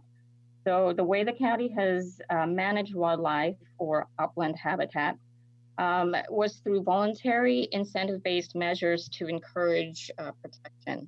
So some of those code provisions that encouraged voluntary compliance would include density transfers or low impact landscaping, planned development, flexible standards, vegetated stormwater facilities. Those are just a couple ways that the county included some provisions for the applicant to consider in terms of protecting upland or wildlife habitat. The county would like to assert that the petitioner's argument that the county's Goal 5 program relied on CDC sections 422-3.3, 422-3.4, and 422-3.6 is a mischaracterization. The hearings officer's decision also adopting that view is also a mischaracterization, and the commission should not adopt that view. The reason is because the Goal 5 program that was adopted by the county is more than just the sum of those particular provisions. What this mischaracterization does is it inflates the amount of protection that wildlife habitat had in the county code to begin with. Secondly, the county has never argued that the federal, state, local standards or the CWS standards were an equivalency to the invalidated CDC sections. That is a frame that was imposed by the petitioner. The county has offered those standards as a counter to the notion that the county's Goal 5 program was gutted. Those are the were no protections whatsoever in place as the requester claims. So if you go to Goal 5 and Goal 5's administrative regulations, there was nothing in the language of the statute or those administrative regulations that dictated to the county specifically what needed to be protected and how it needed to be protected. Rather, those provisions basically said to the counties, go out there, you inventory what you have, you figure out what you want to protect, and then you put that in the comprehensive plan. So that's why the idea of an equivalency is a fallacy. It's not that we are trading something that we said is a discrete amount for something else. So, Teresa, do you have anything? I mean, I know that I'm throwing you a curveball, or can I just put you towards the end of the presentation because I see you're taking notes furiously? Yes. Okay. I'd like to move on to whether an enforcement order should be issued. And I just wanted to, I discovered this yesterday as I was looking at the statute, and the statute is ORS 197-320, where it gives the commission the authority to issue an enforcement order. And something very interesting that dawned on me was this statute is one long sentence. And so it's a very long, complicated sentence. And the petitioner has focused in on the words shall issue, but shall issue is not just the only parts to that particular statutory provision. So I'm going to paraphrase very quickly. ORS 197-320 says that the Land Conservation and Development Commission shall issue an order requiring a local government to take action necessary. I want to have the commission note the words take action necessary, okay, to bring its comprehensive plan into compliance with the goals if the commission has good cause to believe, and in this case, that the county is not applying clear and objective standards. So I'm going to go back to the to take action necessary part.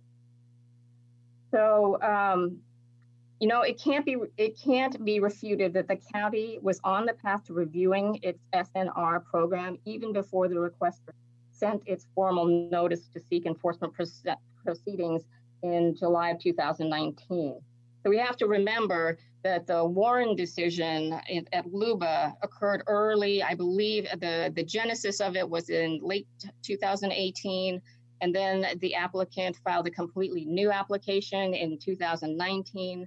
Senate Bill 2051 occurred in 2019. And before July, when the requester filed this notice with us that it wanted something to be fixed, the county was already contemplating fixing the provisions that were invalidated by Warren versus County. So I don't think that anybody can dispute that the county's long-range planning department has continued throughout this time to lay the groundwork for an ordinance that addresses the impacts of Warren and Senate Bill 1051. And neither DLCD staff nor the hearings officer had any issue with the county's proposed timeline for the adoption of that ordinance.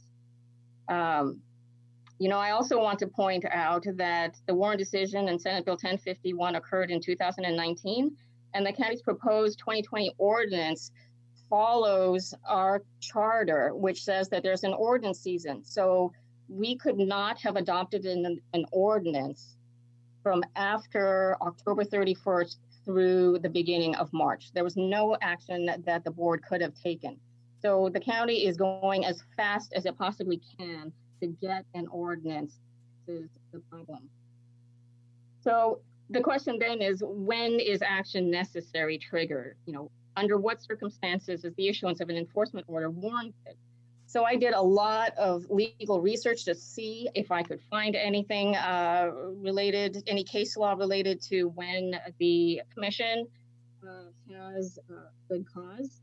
And the only two cases that I could find on point from the Court of Appeals involved two counties. And the two counties, so this was back in the 80s when everybody was trying to adopt their comprehensive plans. Two counties took almost 4 years to try and work on their comprehensive plans. And after the conclusion of close to 4 years, the commission threw in the towel and said, I think it's time for an enforcement order. So there is the difference between what the county is doing now and what those counties did in the 80s is like night and day. And I'll give you the citations to those cases. It was I think it's pronounced Mayea versus LCDC 54 or App 510. It's a 1981 case. And Columbia County versus LCDC 44 or App 749. That's a 1980 case. So as I was saying, the difference between what the county is doing now versus those counties is completely different, not even in the same ballpark. And so therefore, an enforcement order is not necessary in this case.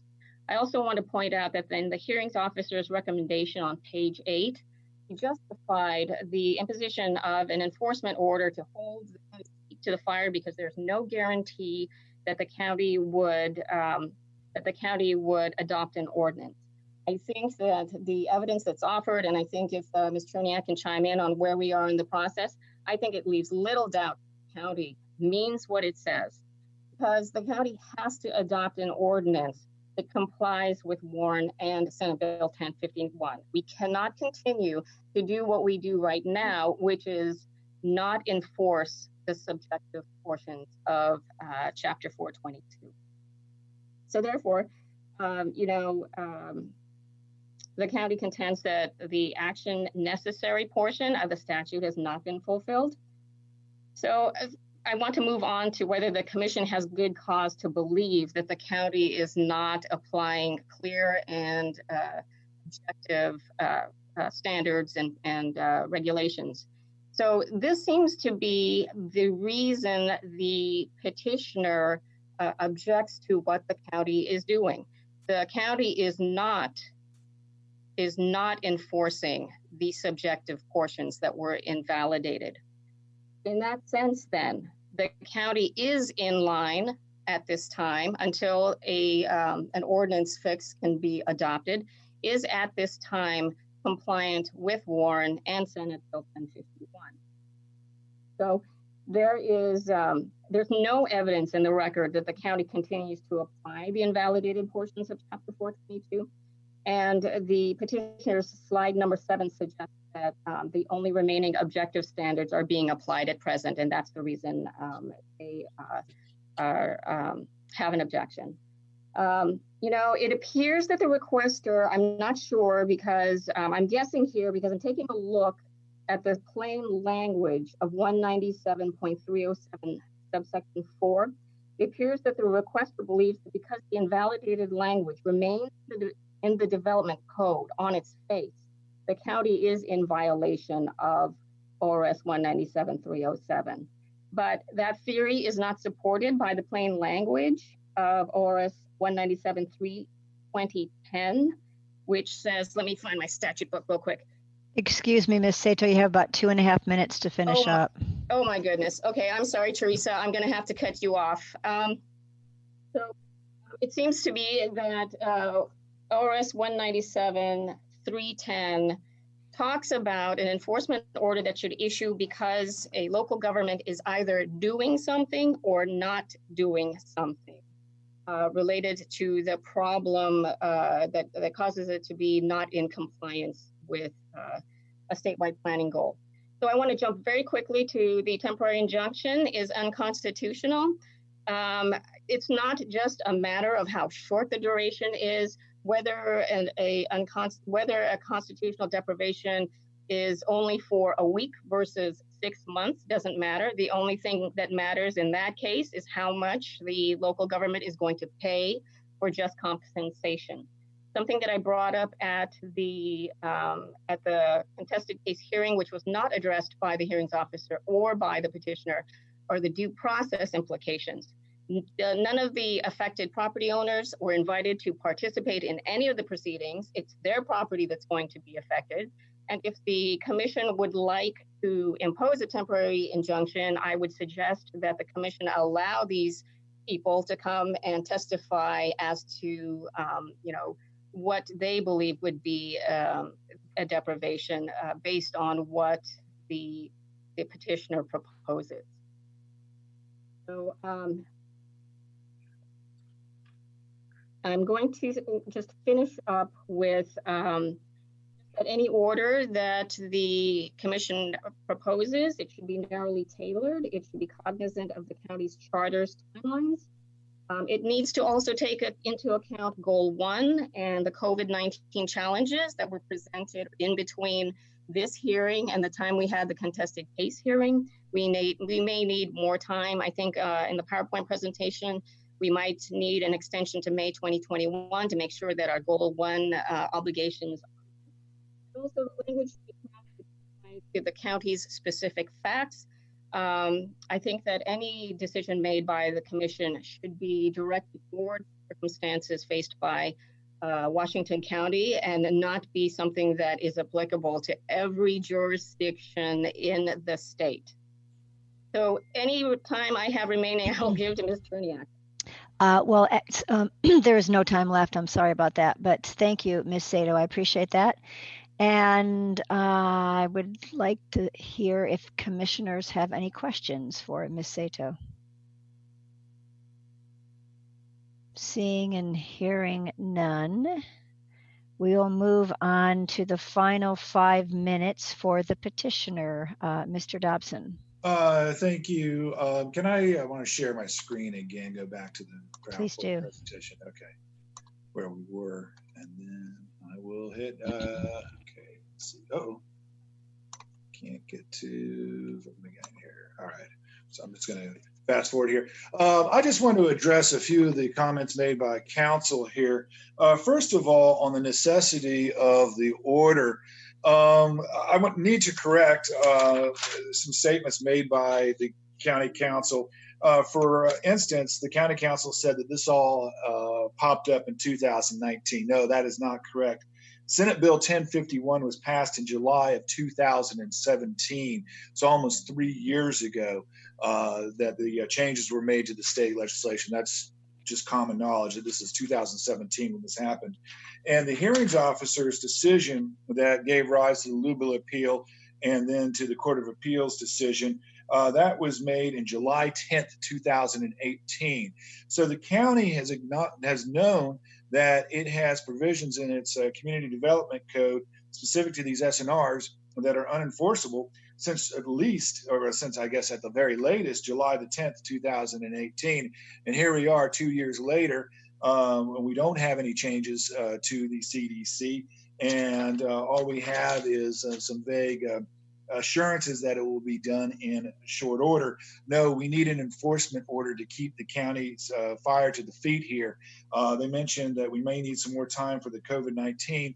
I think that highlights why an enforcement order is needed, because even if the county has the best of intentions right now to work on amending its ordinances on something that's known about since 2018, the COVID pandemic shows that there can be sometimes unexpected things that happen. So notwithstanding the good intentions of the county, an enforcement order is needed to ensure that their attention does not get distracted by potential unexpected events like what we're dealing with right now. And, they do have the ability to do it. We're having a meeting right here remotely where we are deciding important things and getting things done. The governance of the county goes on. And I'm looking at on another screen right here, I don't have it up, it's the Washington County Department of Land Use and Transportation website. And I just want to quote this here. It says, most of our employees are working remotely, but we have found alternative ways to deliver many of our services so that development and building projects, which are critical to sustaining the economy, are able to continue on schedule.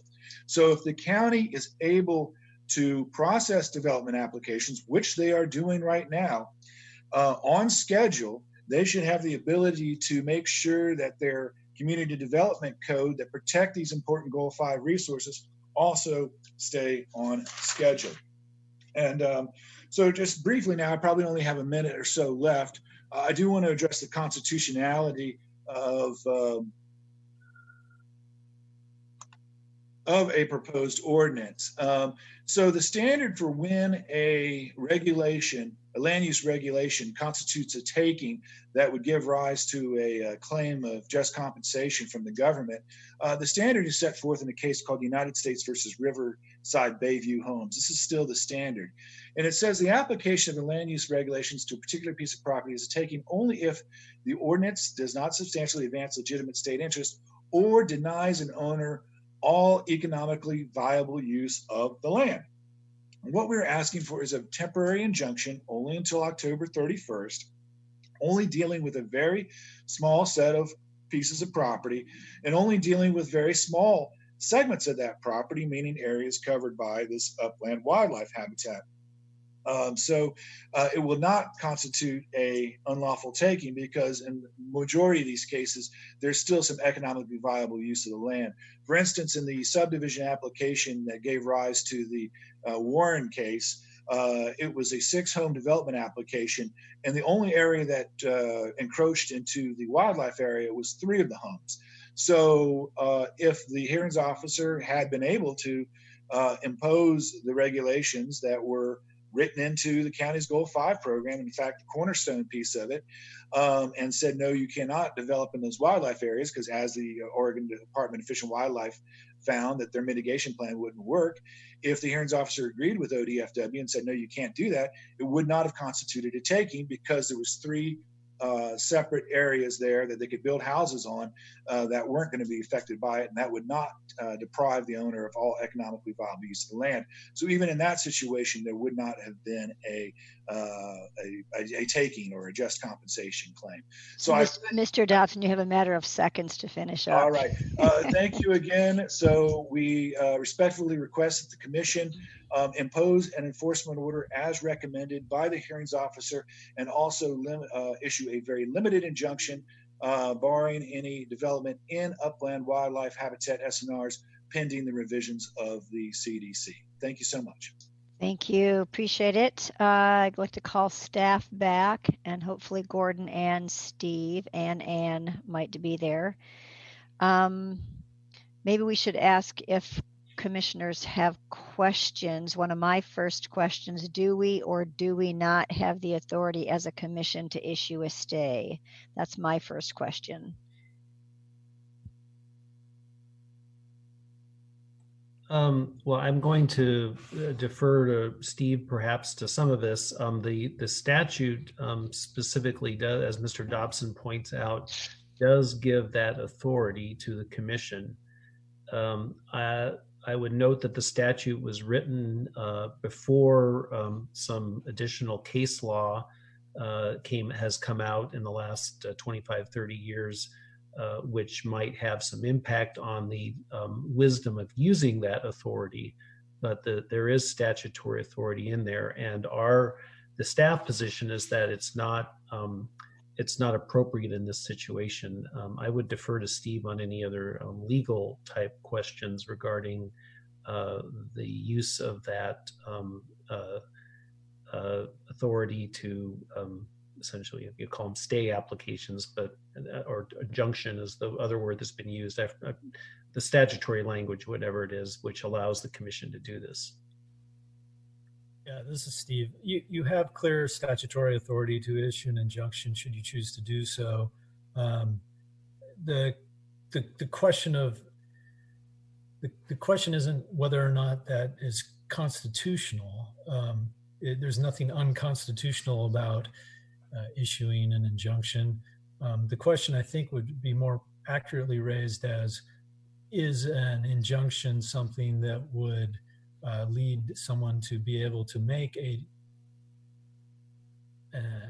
takings claim under the federal Constitution? That's a completely different question from whether or not you have statutory authority to do so. Got it. And so you don't have enough information to say whether or not if we issued a stay, it could be a takings. Is that what you're saying? No, if we issued a stay, someone would have to, yes, you're correct. We don't have enough information. The claim that would have to be brought was somehow that the stay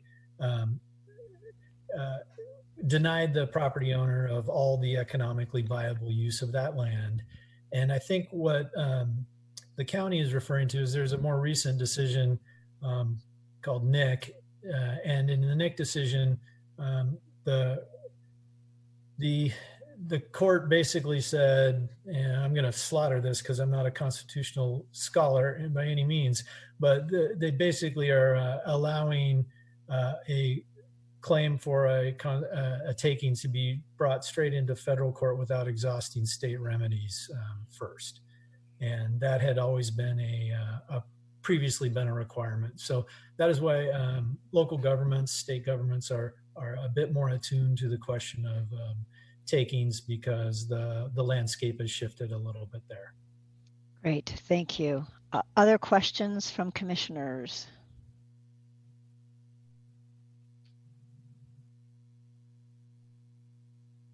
I don't. Oh, Katie.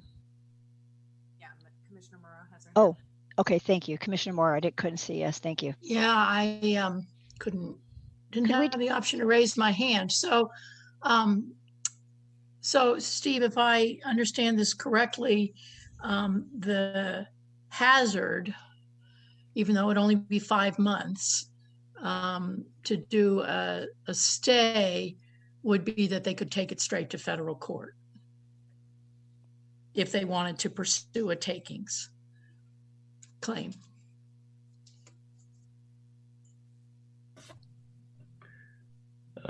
Steve may be frozen, but I believe the answer is yes.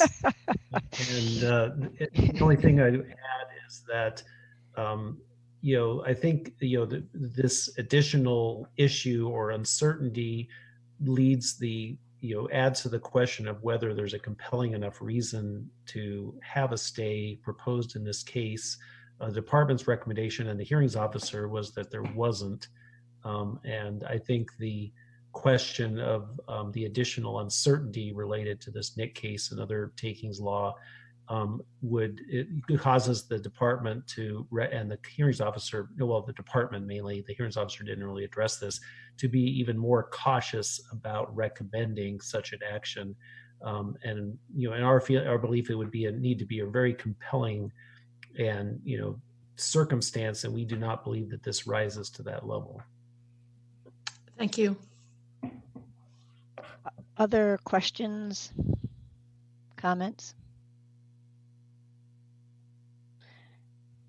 So Gordon, do you have a My hand is Oh, raised. I'm sorry. Anjali, Commissioner Halava. So as a point of clarification, and probably for Shipsy, but he's not here, does that Warren versus Washington County case determine that Goal 5 has been violated in this case? Commissioner Halava, what that case determined was that those 3 specific provisions that were referenced that in Washington County's development code related to environmental resources of goal, related to Goal 5, which were, I believe, 1 was a riparian and 2 were involving upland habitat, were not clear and objective, and therefore were not valid, and that you could not be applied against in reviewing a development application. And that decision by Washington County was what was affirmed by both the Land Use Board of Appeals and the Court of Appeals.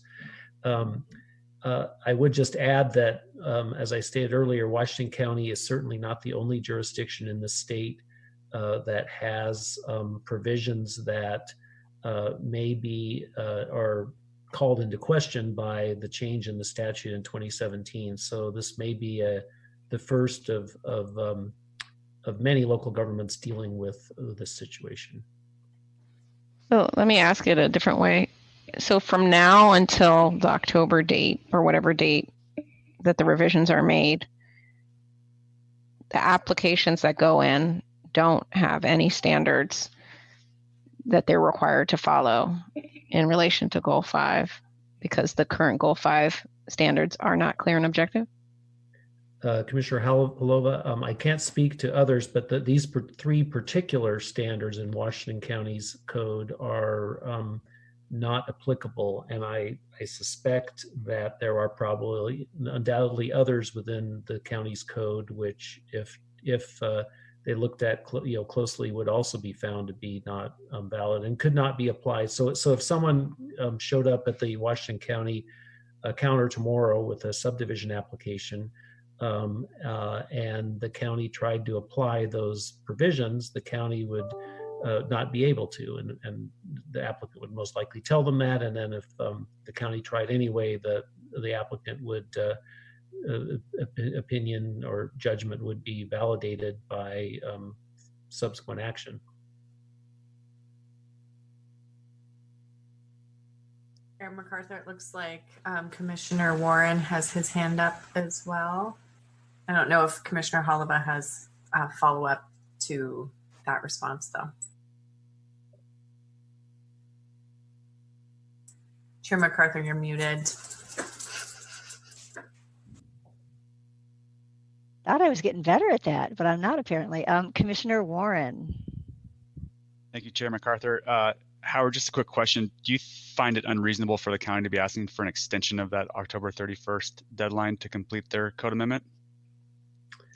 Commissioner Warren, I have a mixed feeling about this. On the one hand, this is the sooner this is fixed, the better for Washington County and developers and citizens of Washington County. On the other hand, there has been a significant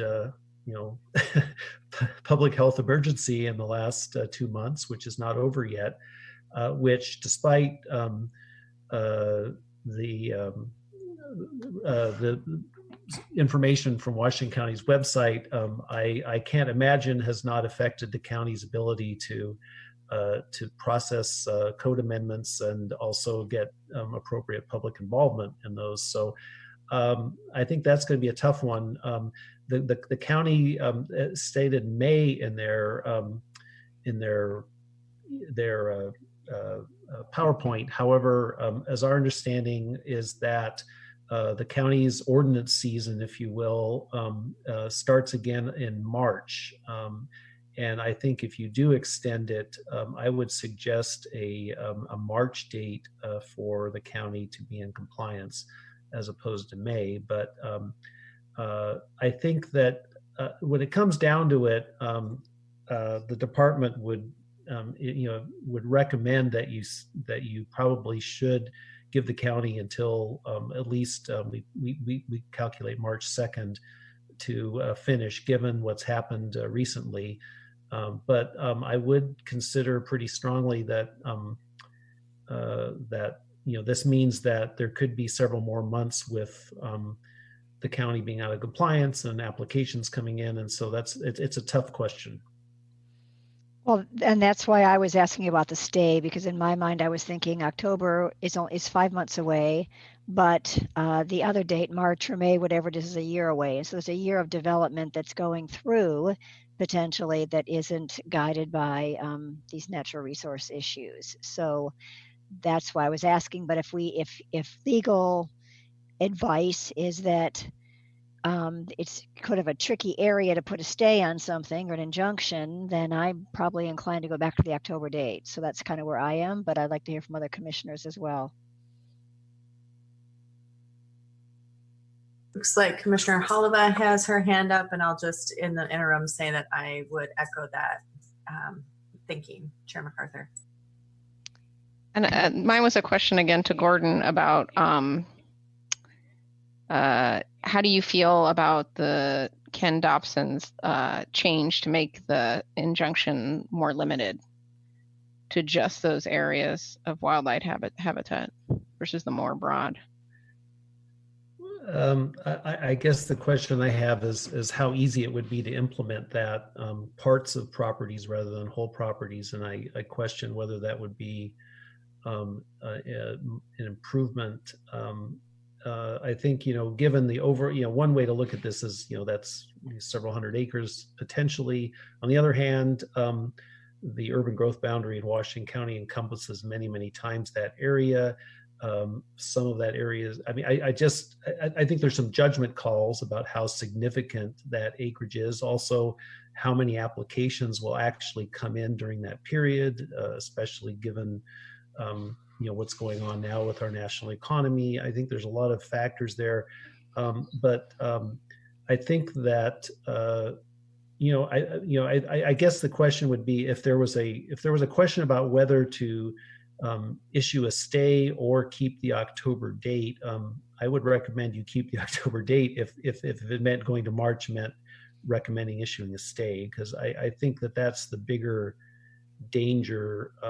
Quite frankly, just legally, I just have, and also the issues brought up by the hearings officers that kind of goes against what the intent of the legislation was which is to promote housing, and you're going to have applications that limit housing, even if it does be an attempt to limit that to just the areas of the significant resource areas. MacArthur, it looks like Commissioner Morrow's hand is up, but I don't know if you had a response to. No, thank you, Commissioner Morrow. Thank you. I appreciate all the comments from Mr. Howard. Most of the commissioners, well, may or may not know, but I am sensitive to protecting the Goal 5 resources from development. And as was pointed out, once they're gone, they're gone. And the county at one point went through the process to identify this area. I presume they identified conflicting uses and they either allowed them or they restricted them. That's the Goal 5 process. Their Goal 5 program is insufficient and, you know, not in compliance. And I'm inclined, though I'll, you know, I may be outvoted and I understand the reasons not to do the stay. But I'm inclined to do an injunction. And I need to understand the difference between the May and the March and the October dates. They initiate their code amendments in October, or they complete them in October. Can you clarify that for me, please? Yes, Commissioner Morrow. My understanding is that the county is required, they cannot take action to adopt code amendments in a calendar year after October 31st or before March 1st. So they either have to complete, and that presumably, I believe that means that the county commissioners have to officially adopt a code amendment by October 31st of this calendar year, and then their charter prohibits them from adopting another one until March 1st, or March, in this case, because of the calendar, March 2nd of the next calendar year. So in terms of when the date is and that they would need to be done by, it needs to be either October 31st, or if you go to the next possible date, you would be in, in March 2nd, essentially. Okay, thanks. I appreciate that. And I also have a question about if we adopt the hearings officer recommendation as proposed, do we lose any remedy should a whole bunch of applications come in, which is a judgment call, as was stated, and impact and remove this Goal 5 resource because of development? We as a commission, we wouldn't have any recourse then, right? Well, I know we would approve their Goal 5 program when they, or the department would acknowledge their Goal 5 program when they make these required amendments, but the commission would not have another bite at the apple, right? Commissioner Morrow, yes, you're correct with that. That would be a decision that would, if a bunch of applications suddenly came in, the commission would not have the ability to. Maybe I'll have to talk to or ask Mr. Shipsey to do that, but I don't believe the commission could suddenly reverse itself and put an injunction in. But looks like Anne also has her hand raised on DLCD. Thank you, Anne. Please. You need to unmute, but. Yes, thank you. It took a second there. I hope it's okay that I bring this up now. I guess two items. One is I understood County Council to say that the wildlife habitat requirements are voluntary and are incentive based, and I just don't think that might require some additional thought around that. And the second thing is in terms of timing, I would think, is it possible to do something like they might report in at some point where they are, give some kind of project status that might be helpful in terms of where they are in the adoption process to make sure it's being done in a timely manner. Thanks, Ann. I'm just going to summarize where I think I hear commissioners leaning with the remaining issues. So I believe what I've heard so far, and correct me if I'm wrong, that commissioners support the staff recommendation to adopt the order of the hearings officer. The issues that we're discussing right now are the date of compliance that we would issue along with this to the county, and then injunction or no injunction. Is that a correct statement, or is there something else we need to discuss? I want to start narrowing the conversation down. Say I saw a thumbs up from Katie, and okay, great. So hearing no, nothing else. Let's go ahead and focus on the date of compliance and the injunction, no injunction. I guess I'm going to go ahead and weigh in on the date of compliance. I totally understand and hear the comments from Steve and Gordon about this injunction thing. This kind of scares me a little bit in terms of what kind of weeds we could get into. So I would be comfortable with a date of compliance of October. I think it is really difficult. We all have to be really creative about how we connect with the public, but we've just done 2 days of hearings with a lot of really contested issues and have a lot of public involvement and a lot of deliberation. And if we can do it, Washington County perhaps can do it too, because it's not easy initially, but it gets easier as it goes. So I'm unpersuaded that Washington County couldn't seek some public involvement on this issue and make these recommendations or make the amendments that they need to do by October. And that would then, we wouldn't, in my mind, we wouldn't have to go with the injunction route as well. But that's just laying that out for people to comment on and see where we go with that. Comments? Like Commissioner Holliver had her hand up, and then next is Commissioner Morrow. Commissioner Holliver. Yeah, I'm open, but I'm leaning more toward the injunction with the farthest date out. I don't know if that makes logical sense, but you know, with the farthest date out, it gives the most flexibility to get it done. But with the injunction, it incentivizes to get it done earlier. And so, to me, it incentivizes getting it done, but allows for the flexibility of it taking more time. And I think part of my reason for thinking about the injunction is I think Ken Dobson just laid out really good points and just was very clear and understandable. And I didn't necessarily get that from the other side to make the case. And I think the risk of what one can lose and the fact that, you know, I'm all for housing, right? I'm like, that's my thing, housing. But I presume we have to balance other factors and not just housing for housing's sake. So that's sort of where I'm leaning.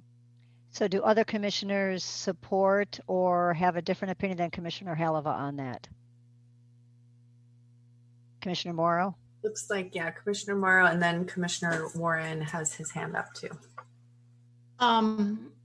I could go with what Commissioner Holliver has suggested, though Ann's comment about it being voluntary and incentivized, that's what makes it not clear and objective. And so my only other question is, if we went with what Chair MacArthur's proposed and they didn't get it done by October, what's the remedy then?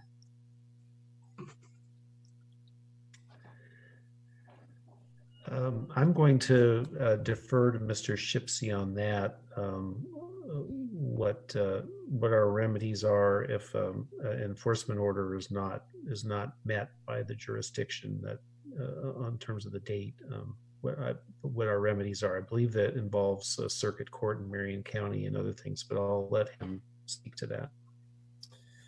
That's correct, Gordon. And I'm sorry I disappeared for a while. My internet became unstable. Have to talk to Commissioner Sandoval about the internet here at Autzen Stadium. But the remedy is that if you haven't achieved compliance, then it's enforceable by petition to circuit court. You know, someone asked about our ability to add an injunction if we see a series of decisions coming out. I don't see clear authority for us to amend a enforcement order once issued. I suppose there probably is, and I need to look into that.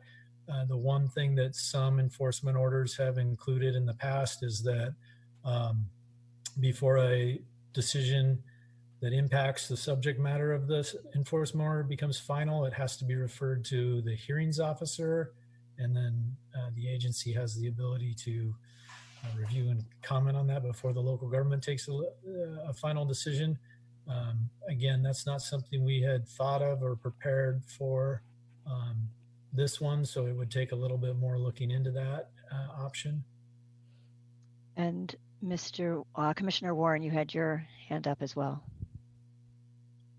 Yeah, another option I've been considering too is, would it be possible for us to say, okay, the enforcement date or the date you need to have your ordinances updated by is October 31st, at which point, if you do not meet that date, then an injunction is placed.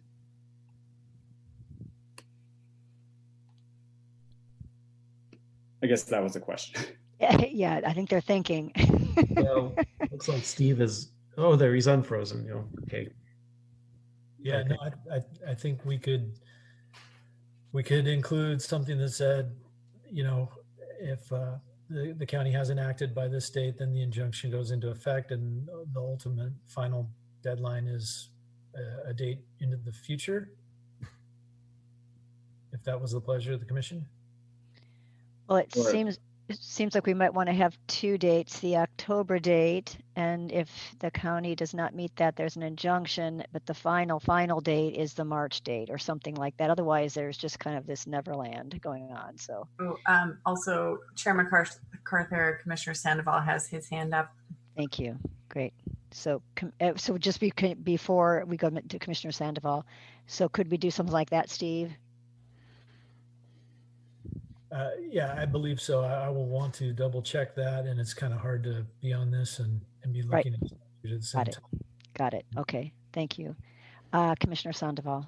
Well, actually, I really like that idea that just came up. I was going to say, I think the October date sounds reasonable, and without an injunction, but with some sort of enforcement there. So I like that last option.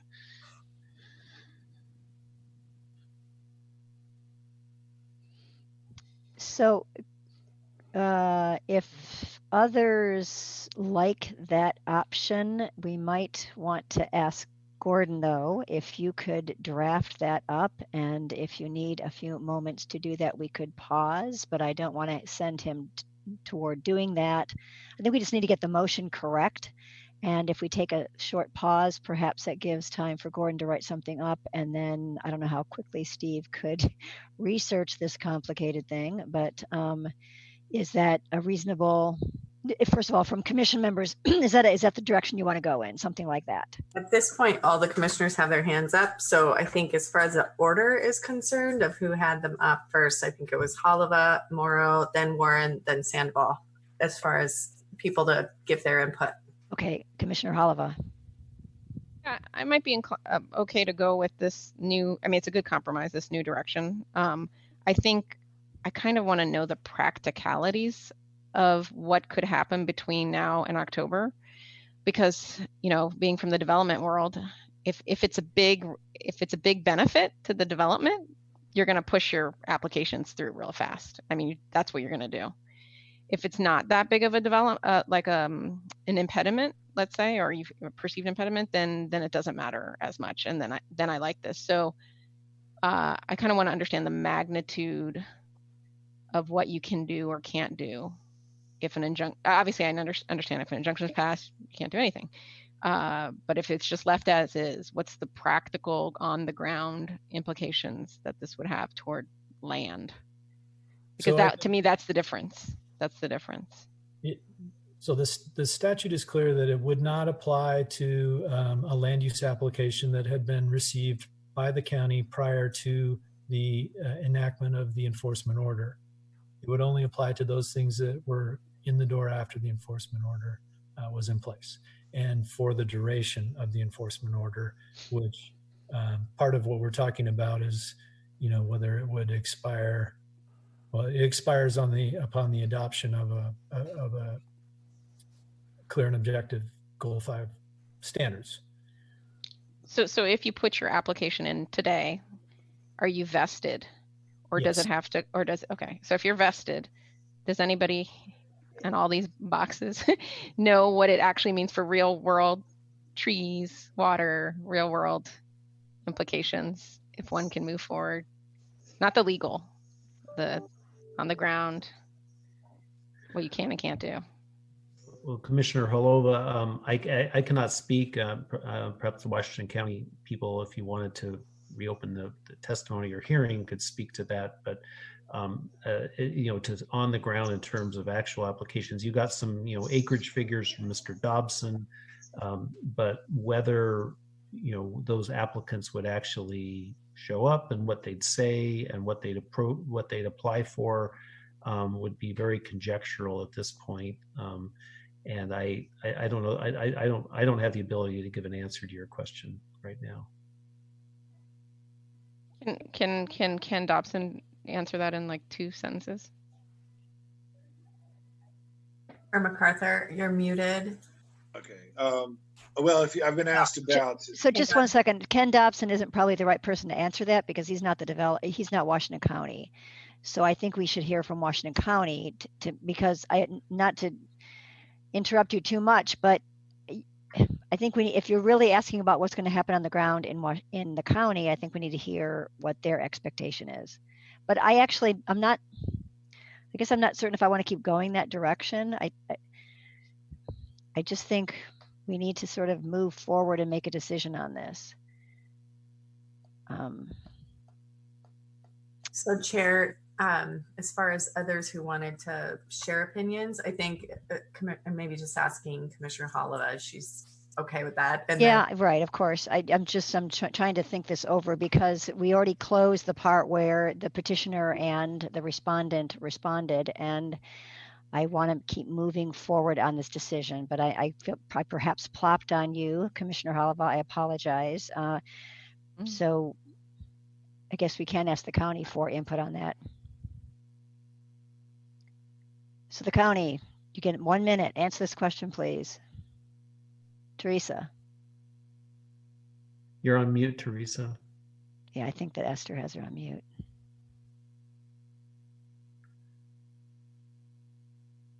Thank you, Chair MacArthur and Commissioners. Teresa Cherniak, Principal Planner for Washington County.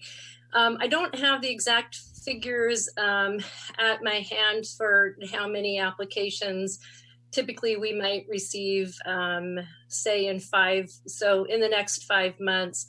I believe over the last year, we may have only received 4 or 5 applications that have included areas with significant natural resources. So I would expect the number to be relatively low that would be coming in over the next 5 months. If I could also make one other comment, that the county board cannot hear anything between the end of October and the beginning of March. So March 1st, that wouldn't help us much. That's why we asked for a couple months into the ordinance season to make sure there would be time for hearings. So Teresa, can they hear things now in anticipation of adoption in October if we enact this with an end date of October? So what would happen is we are currently working on ordinance language. We've hired a consultant and we're actively involved in developing ordinance language. Once we intend to file something by early July, and then we would start into our hearing process. And so first we would go to the Planning Commission and then the board. If we have very interesting charter requirements where if the board changes one word in the ordinance, a substantive word, then we have to go through an engrossment process that requires refiling and 2 more hearings, one of them being a night hearing. So that's why if anything changes, and we're thinking if through the hearing process, the board wants to change something and there isn't time to do that within the season, that we would be into that engrossment process then starting in March, which could take that little bit more time. Thank you, Teresa. I appreciate that. Did that answer your question, Commissioner Holova? It added some clarity. Yes, thank you. Thank you, Teresa. Commissioner Warren. Yeah, I just want to play devil's advocate a little bit for my own suggestion. We are in what we consider construction season, right, where the majority of groundwork will be done because it's drying out enough for them to get equipment in and do important work. So this, my suggestion may have a reverse effect in the fact that developers may be listening, as they should be, and try to push things forward a little faster than they were anticipating originally.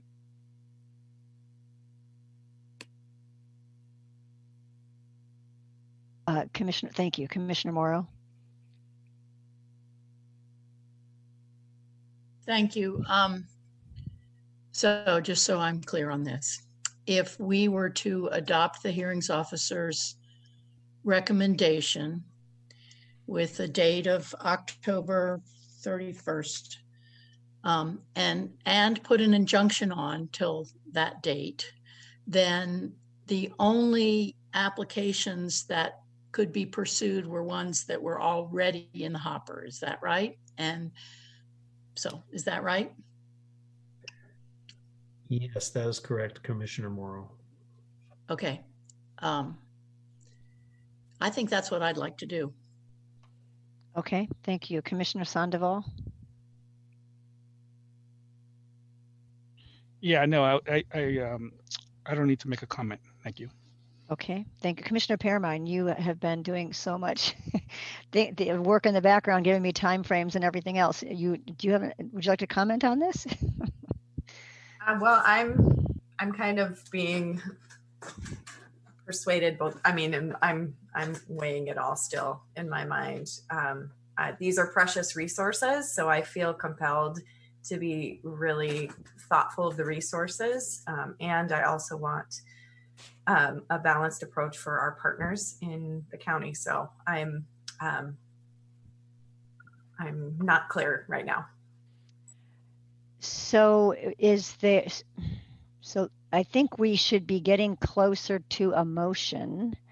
Unless if there are questions you need to ask Vice Chair Pearmine or others to clarify your position, but that's great. But I think we should be moving toward a motion because some of these issues we're discussing don't have exact answers.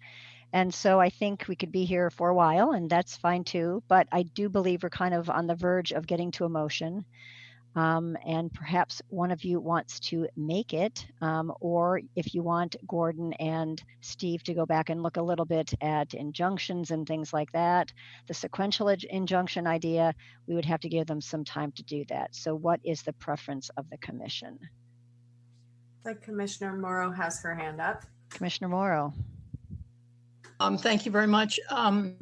I just wanted to appreciate the fact that the county is working on this, making a serious effort, and thank you for that. And maybe that can reassure Vice Chair Pearmine that if we do the injunction, then by the 31st of October, they'll have their ordinance ready to adopt, and I'm willing to take that risk or that process. Looks like Commissioner Holova has her hand up. Commissioner Holova. Yeah, I'm willing to support if Commissioner Morrow's position on that as a first position, and my second position would be one in which the injunction starts. Injunctions in the word, it's either now or in October. I'm willing to support either of those more than I am to support one that doesn't have the word injunction in it. I think if we had more time, I would ask Ken Dobson for a question that I asked before that I wanted to ask him. And that would tell me which one of those two would hold preference. But given that I am not asking that question, I'll go with Commissioner Morrow. Well, why don't we have Ken Dobson take a minute and answer your question then, if that's what's needed to make you feel comfortable. Mr. Dobson? Yes, if you could repeat the question, that would be great. The question was, what are the on-the-ground risks to land, water, air, whatever, the real-world risks to allowing potential applications to come into the process without complying to clear and objective Goal 5 standards between now and October? Well, the real world consequences are graphically demonstrated in what happened in the Cedar Crest application that gave rise to this litigation, in that they came in, and this is just one example. We can't be sure what will happen with future applications, but in this application, you had a grove of mature oak trees, or excuse me, Doug fir trees. It was a habitat to dozens of birds and mammals. The applicant proposed tearing down 70% of this grove. The ODFW was highly critical of that. They felt that the proposed mitigation of planting immature trees in a nearby riparian area could not offset the biological loss. Notwithstanding that, a concern of the ODFW, the hearings officer said, well, I don't believe that the requirements of the CDC 422-3.6, which does have mandatory requirements that the law, you cannot substantially interfere with that resource without mitigation. He agreed that with the ODFW that it would not mitigate the loss of this area. But he said, my hands are tied. We have the needed housing statute, and this isn't clear and objective, so there's nothing I can do about it. So the real effect on the ground would be the permanent loss of these resources, which the county itself went through the Goal 5 process, identified, did the conflicts analysis, and said we're going to impose these special protections on these areas as part of our Goal 5 process, and now those protections are no longer there. So we would see a on-the-ground loss of irreplaceable biological resources. Thank you, Mr. Dobson. Thanks. So is someone willing to craft a motion?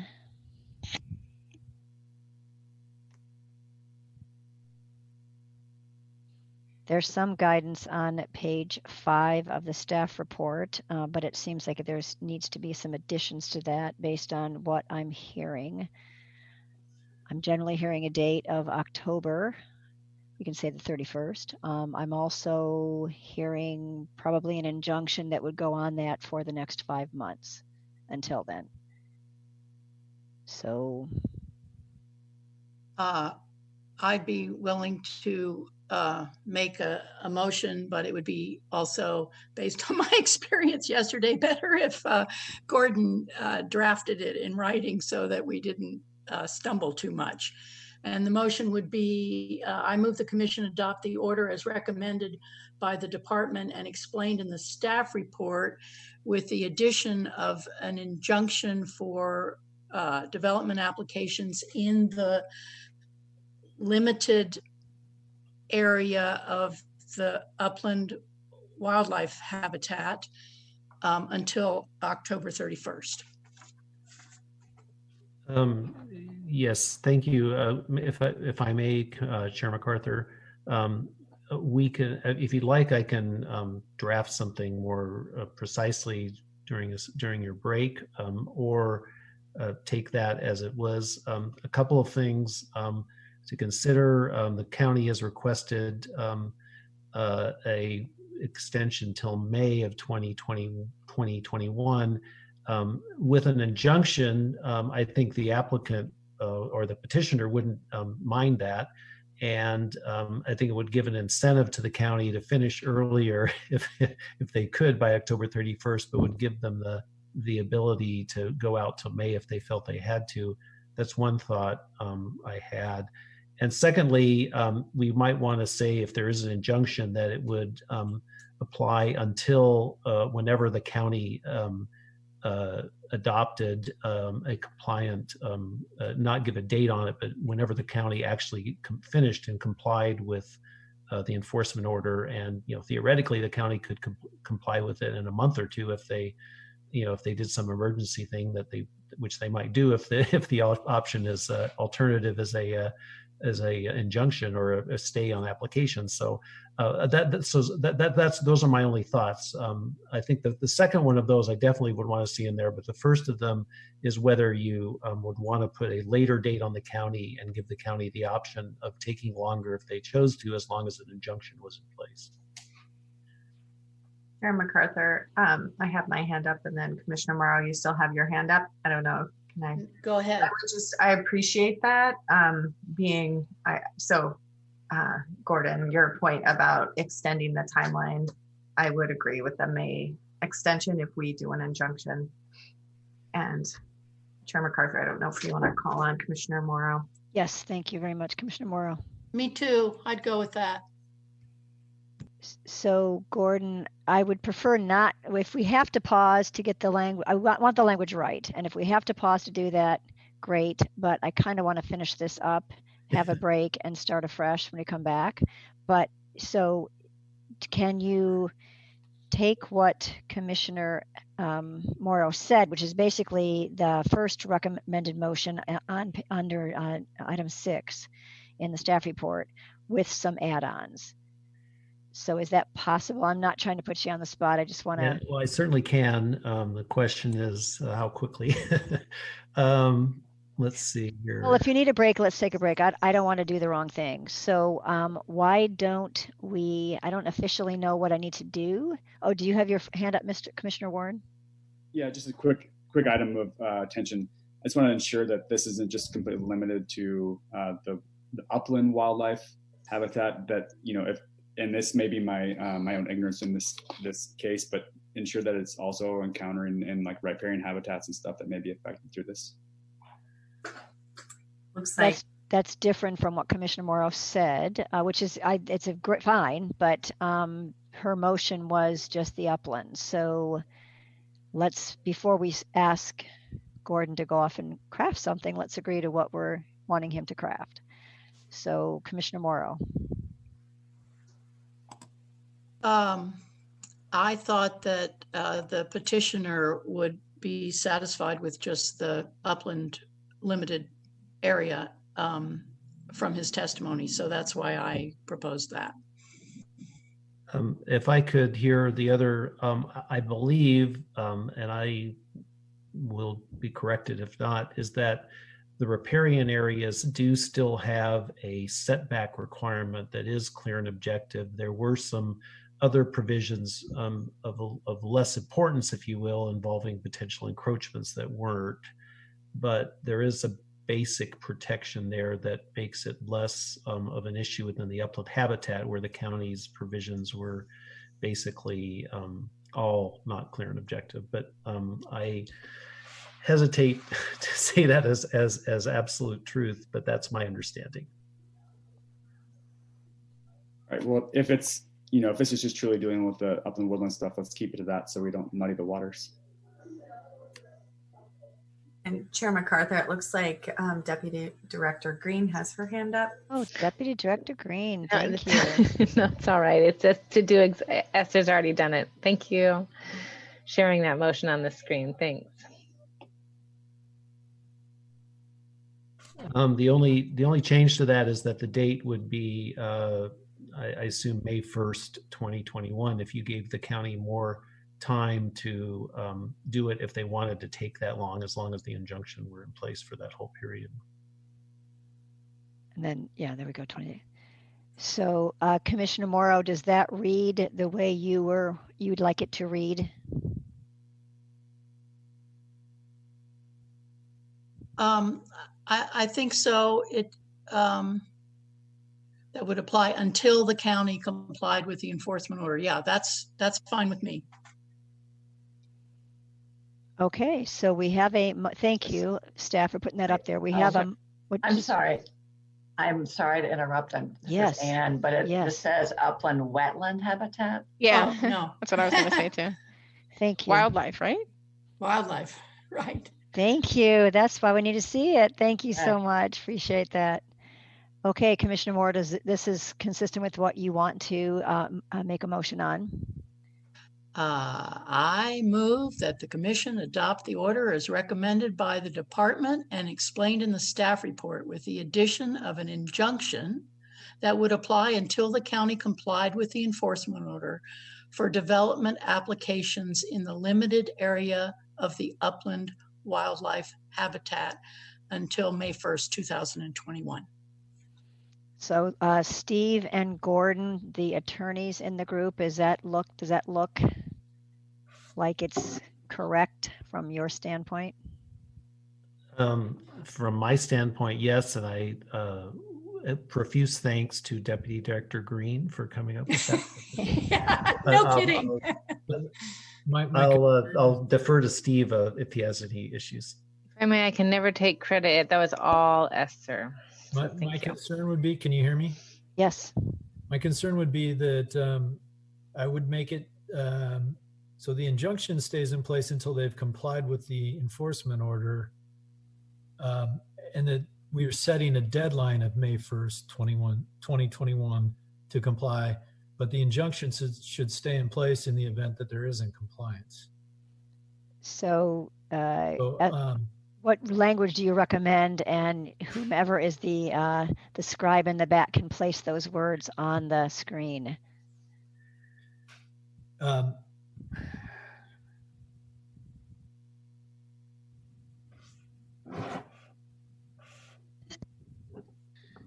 Say that Commissioner O'Malley made a motion that adopt an order as recommended by the department and explained in the staff report. I would, with the addition of the injunction,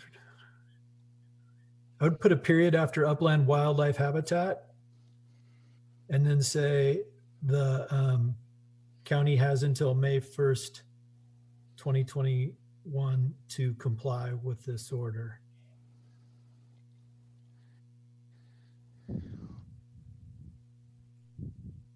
And I just had a quick question. Yes, please. And this is mainly because I'd have to look back in the document. I don't remember the word upland, and I might have just not seen that word or heard that word. So I was just wondering if the word upland, I just want to make sure that whatever we say actually applies to the terminology in the jurisdiction, that we're not like breaking it down in some way that they don't have broken down. I would, my mind is a little scrambled now as to what the exact word was. Maybe if we could just quickly ask Ms. Cherniak if that's the correct word. Ms. Cherniak? Oh, certainly. Yes, it would be just wildlife habitat, not, I would take the upland out. We don't have an upland category. Okay. Thank you. Good catch, Anjali. I also have a question. Yes, Sorry. Commissioner Warren. I am wondering what the point of having, a deadline is if we're issuing an injunction. Wouldn't it make more sense just to say that the injunction is in place until the code has been amended? Could I answer that? Yes, please do. Chair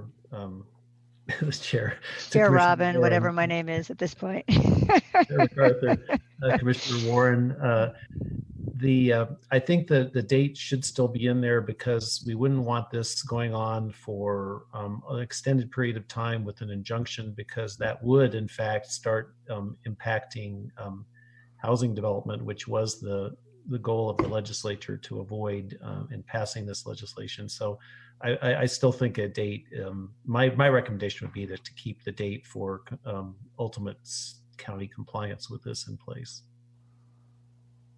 I guess my question then becomes, what happens at May 1st if they have not complied? The injunction remains in effect,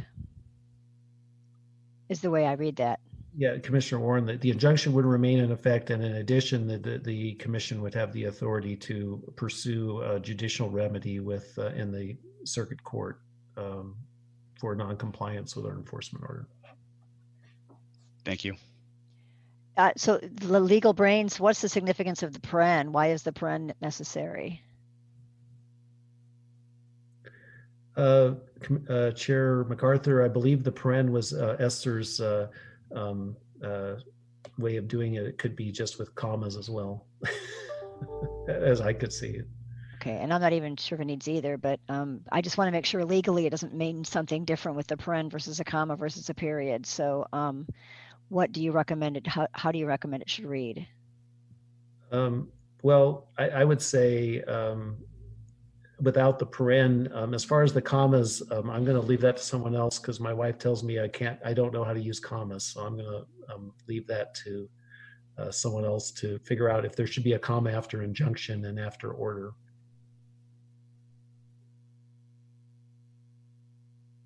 Steve, you're muted. I think we're getting a little hung up. I think what the motion needs to capture is the intent of the commission, and it will be clarified because we have to issue a order from your decision today. So there will be a written order that reflects that the commission's motion was that they are approving the enforcement order. There is an injunction in place regarding wildlife habitat, and that the intent of the commission is that the county will have resolved this by May 1st, 2021. Great, thanks. So this reflects. There. Sorry, I didn't mean to. So Commissioner Morrow, this is Commissioner Morrow's motion, and do I hear a second? A second. Second from Commissioner Halava. I don't think I need to call for any more discussion unless somebody thinks that's wrong. So I will ask for Esther to call the roll.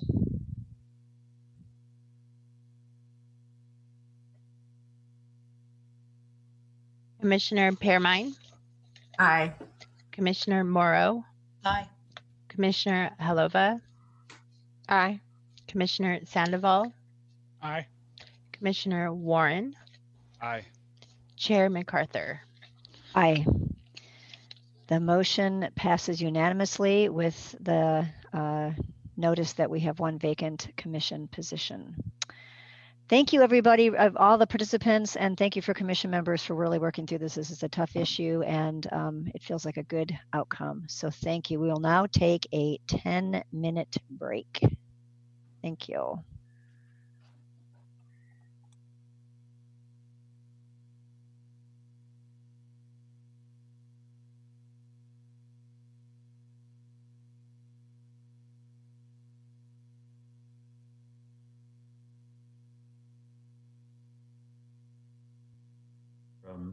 Slides. So okay.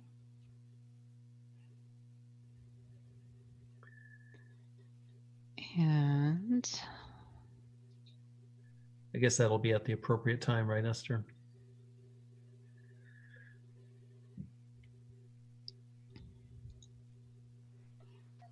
And then Esther, I just push the green button that says share screen, correct? Yes, in fact, there we go.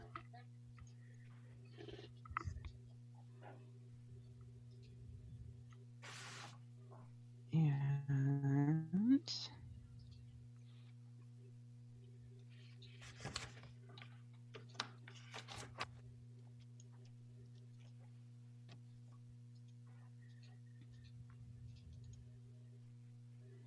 I just want you all to know that what I'm going to miss the most is the more casual interaction with the staff and the commissioners and the public, and pastries in the break room. So I had to go out and get my own pastries this morning. Thank you very much. Aww.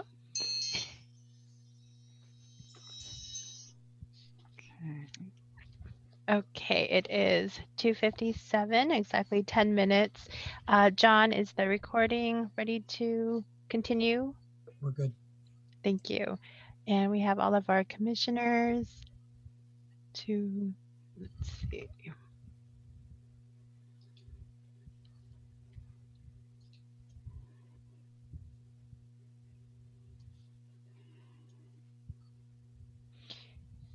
I believe we have all of our commissioners.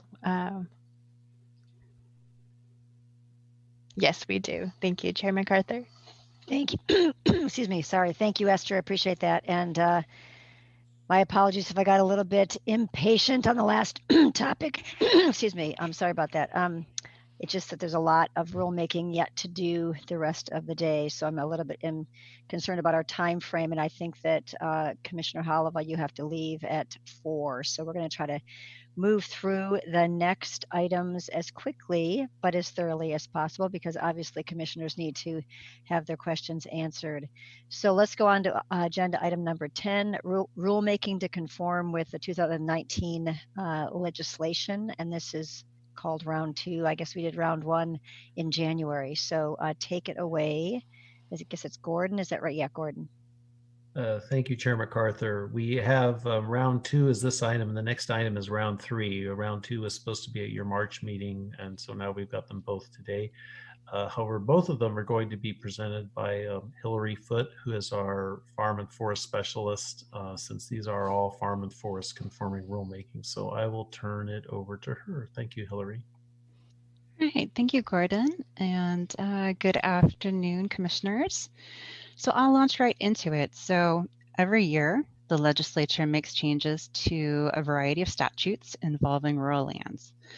And every time that they do so, we work to make our rules consistent with those changes to statute. We don't necessarily have to do that, as the statutes generally trump rules. But if we don't, that might cause confusion. And so it's good practice to have our rules conform a state statute.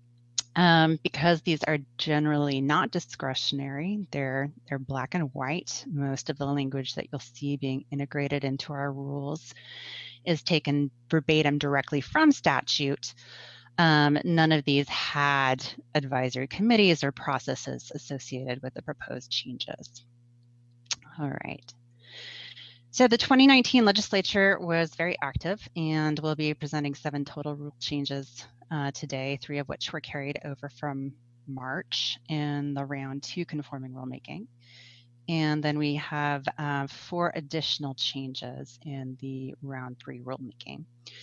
And all the changes that we're reviewing today are changes to Division 33. That's the division that deals with agricultural lands.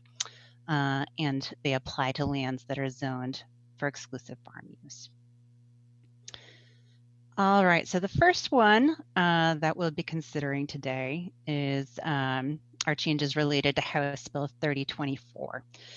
And these are changes that are made to the requirements for replacement dwellings. And this is probably the more convoluted one that we'll be talking about today. So I'll try to make it brief and also clear. So these are provisions that essentially allow a dwelling that exists on agricultural lands to be replaced if it meets certain conditions. So when a dwelling exists and it has all of the characteristics of a dwelling, it has a roof and walls, electric, heating, plumbing, and it's on the tax rolls, then these reviews are really straightforward. It exists, it can be replaced.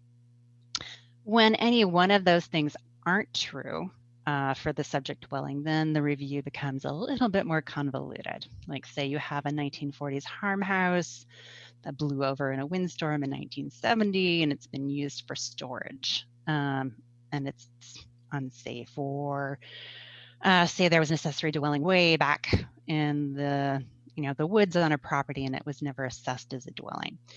That's when these types of reviews can become a little bit more complicated. So House Bill 3024 did several things. The first thing was that it eliminated a blanket requirement that applied to all dwelling replacements, that the dwelling have been assessed as a dwelling for the previous 5 years, that it was on the tax rolls. So this requirement no longer applies to existing dwelling reviews, which makes that review even more straightforward and simple.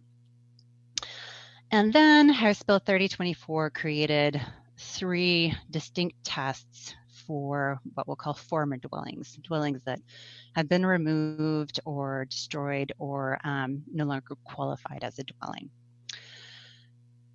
All 3 of these former dwelling tests require evidence be submitted that the structure did at one point have the qualifying features as a dwelling, so heating, plumbing, electric, roof walls. And then there's 3 different types of reviews that go on top of that. So the first is when a dwelling was destroyed, removed, or demolished. This new provision requires that the destruction, removal, or demolition occurred on or after January 1st, 1973, which is essentially when SB 100 became effective, and that there is no tax lien on the dwelling. So an example of this one might be the local fire department did a practice burn on an old farmhouse in the 1980s. You had documentation that did formally qualify as a dwelling, and there's no tax lien on the property. That would qualify for replacement. The second path for the former dwellings is if the dwelling is unsafe or it's been designated as an attractive nuisance and there's no tax lien on the property. So say there was a 1910 farmhouse, it was damaged in a windstorm in 1970 and has been used for storage ever since then. So that would then qualify for replacement under these provisions. And then the third path is if a dwelling doesn't fall into either of those two buckets for former dwellings, but it was assessed as a dwelling for the previous 5 years or from when it was constructed. So that would include a structure that's still in place. It hasn't been deemed unsafe, but it doesn't have all the features of a dwelling. So maybe it doesn't have a heating system or something like that. So in a nutshell, these provisions significantly open up opportunities for replacements of structures that were formerly dwellings. And again, the language in the rulemaking is essentially verbatim what has been already enacted in statute. So does the commission have any questions on this particular proposal? I don't see any. And just a reminder to commission members, as you just mentioned, Hillary, and it's great to see you in front of the camera. I don't think you've testified in front of us before, so thank you. Welcome. I think we might, because we don't really have, the purpose of this agenda item is both to adopt what we're required to adopt. We don't have any leeway in adopting. So really we have to adopt it, but what you're trying to do is to provide a paragraph maybe on each of these to explain what they are, because we don't really have the opportunity to do something different, is my understanding. Is that a correct statement? That is correct. So most of what we are proposing, all of what we are proposing today is black and white. There's no discretion involved. There was no RAC involved in formulating these changes to rule. So everything that we're talking about today is already effective in statute, and we are simply changing our rules to make sure that they align and they match up with statute to avoid confusion. Great. So so I don't hear anything for the first, so maybe when you go through the other ones, you can just give us a paragraph on the intended purpose of each of these, and then at the end we'll probably go through each one sequentially and somebody can make a motion second and we can adopt, if that's okay with you. That is fine with me. Great. Yeah, only in the interest of time, we're trying to move through this as quickly as possible. And given this particular topic, we don't have a lot of discretion on these particular issues. All right, moving on. The next item is House Bill 2573, and this deals with a change to the income threshold in the test for a primary farm dwelling in conjunction with a cranberry bog. There are a couple different paths available for establishing a primary dwelling on land zoned for exclusive farm use. One path is the income test, and there are actually 4 different income tests. The income test that's being modified in this case is the high value farmland income test for a primary dwelling only when it's in conjunction with a cranberry bog. And only when the subject property is part of a farm tract that is high value farmland based on the presence of a perennial crop, i.e. in this case, a cranberry bog. And so it wouldn't apply if the land was deemed high value because it was also of a soil capability class that met the definition for high value farmland. So when a farm tract is high value farmland, the income test threshold is $80,000 from the sale of farm products that were produced on the property in the past 2 years, or an average of 3 of the past 5 years. This proposal, or this House Bill 2573, lowered that threshold for cranberry bogs in response, it's my understanding, to a significant dip in the market for cranberries. So the expected impact of this change is anticipated to be limited. Most of the cranberry production in Oregon occurs on the south coast in Coos County and in Curry County. And that's that one in a nutshell. Are there any questions on that particular change? I don't see any questions. Thank you, Hillary. All right, and then the last one in the round 2 conforming rulemaking relates to dog training classes and testing trials. And this one is very straightforward. Dog training and testing trials under certain conditions are allowed as a sub-1 use on land zoned for exclusive farm use. The amendment changed the date that applied to qualifying farm buildings for hosting these kind of events from any structure built before 2013 to farm buildings in existence before 2019. And that's that. Sorry, are there any questions on that final change? Seeing none, continue. Thank you. Well, that concludes the round 2 items that were carried over from March. Great. And so I'm looking on page 3 of this item, agenda item 10, and I'm a little confused because there, in a couple cases, there are 2 motions for the same issue, and I guess I stand corrected that we have some discretion on some of these, or not? I'm sorry, you cut out there. there. Are just 3 motions and then 3 alternative motions. Okay. So, but why do we have alternative motions if we don't have discretion to do this? I just need clarification on that. Perhaps if in the commission's discussion, you identified a Scrivener's error that we needed to catch or something of that nature. Okay. I agree that you don't have much discretion, that we're basically reiterating statute in this case.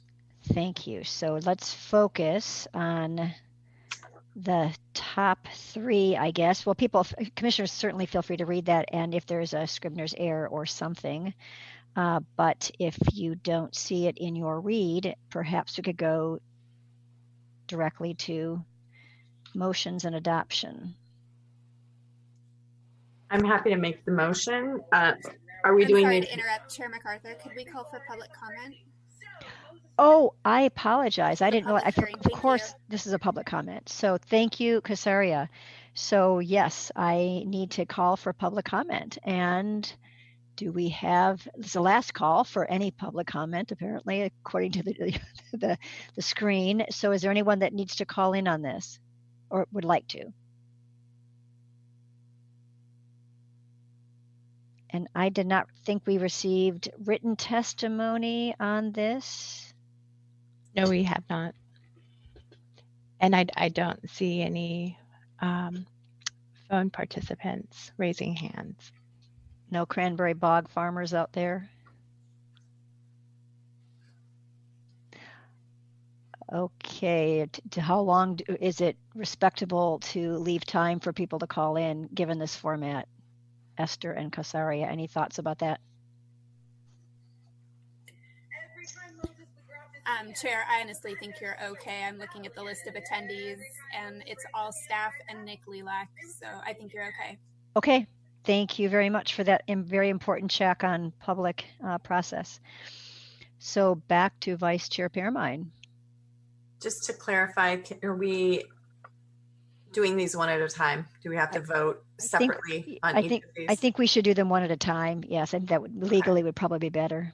All right, so I move the commission approve the amendments to Oregon Administrative Rule 660-006-0130 related to farm replacement dwellings as recommended by the department and explained in the staff report and as seen in attachment A. Second. Apologies, Chair. There's a typo in that motion. The change is in Division 33, not Division 6. Okay. So is that at all three of these? All of the changes that we'll be considering today are in Division 33. If we could just help, if I may, Chair MacArthur, this is Kirsten. If Hillary, if you could just proof when Esther makes that change here, so it'd be Esther would be OAR 660-033. Thank you. That's correct. And then down below would be the same. Thank you. And then it sounds like each of the next two motions, Esther, would need to be correct in the same way. Thank you. Thanks, Chair. Great catch. Thank you. Don't want to amend the wrong thing. So I think with the change up there, I think we can still go with Vice Chair Pearmine's motion. Do I have a second? Second. I think if I don't see anyone wanting to comment, let's take a roll call. I'm sorry, who was the second? Commissioner Morrow. Commissioner Morrow, thank you. Okay. Commissioner Pearmine. Aye. Commissioner Morrow. Aye. Commissioner Halova. Aye. Commissioner Sandoval. Aye. Commissioner Warren. Aye. Chair MacArthur. Aye. The motion passes with one vacant member on the commission. Thank you. The next one, perhaps you don't mind continuing on this role, Vice Chair Pearmine? Happy to. So I move that the commission approve the amendments to the Oregon Administrative Rule 660-033-0135 related to cranberry bog dwellings as recommended by the department and explained in the staff report and as seen in attachment B. Second. Thank you. We have a motion by Vice Chair Pearmine, a second by Commissioner Warren. Seeing no request for comment. Esther? Commissioner Halova. Aye. Commissioner Sandoval. Aye. Commissioner Warren. Aye. Chair MacArthur. Aye. Chair Pearmine. Aye. Commissioner Morrow. Aye.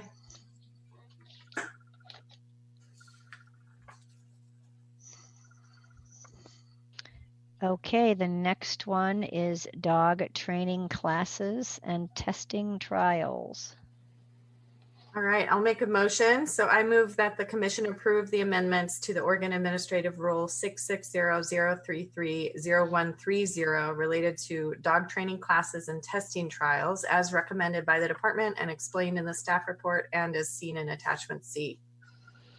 We have a motion. Do I have a second? Second. Second from Commissioner Warren. Seeing no hands up to comment, may I, Esther, would you take the roll? Commissioner Sandoval. Aye. Commissioner Warren. Aye. Chair MacArthur. Aye. Commissioner Pearmine. Aye. Commissioner Morrow. Aye. Commissioner Halova. Aye. The motion passes unanimously, excuse me, with one vacant commission seat. I think that concludes this agenda item.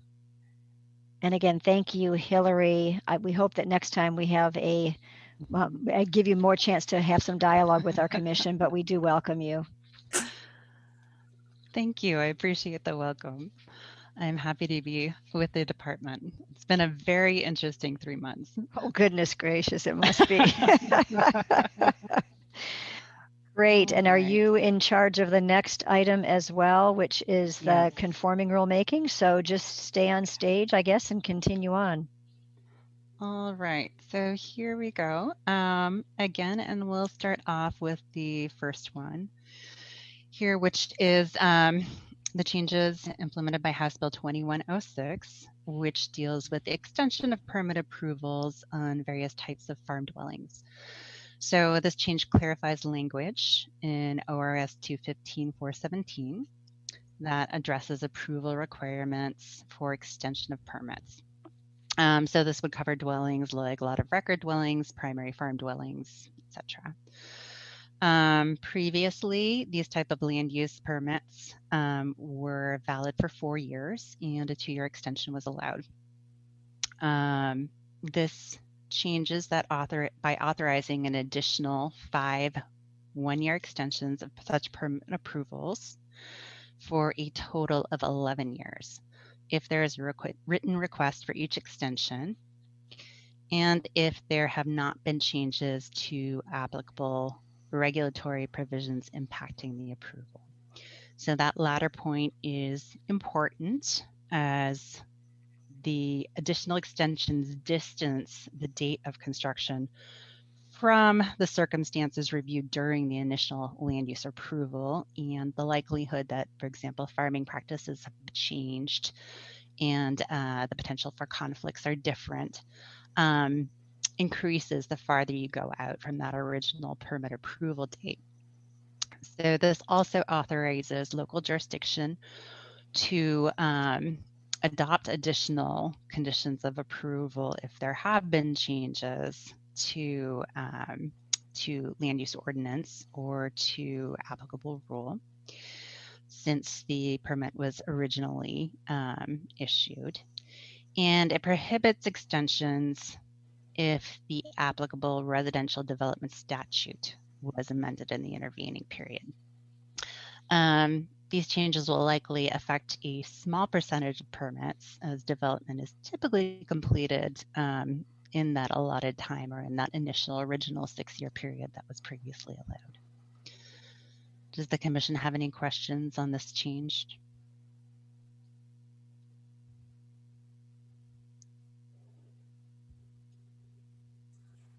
Do we lose? Oh, there you are. Yes, thank you. I don't see anyone's hand up, so let's continue. Thank you. Okay. So we'll move on to guest ranches. So guest ranches are transient lodging facilities that are located on large lot commercial livestock operations in Eastern Oregon. They can provide meal services and different kinds of passive recreational opportunities like hiking and fishing and horseback riding. Guest ranches have been allowed as a use on land zoned for exclusive farm use in Eastern Oregon under temporary provisions since 1997. Those provisions have been extended repeatedly. Most recently, they were set to sunset in April. So House Bill 2435 eliminated the sunset date and made guest ranches a permanent part of Chapter 215. The new provisions also added some language to ORS 215-461 that include reporting requirements for new guest ranches, where the operator of a guest ranch would need to report annually to the county issuing the approval on different sorts of things to ensure continued compliance with the conditions for approval. Staff is only aware of a handful of these types of operations that have been permitted in the past 20 years, so the anticipated impact is fairly minimal. Does the commission have any questions on this proposed change?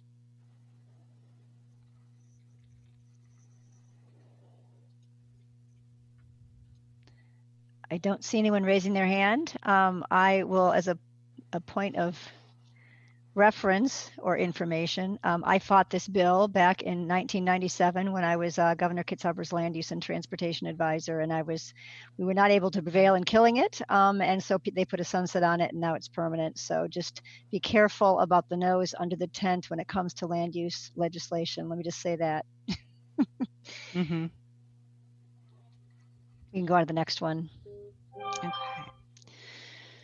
So the next item, House Bill 2844, relates to an exemption for on-site farm processing facilities that are smaller than 2,500 square feet in size. It essentially would allow those types of facilities to be permitted without application of siting standards. Staff recently received some new information from the Legislative Policy and Research Office on Tuesday related to this proposed rule change. And that new information has raised more questions that staff is currently investigating and digesting, and we would like to remove this item from consideration today with the intent of revisiting it at our July meeting. Great, let's do that, and we can discuss the reason for that change or that new information and what that means to us in July. Thank you, Hillary. Okay. And then on to the last item, which is changes affected by Senate Bill 408, which added utility to the list of non-farm uses that are eligible for a substandard land division pursuant to the standards in ORS 215-263. So effectively, this allows utility providers to own the land underlying their facilities. So examples would be communication towers, water storage, wastewater facilities, etc. This change also clarifies that land so divided is not eligible for consideration for a zone change without taking goal exceptions. We did receive public comment on this particular conforming rulemaking. Umatilla Electric Co-op submitted comments in support of the rule change. Are there any additional questions on that item? I don't see any hands up or head shaking. I don't have a question, but I have, when we get to a vote on it, I do have a change. It's page 2, line 19. We would just need to change subsection to section. Okay, and I'm assuming that when we file it. Okay, when we get to that one, why don't you go ahead and make that change so we can record it in our books. Thank you. Okay. Thanks, Steve. I think you can go on, Hillary. And that is it. That concludes all of the items that have been proposed for conforming rulemaking in the round 3 agenda item. Thank you. And as you pointed out, we got, we're going into public testimony now. We'll see if anyone is on the phone at this point, but we did receive the letter from Umatilla Electric. And then there was a second piece that came in just yesterday, I think, Esther. I don't have it in front of me, but there was a second piece of written testimony on one of the bills. I don't recall which one now, sorry. But commissioners can look in their packets for that, or... Chair MacArthur? Yes. For me, it's Kirsten. That's which House bill was that? It was, I started to record it, Hillary, and then got distracted midway through. It's the House Bill 44, and that's being postponed until July. Yeah, House Bill 2844, we did receive 2844. comments from Washington County that are somewhat related to the issue that we've been exploring with LPRO. Mm-hmm. So that's the one at Chair MacArthur that is being postponed until July. Okay, yes. So let's open it up to public comment.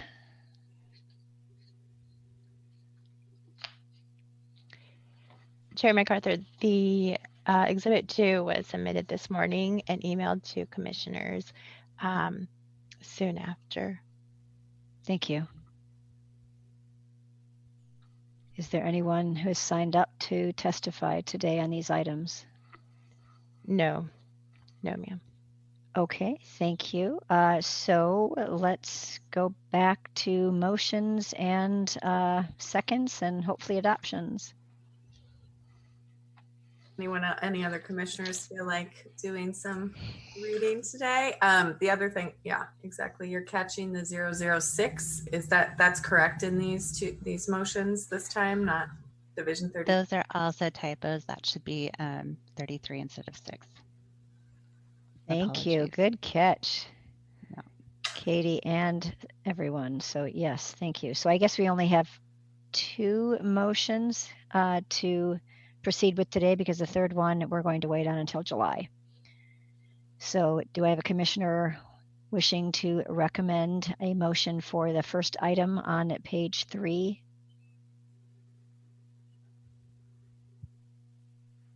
I can do that. But there are 3 motions. I think only one was eliminated and there were 4. Is that correct?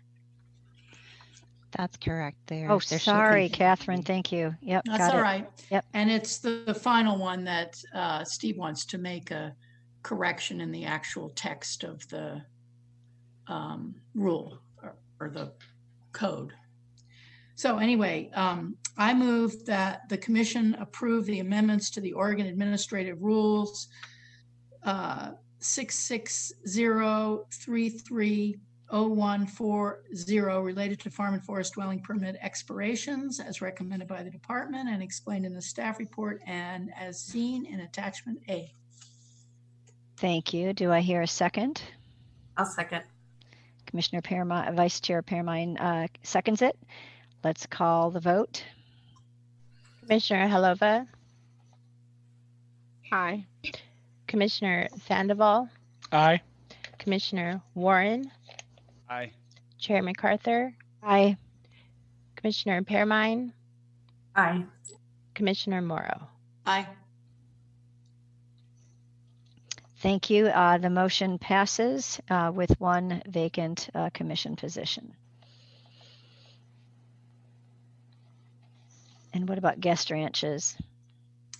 If I may, I move that the commission approve the amendments to Oregon Administrative Rule 660-033-0120 related to the removal of the sunset provisions on guest ranches in Eastern Oregon as recommended by the department and explained in the staff report and is seen in attachment B. Do I have a second? Second. That was Commissioner Warren. Is that correct? Okay, yes. Great. Thank you. So we have a motion and a second. Seeing no call for discussion. Esther? Commissioner Sandoval. Aye. Commissioner Warren. Aye. Chair MacArthur. Aye. Commissioner Pearmine. Aye. Commissioner Morrow. Aye. Commissioner Helova. Aye.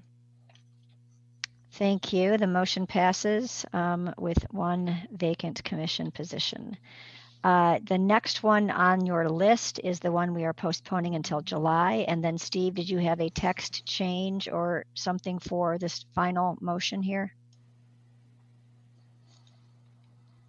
Yes, we'd move to the alternative motion on page 4. And I could just read it and someone could endorse that if that's the most effective way to do it. It would be that I move that the commission approve the amendments to Oregon Administrative Rule 660-033-0100 related to substandard land divisions for utility facilities as recommended by the department and explained in the staff report and is seen in attachment C with the following modification. On page 2, line 19 of attachment D, change section to, or change subsection to section. So moved. And do I have a second on that? Because he can't really make the motion. Second. Thank you. Okay, we have a motion and we have a second. Let's call the roll. Commissioner Warren. Aye. Chair MacArthur. Aye. Commissioner Pearmine. Aye. Commissioner Morrow. Aye. Commissioner Helova. Aye. Commissioner Sandoval. Aye. The motion passes with 1 vacant commission position. Thank you very much, Hillary and commissioners, for that agenda item. Okay, we're on to agenda item number 12, which is consideration and adoption of rule amendments for the simplified UGB amendment process. And Gordon, we're probably tiring you out this time around. So if you don't mind taking it away, perhaps this is the last time you have to speak to us today. Thank you, Chair MacArthur. This hopefully will be a pretty somnolent item for you today to finish up. So this is an amendment, a rule amendment to Division 38 of Section 660 of the Oregon Administrative Rules, That's the rules for the simplified urban growth boundary method. And this is a very straightforward change.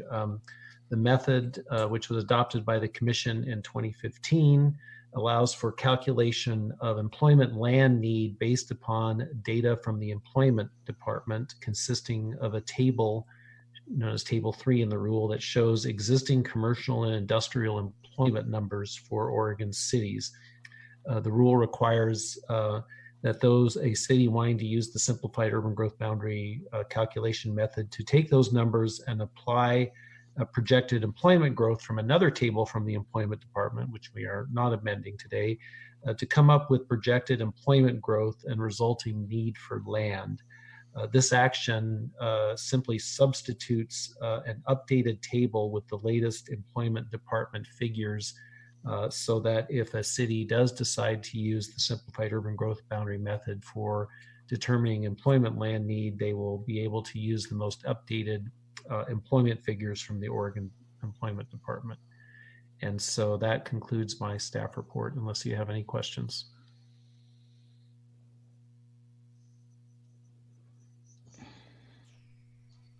Questions for Gordon? Oops, it looks like Commissioner Sandoval has his hand up. Commissioner, thank you. Yeah.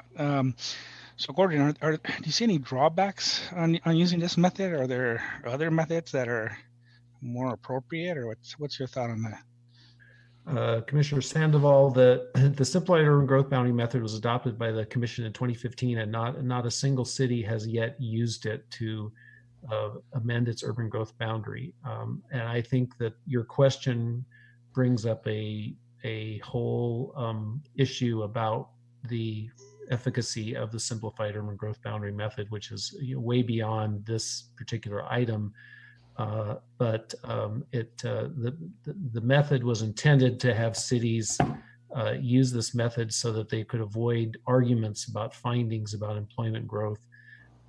And frankly, until cities start using this method, I can't even give you a good analysis of its efficacy.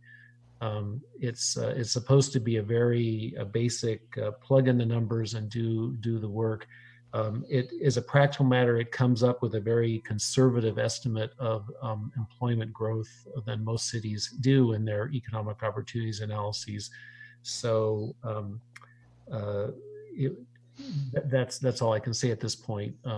We really don't have a good answer for you about whether this is a good method, and maybe the fact that no cities have used it means it's not a good method. But like I said, that's a subject for another rulemaking exercise in the at least medium future, if not longer, because of all the other work we have to do. So yeah, I think it'd be good to explore that. If no one's using the method, that seems kind of odd, I guess.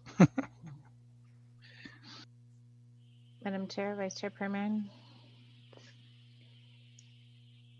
Yes. Kirsten. Oh, Kirsten. I'm sorry, Kirsten. Yes. No problem. I appreciate Commissioner Sandoval's question and Gordon's response. It is not for lack of trying that some, from what I understand, it's not for lack of trying that some jurisdictions that this hasn't been used. Doug Rux with the city of Newburgh, I think, would like to come explain his efforts to the commission at some point. It is apparently challenging to use. He and I think Gordon, there may have been one other community that came to a community services division meeting and explained the challenges to us in detail. We may not do all that presentation for the commission, but there's some lesson, there's a good reflection, and evaluation in understanding to look at there, I think. But regardless, if anyone wanted to use it by affirming this update, it would be in play for a jurisdiction to at least look at using. So this keeps the methodology up to date and viable, theoretically viable, if a jurisdiction were to be able to use it. Gordon, did I misstate any of that? Thank you, Deputy Director Green. It was Doug Rux from the city of Newburgh that I don't believe any other city has reported on it in detail. We did actually fund a technical assistance grant for them to thoroughly evaluate its use in Newburgh, and they determined that it was not that they did not want to use it for what we determined to be fairly good reasons for that city. And so that would be a good start for when, if and when we eventually reevaluate the whole simplified urban growth boundary method to make it more usable in the future. One of the, I might just close by saying, I know it's late, but one of the things forthcoming for commissioners is an update to the policy agenda. I don't think we'd be taking this up this biennium, but we might flag this for something for a future biennium policy agenda, perhaps the next biennium's policy agenda, to evaluate. And so Palmer will be bringing that update to you this fall, and then we can perhaps look forward into future biennia and be identifying housekeeping or system improvement work to be done at that time. Thank you. Thank you. And I thank you very much, Kirsten. I see Commissioner Morrill's hands up. Thank you. Thank you very much. It's very disappointing to me that this hasn't been used. A lot of work went into creating it. And there was a lot of public involvement, and the goal was to make it faster and less expensive, because that's always been the complaint about from jurisdictions trying to amend their UGBs. And it's a completely legitimate complaint about how long it takes and how much it costs. And so it's, yeah, hopefully sometime in the future, maybe you can fix it so it'll work. Thanks. It doesn't sound very simple. If Chair MacArthur, if I may, just one last, and this hopefully will get a chuckle, but one of the most effective things we're doing on climate is urban growth containment. So, you know, there are pluses and minuses of it being easy or difficult, but I know that every jurisdiction is entitled to its 20-year supply. Yeah, that's sort of a bittersweet comment, but thank you. Okay, so we have a recommended action on page 2 of the staff. Oh, public comment. I'm sorry, I should have asked for that. Now I see on the screen there wasn't any public comment, but I didn't see anything in the packet written, and it sounds, Esther, like there is no one in the audience to speak. Thank you. Good check on me. So there is on page 2, there's a recommended action with a motion there, if somebody is willing to offer that. Happy to. I move the commission adopt amendments to OAR 660038 and the amendment to table 3 that's referenced in the rules as recommended by the department and explained in the staff report. Thank you. Is there a second? I'll second it. Thank you. Commissioner Sandoval seconds it. We have a motion and a second. Let's take a vote. Commissioner Pearmine. Aye. Commissioner Helova. Aye. Commissioner Sandoval. Aye. Commissioner Warren. Aye. Chair MacArthur. Aye. And her last vote, Commissioner Morrow. Aye. Thank you. The motion passes unanimously with 1 vacant commission position. Thank you, everybody. That brings us to our final agenda item, an important one, because this final one's all about us, the commission, and we'll try to be brief. We are going to call up Carol Bovet, to the Administrative Services Manager, in a moment to give us our Budget and Management Subcommittee report. But there are a couple things I wanted to mention. I had in my notes that at the March meeting I was supposed to bring up, which we didn't have, but March meeting, that I don't recall who else is on the Director Review Committee with me, but we had talked about this back in, I think, November, when we made assignments, that we would be willing to think about some additional questions we might ask as part of that review. Rather than go over those now, everyone is exhausted, I will send an email out and ask for your collective input on those questions, and then I'll convene the Director Review Subcommittee at some point, and we can talk about those and proceed accordingly. So if that's acceptable to the Commission, I will do that. Seeing no one raise their hand. Okay, and I think that might have been the only thing. I guess the final thing that Jim covered briefly in the director's report is that the CIAC, for a number of reasons, we are down to only 2 members after we had that amazing presentation from them in September in Tigard.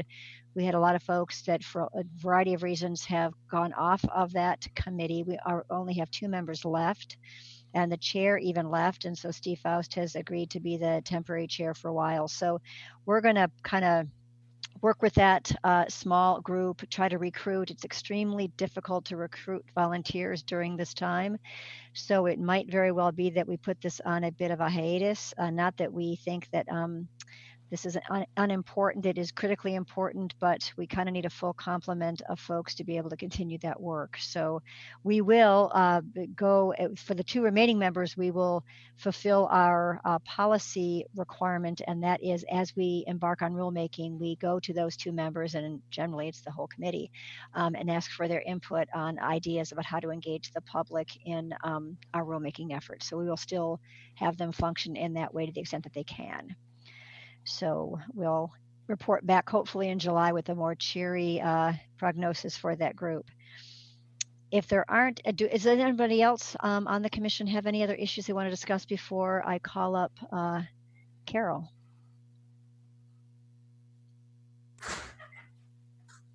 Chair MacArthur, yes. Letting you know, I won't be there in July. I'm going to be on the Salmon River, the Middle Fork. So I will be missing you all, but we had talked about a retreat, which seems pretty implausible to have a retreat in person, but curious about just the idea of maybe a Zoom planning meeting in the future too, that is where we can hear from each other more casually. If I may, Chair MacArthur. Yes, please. Vice Chair Pearmine, I think it's absolutely critical, particularly since we will have 2 new commissioners, hopefully by the end of June, to consider an orientation. It's staggering to me to realize that come the 1st of July, Commissioner MacArthur will be the longest serving commissioner on the commission. And it feels to me like she just started about last week. So the point being, we have a bunch of new people who've never been through an orientation, and we want to do it. And we have laid out areas of content that we want to focus on. The real question is, what you just asked about, how do we do it remotely? I think we can do it, not as well as we could in person. The other issue, frankly, is timing. If we're going to have a special meeting for housing in August, a regularly scheduled meeting in September, trying to fit that into people's busy schedules is a real challenge. So we're working on it. But at this point, it is a very strong aspiration, but we have little more. Thank you. And I will just say this, I use Zoom all the time for everything now, of course, and that I find it really, it works. So even if it's abbreviated 2 hours, I think something would be good. No, it would be at least 2 days. Kidding. That was a late in the day joke. I was about ready to quit. Don't quit. Okay, thanks, Jim. Appreciate Chair that. MacArthur? Yes. Before you move on, I'm sorry, I'm not sure if you were going to ask commissioners for other items, but Esther and I did have one more scheduling item. We wanted to ask about August of Commissioner Halava, and I think Vice Chair Pearmine, if they're able to make that August special meeting date on August 5th. That is pretty important to nail down because of the housing work has to move forward. So if Remind me the date. I think I just accepted it because there's no plans in my calendar. Great. It's on the screen, Commissioner Halava, August 5th from 9 a.m. to 12 p.m. Yeah, I mean, I have no plans. Great. Now you have a plan. Now you have an exciting event on August 5th. And then Vice Chair Pearmine, I'm not sure if you're able to check your calendar. multitasking and doing that. I'm trying to do that right now. Yeah, thank you. Just take a moment. I know these are hard to schedule, and your LCDC emails are not your primary emails, so appreciate just taking a moment. Yep, that works for me. Okay, thank you. And I think everyone else, Esther's saying, please confirm your availability for July 23rd, 24th, but I think that the only person we know cannot make it is Vice Chair Piermine. Is that right? In July, you mean? Yeah. I think that's true. And I also think Esther has also pulled Nick Lilac and Katie Jacobson. Is that correct? So we will have a quorum, which is the important part of that. Mm-hmm. You bet. Yes, in July. Great. Thank you, Okay, Esther. thank you. Thank I'm you, out of Esther. here. Yeah. Thank you. Great. Well, it's always, if there's no other commission, I didn't want to shortchange commission suggestions or other topics the commissioners have. But I'm seeing, yes, Commissioner Morrow. You're mute. You need to unmute. I know. I just, this will be my last hurrah. I really want to compliment everyone on running this Zoom meeting. I think it's quite impressive and it's run really smoothly, and the chair has done an excellent job. And just think how much money it's going to save, Jim, without pastries and travel and motels and everything. I don't know how much that is proportionally, but you know, this may be the new reality. But it's sad to me that it might be the new reality for a while, because as I have said, one of the best parts of being on this group is getting to know the staff and the commissioners and the public too, and traveling around the state. So I'm really going to miss that. And I also just wanted to say that I appreciate the chair and the commissioners working collaboratively to come to a consensus whenever that's possible. It may not always be possible, but thank you to the chair and staff for supporting that kind of effort by drafting motions and that sort of thing, so that when it's possible, that can happen. And thank you all. It's been an honor and a pleasure. Thank you, Catherine. And we're not quite done with the agenda, but I'm glad you said as what you did, because we're going to really, really miss you. I want to end the day on a really high note, and that is, Carol's always delightful to see you here. So Carol is our Budget and Management Director, Administrative Services Director, I guess. And please take it away and tell us what's going on with your budget, with our budget. Thank you, Chair MacArthur. And I probably don't need to restate, but my name is Carol Bovette, and I'm the Administrative Services Manager at DLCD. And I'm here to report on the meeting of the Budget and Management Subcommittee. We met on Tuesday, May 19th, and reviewed the fiscal period reporting for March of 2020. I would say that that's not the real critical core discussion point these days, given what budgets look like in the state of Oregon. Our March financials are looking positive, and we were actually tracking a little bit over $130,000 worth of savings for the current biennium. But I think most of you are probably aware that the governor's office asked all state agencies to reduce by 8.5% of their total biennial budget, and to give a list of the impact of those cuts. And so DLCD engaged in that exercise, and we have information at our website. I believe it's at the bottom of the opening page for new information, but it shows the information that says how much we're reducing based on each individual appropriation. I would say on top of that, just because, we've got to still carry on with planning for the budget for the upcoming biennium, that's the 21-23 biennium. We're in the middle of the budget build process.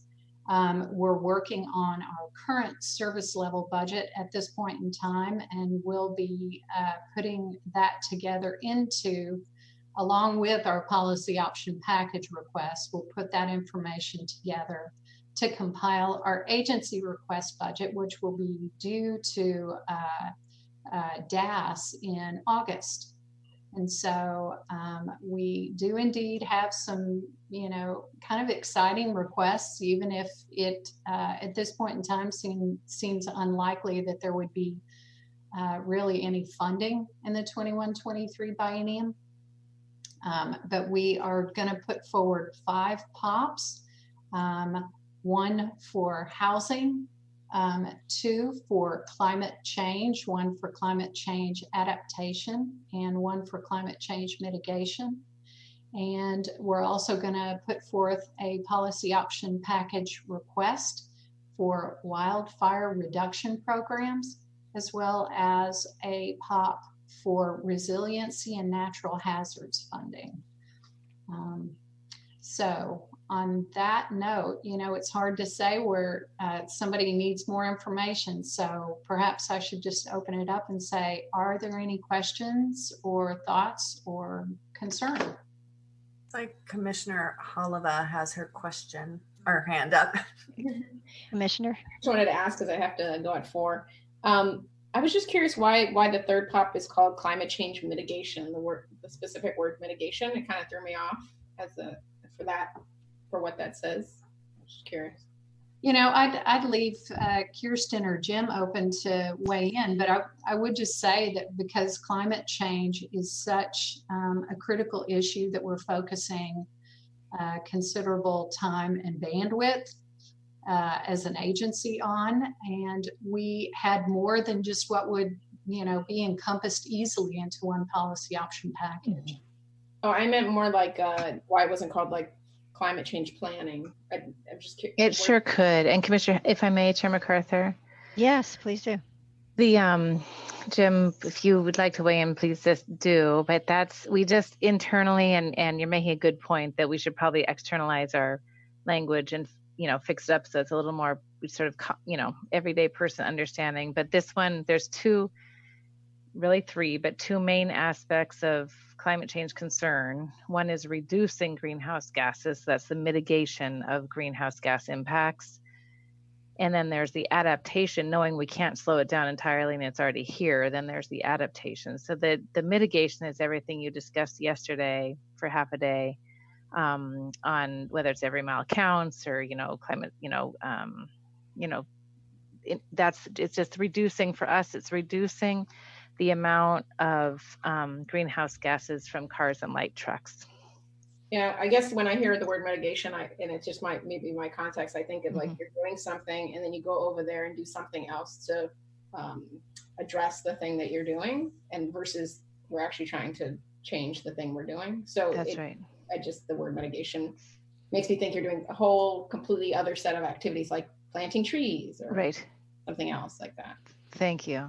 Thank you very much. That's a good observation. Yeah, and I agree with Commissioner Holova, and I think that wording obviously is important, and making it sound like it's an accessible thing that we're doing. Mitigation, even the term is kind of like for some people that they don't really get it, that was said, but also what is the desired outcome? So it's not a housing in general. What is the expectation?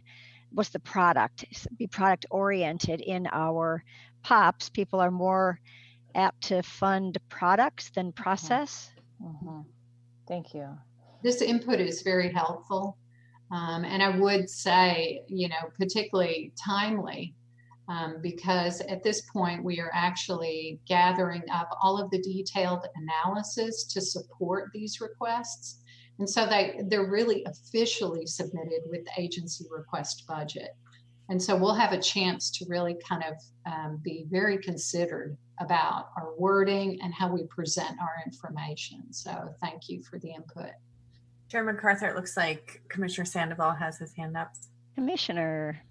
Yeah, so I was just wondering what role the commission plays in developing the policy option packages. So with the Housing Stability Council, the council plays a critical role in figuring out the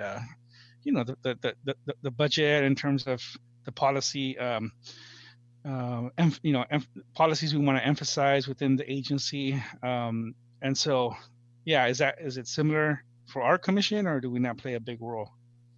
Jim, is that something you might want to answer? You have to come off mute, sir. Still muted, Jim. There, I'm on my way. There you go. So no, it is different, Commissioner Sandoval. We will come to you. So we've given you in the director's report this time a very brief overview. For us, because we deal almost exclusively in general fund, it is a very prescriptive process for the state. So Department of Housing doesn't have an awful lot of general fund. There is more now than there has been in the past because of some of the legislation. But this is a pretty rote exercise. We come to you earlier in the year. We would have probably been talking about concepts in March, but because that meeting didn't happen, we haven't been able to have the conversation with you that we might otherwise. Right now, we submit our budget request the first week of August. So we will be coming to you for some conversation about what we're submitting, but it's going to be far too late in July to have any real impact on that. So usually those conversations with the commission happen sooner. Anyone? Chair MacArthur, could I add something? Please do. Thank you. For all commissioners, Commissioner Sandoval and all commissioners, the policy office led by Palmer and Emma Lamb, legislative coordinator, are out right now doing stakeholder outreach forums on the policy option packages as well. We know there'll be changes. Rob, Chair MacArthur just made a very good suggestion to, be product or outcome oriented. That's very wise. Palmer envisions, he works a sort of a 4-day schedule, so he's not with us at this moment, but I know he envisions doing an update and sending that out to you as commissioners and other stakeholders who have participated in the forums. It would be good for commissioners to state now if you think that these are off track. We had a bit of this discussion, I think it was yesterday and then again this morning, and Director Rue gave his report, that these are the formative building blocks of the policy option packages, and I think reflect the biennial priorities of climate, housing, natural hazards, and less so rural community development is our other biennial priority that we're addressing more through programmatic efforts. But be interested and would invite also, if it's acceptable, commissioners to touch base with Palmer, and if you need more information on these policy options, because Director Rue is right, you'll have an update in your packet that'll come out, I think, where's my calendar, 2 weeks before our July meeting, so you'll receive that on July 9th, and then our meeting is the 23rd, and then of course the ink is dry. Chair MacArthur signs the agency requested budget and is due on August 1st. So it's not an ideal year here with COVID, but we certainly invite commission's guidance. Yeah, my question was, it was you answered it, but it was basically about process, and the role that we play in that. To me, it seems like it's a critical role that if the commission, if there's nothing that bars us from serving a critical role, and I think we should be engaged in that from the beginning, because now, I agree with most of these pops, but it would have, I guess it would have been good to, and maybe this happened before I got on board, but to have a conversation about, about these pops even before they were, limited to these issues. So just a suggestion, I guess, for the future. It is a good one, if I may, Chair MacArthur and Commissioner Sandoval. It's interesting. There's been quite a bit of staff over at DLC, except for Director Rue, thank heavens, over the last decade, and the policy analysts have taken different approaches. There's been actually 3 folks in that position in the last, I think, 4 years, perhaps more. We have actually, our emphasis this last year has been on deep staff engagement. So we probably are ping-ponging too far that way and did complete and thorough staff engagement. I think, Carol, you might recall that, what was it, Carol? There was nearly 30 policy option package concepts submitted by staff. I think more than that. Yeah, but point well taken, Commissioner, that we can build in the calendar for next biennium to approach the commission, as Jim said, in March, quite early, as we're inviting guidance from all staff. I do think that this is going to be an unprecedented and probably an unpleasant budget build process, given the state's economy and the COVID. So I, for one, appreciate the commission's interest in our policy priorities and your empathy around what staff impacts may happen. The potential for new staff, I would consider to be, limited, given that everyone is in reduction mode. So just would ask for the commission's patience as we try to articulate the things we won't be able to do while preserving our core functions and working on these priorities in one way or another. Thank you. Are there any other questions I might be able to help with? Vice Chair Piermine, were you? Not related to things Carol can help with. So I do have just one more business question. Great. Any final questions for Carol? Commissioner Haleva. Yes. Goodbye. Goodbye. Not you want to say something. Got it. Different kind of hand wave. Thank you. Bye, Commissioner. So thank you, Carol. Appreciate that very much. And you said you had a final thing you wanted to say, Vice Chair Piermine? I'm just thinking about, obviously COVID is on all of our minds and the economic impacts that we're seeing. Just wondering about in our next, and not a work assignment, but just for us to consider how this is going to impact the department specifically, travel being one thing, ongoing sort of structural changes to meetings, things like that. Also just, I think our assessments of how is this going to impact housing planning, all of our community-based economic development work. And just, I don't know if if there is someone on staff kind of taking the lead on the economic front, but we're obviously at the food bank thinking in terms of both of how we have to adjust our work based on COVID. And so we have a public health sort of interface and then also an economic interface. And so just pulling that forward for us to be considering, and I know it's on everyone's mind. Yeah, Commissioner Piermine, very quickly, the Regional Solutions Network has been pulled directly into a recovery process for the entire state. So we sort of practiced this on relatively small bases with the Eagle Creek fire in Hood River and Wasco County, and also the fire in very southwest Oregon a couple of years ago, in terms of how do we respond with a coordinated state effort at recovery.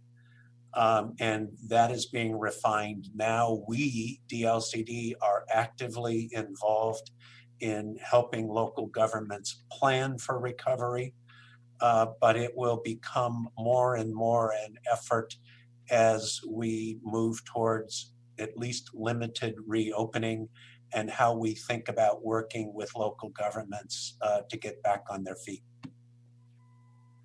Thanks, Jim. If I may, Chair McCarthy and Vice Chair Piermine, just to tag on to what Jim said, Lee McIlvain, she's addressed as new staff in your packet. She's the new economic development specialist. She's assisting Matt Kroll with those efforts.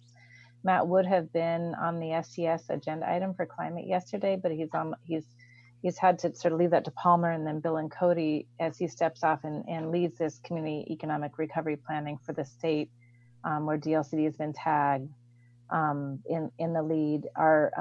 We can forward to commissioners. Our staff, even before that team was pulled together, put together a list of tips for local governments for economic recovery. So we'll forward that to commissioners, and we expect more pieces to be forthcoming. Thank you.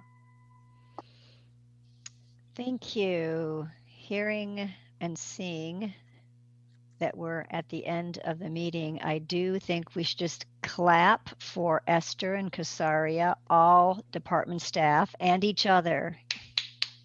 Good job. Nice job, everybody. I can't believe we're done.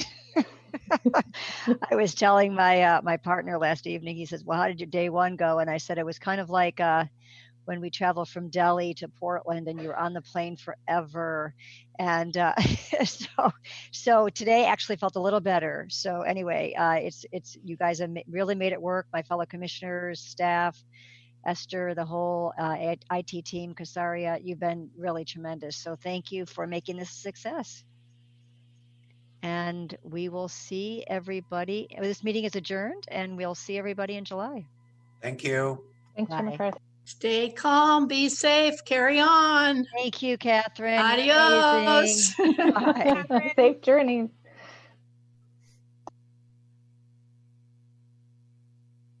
Okay, meeting's over. I'm trying.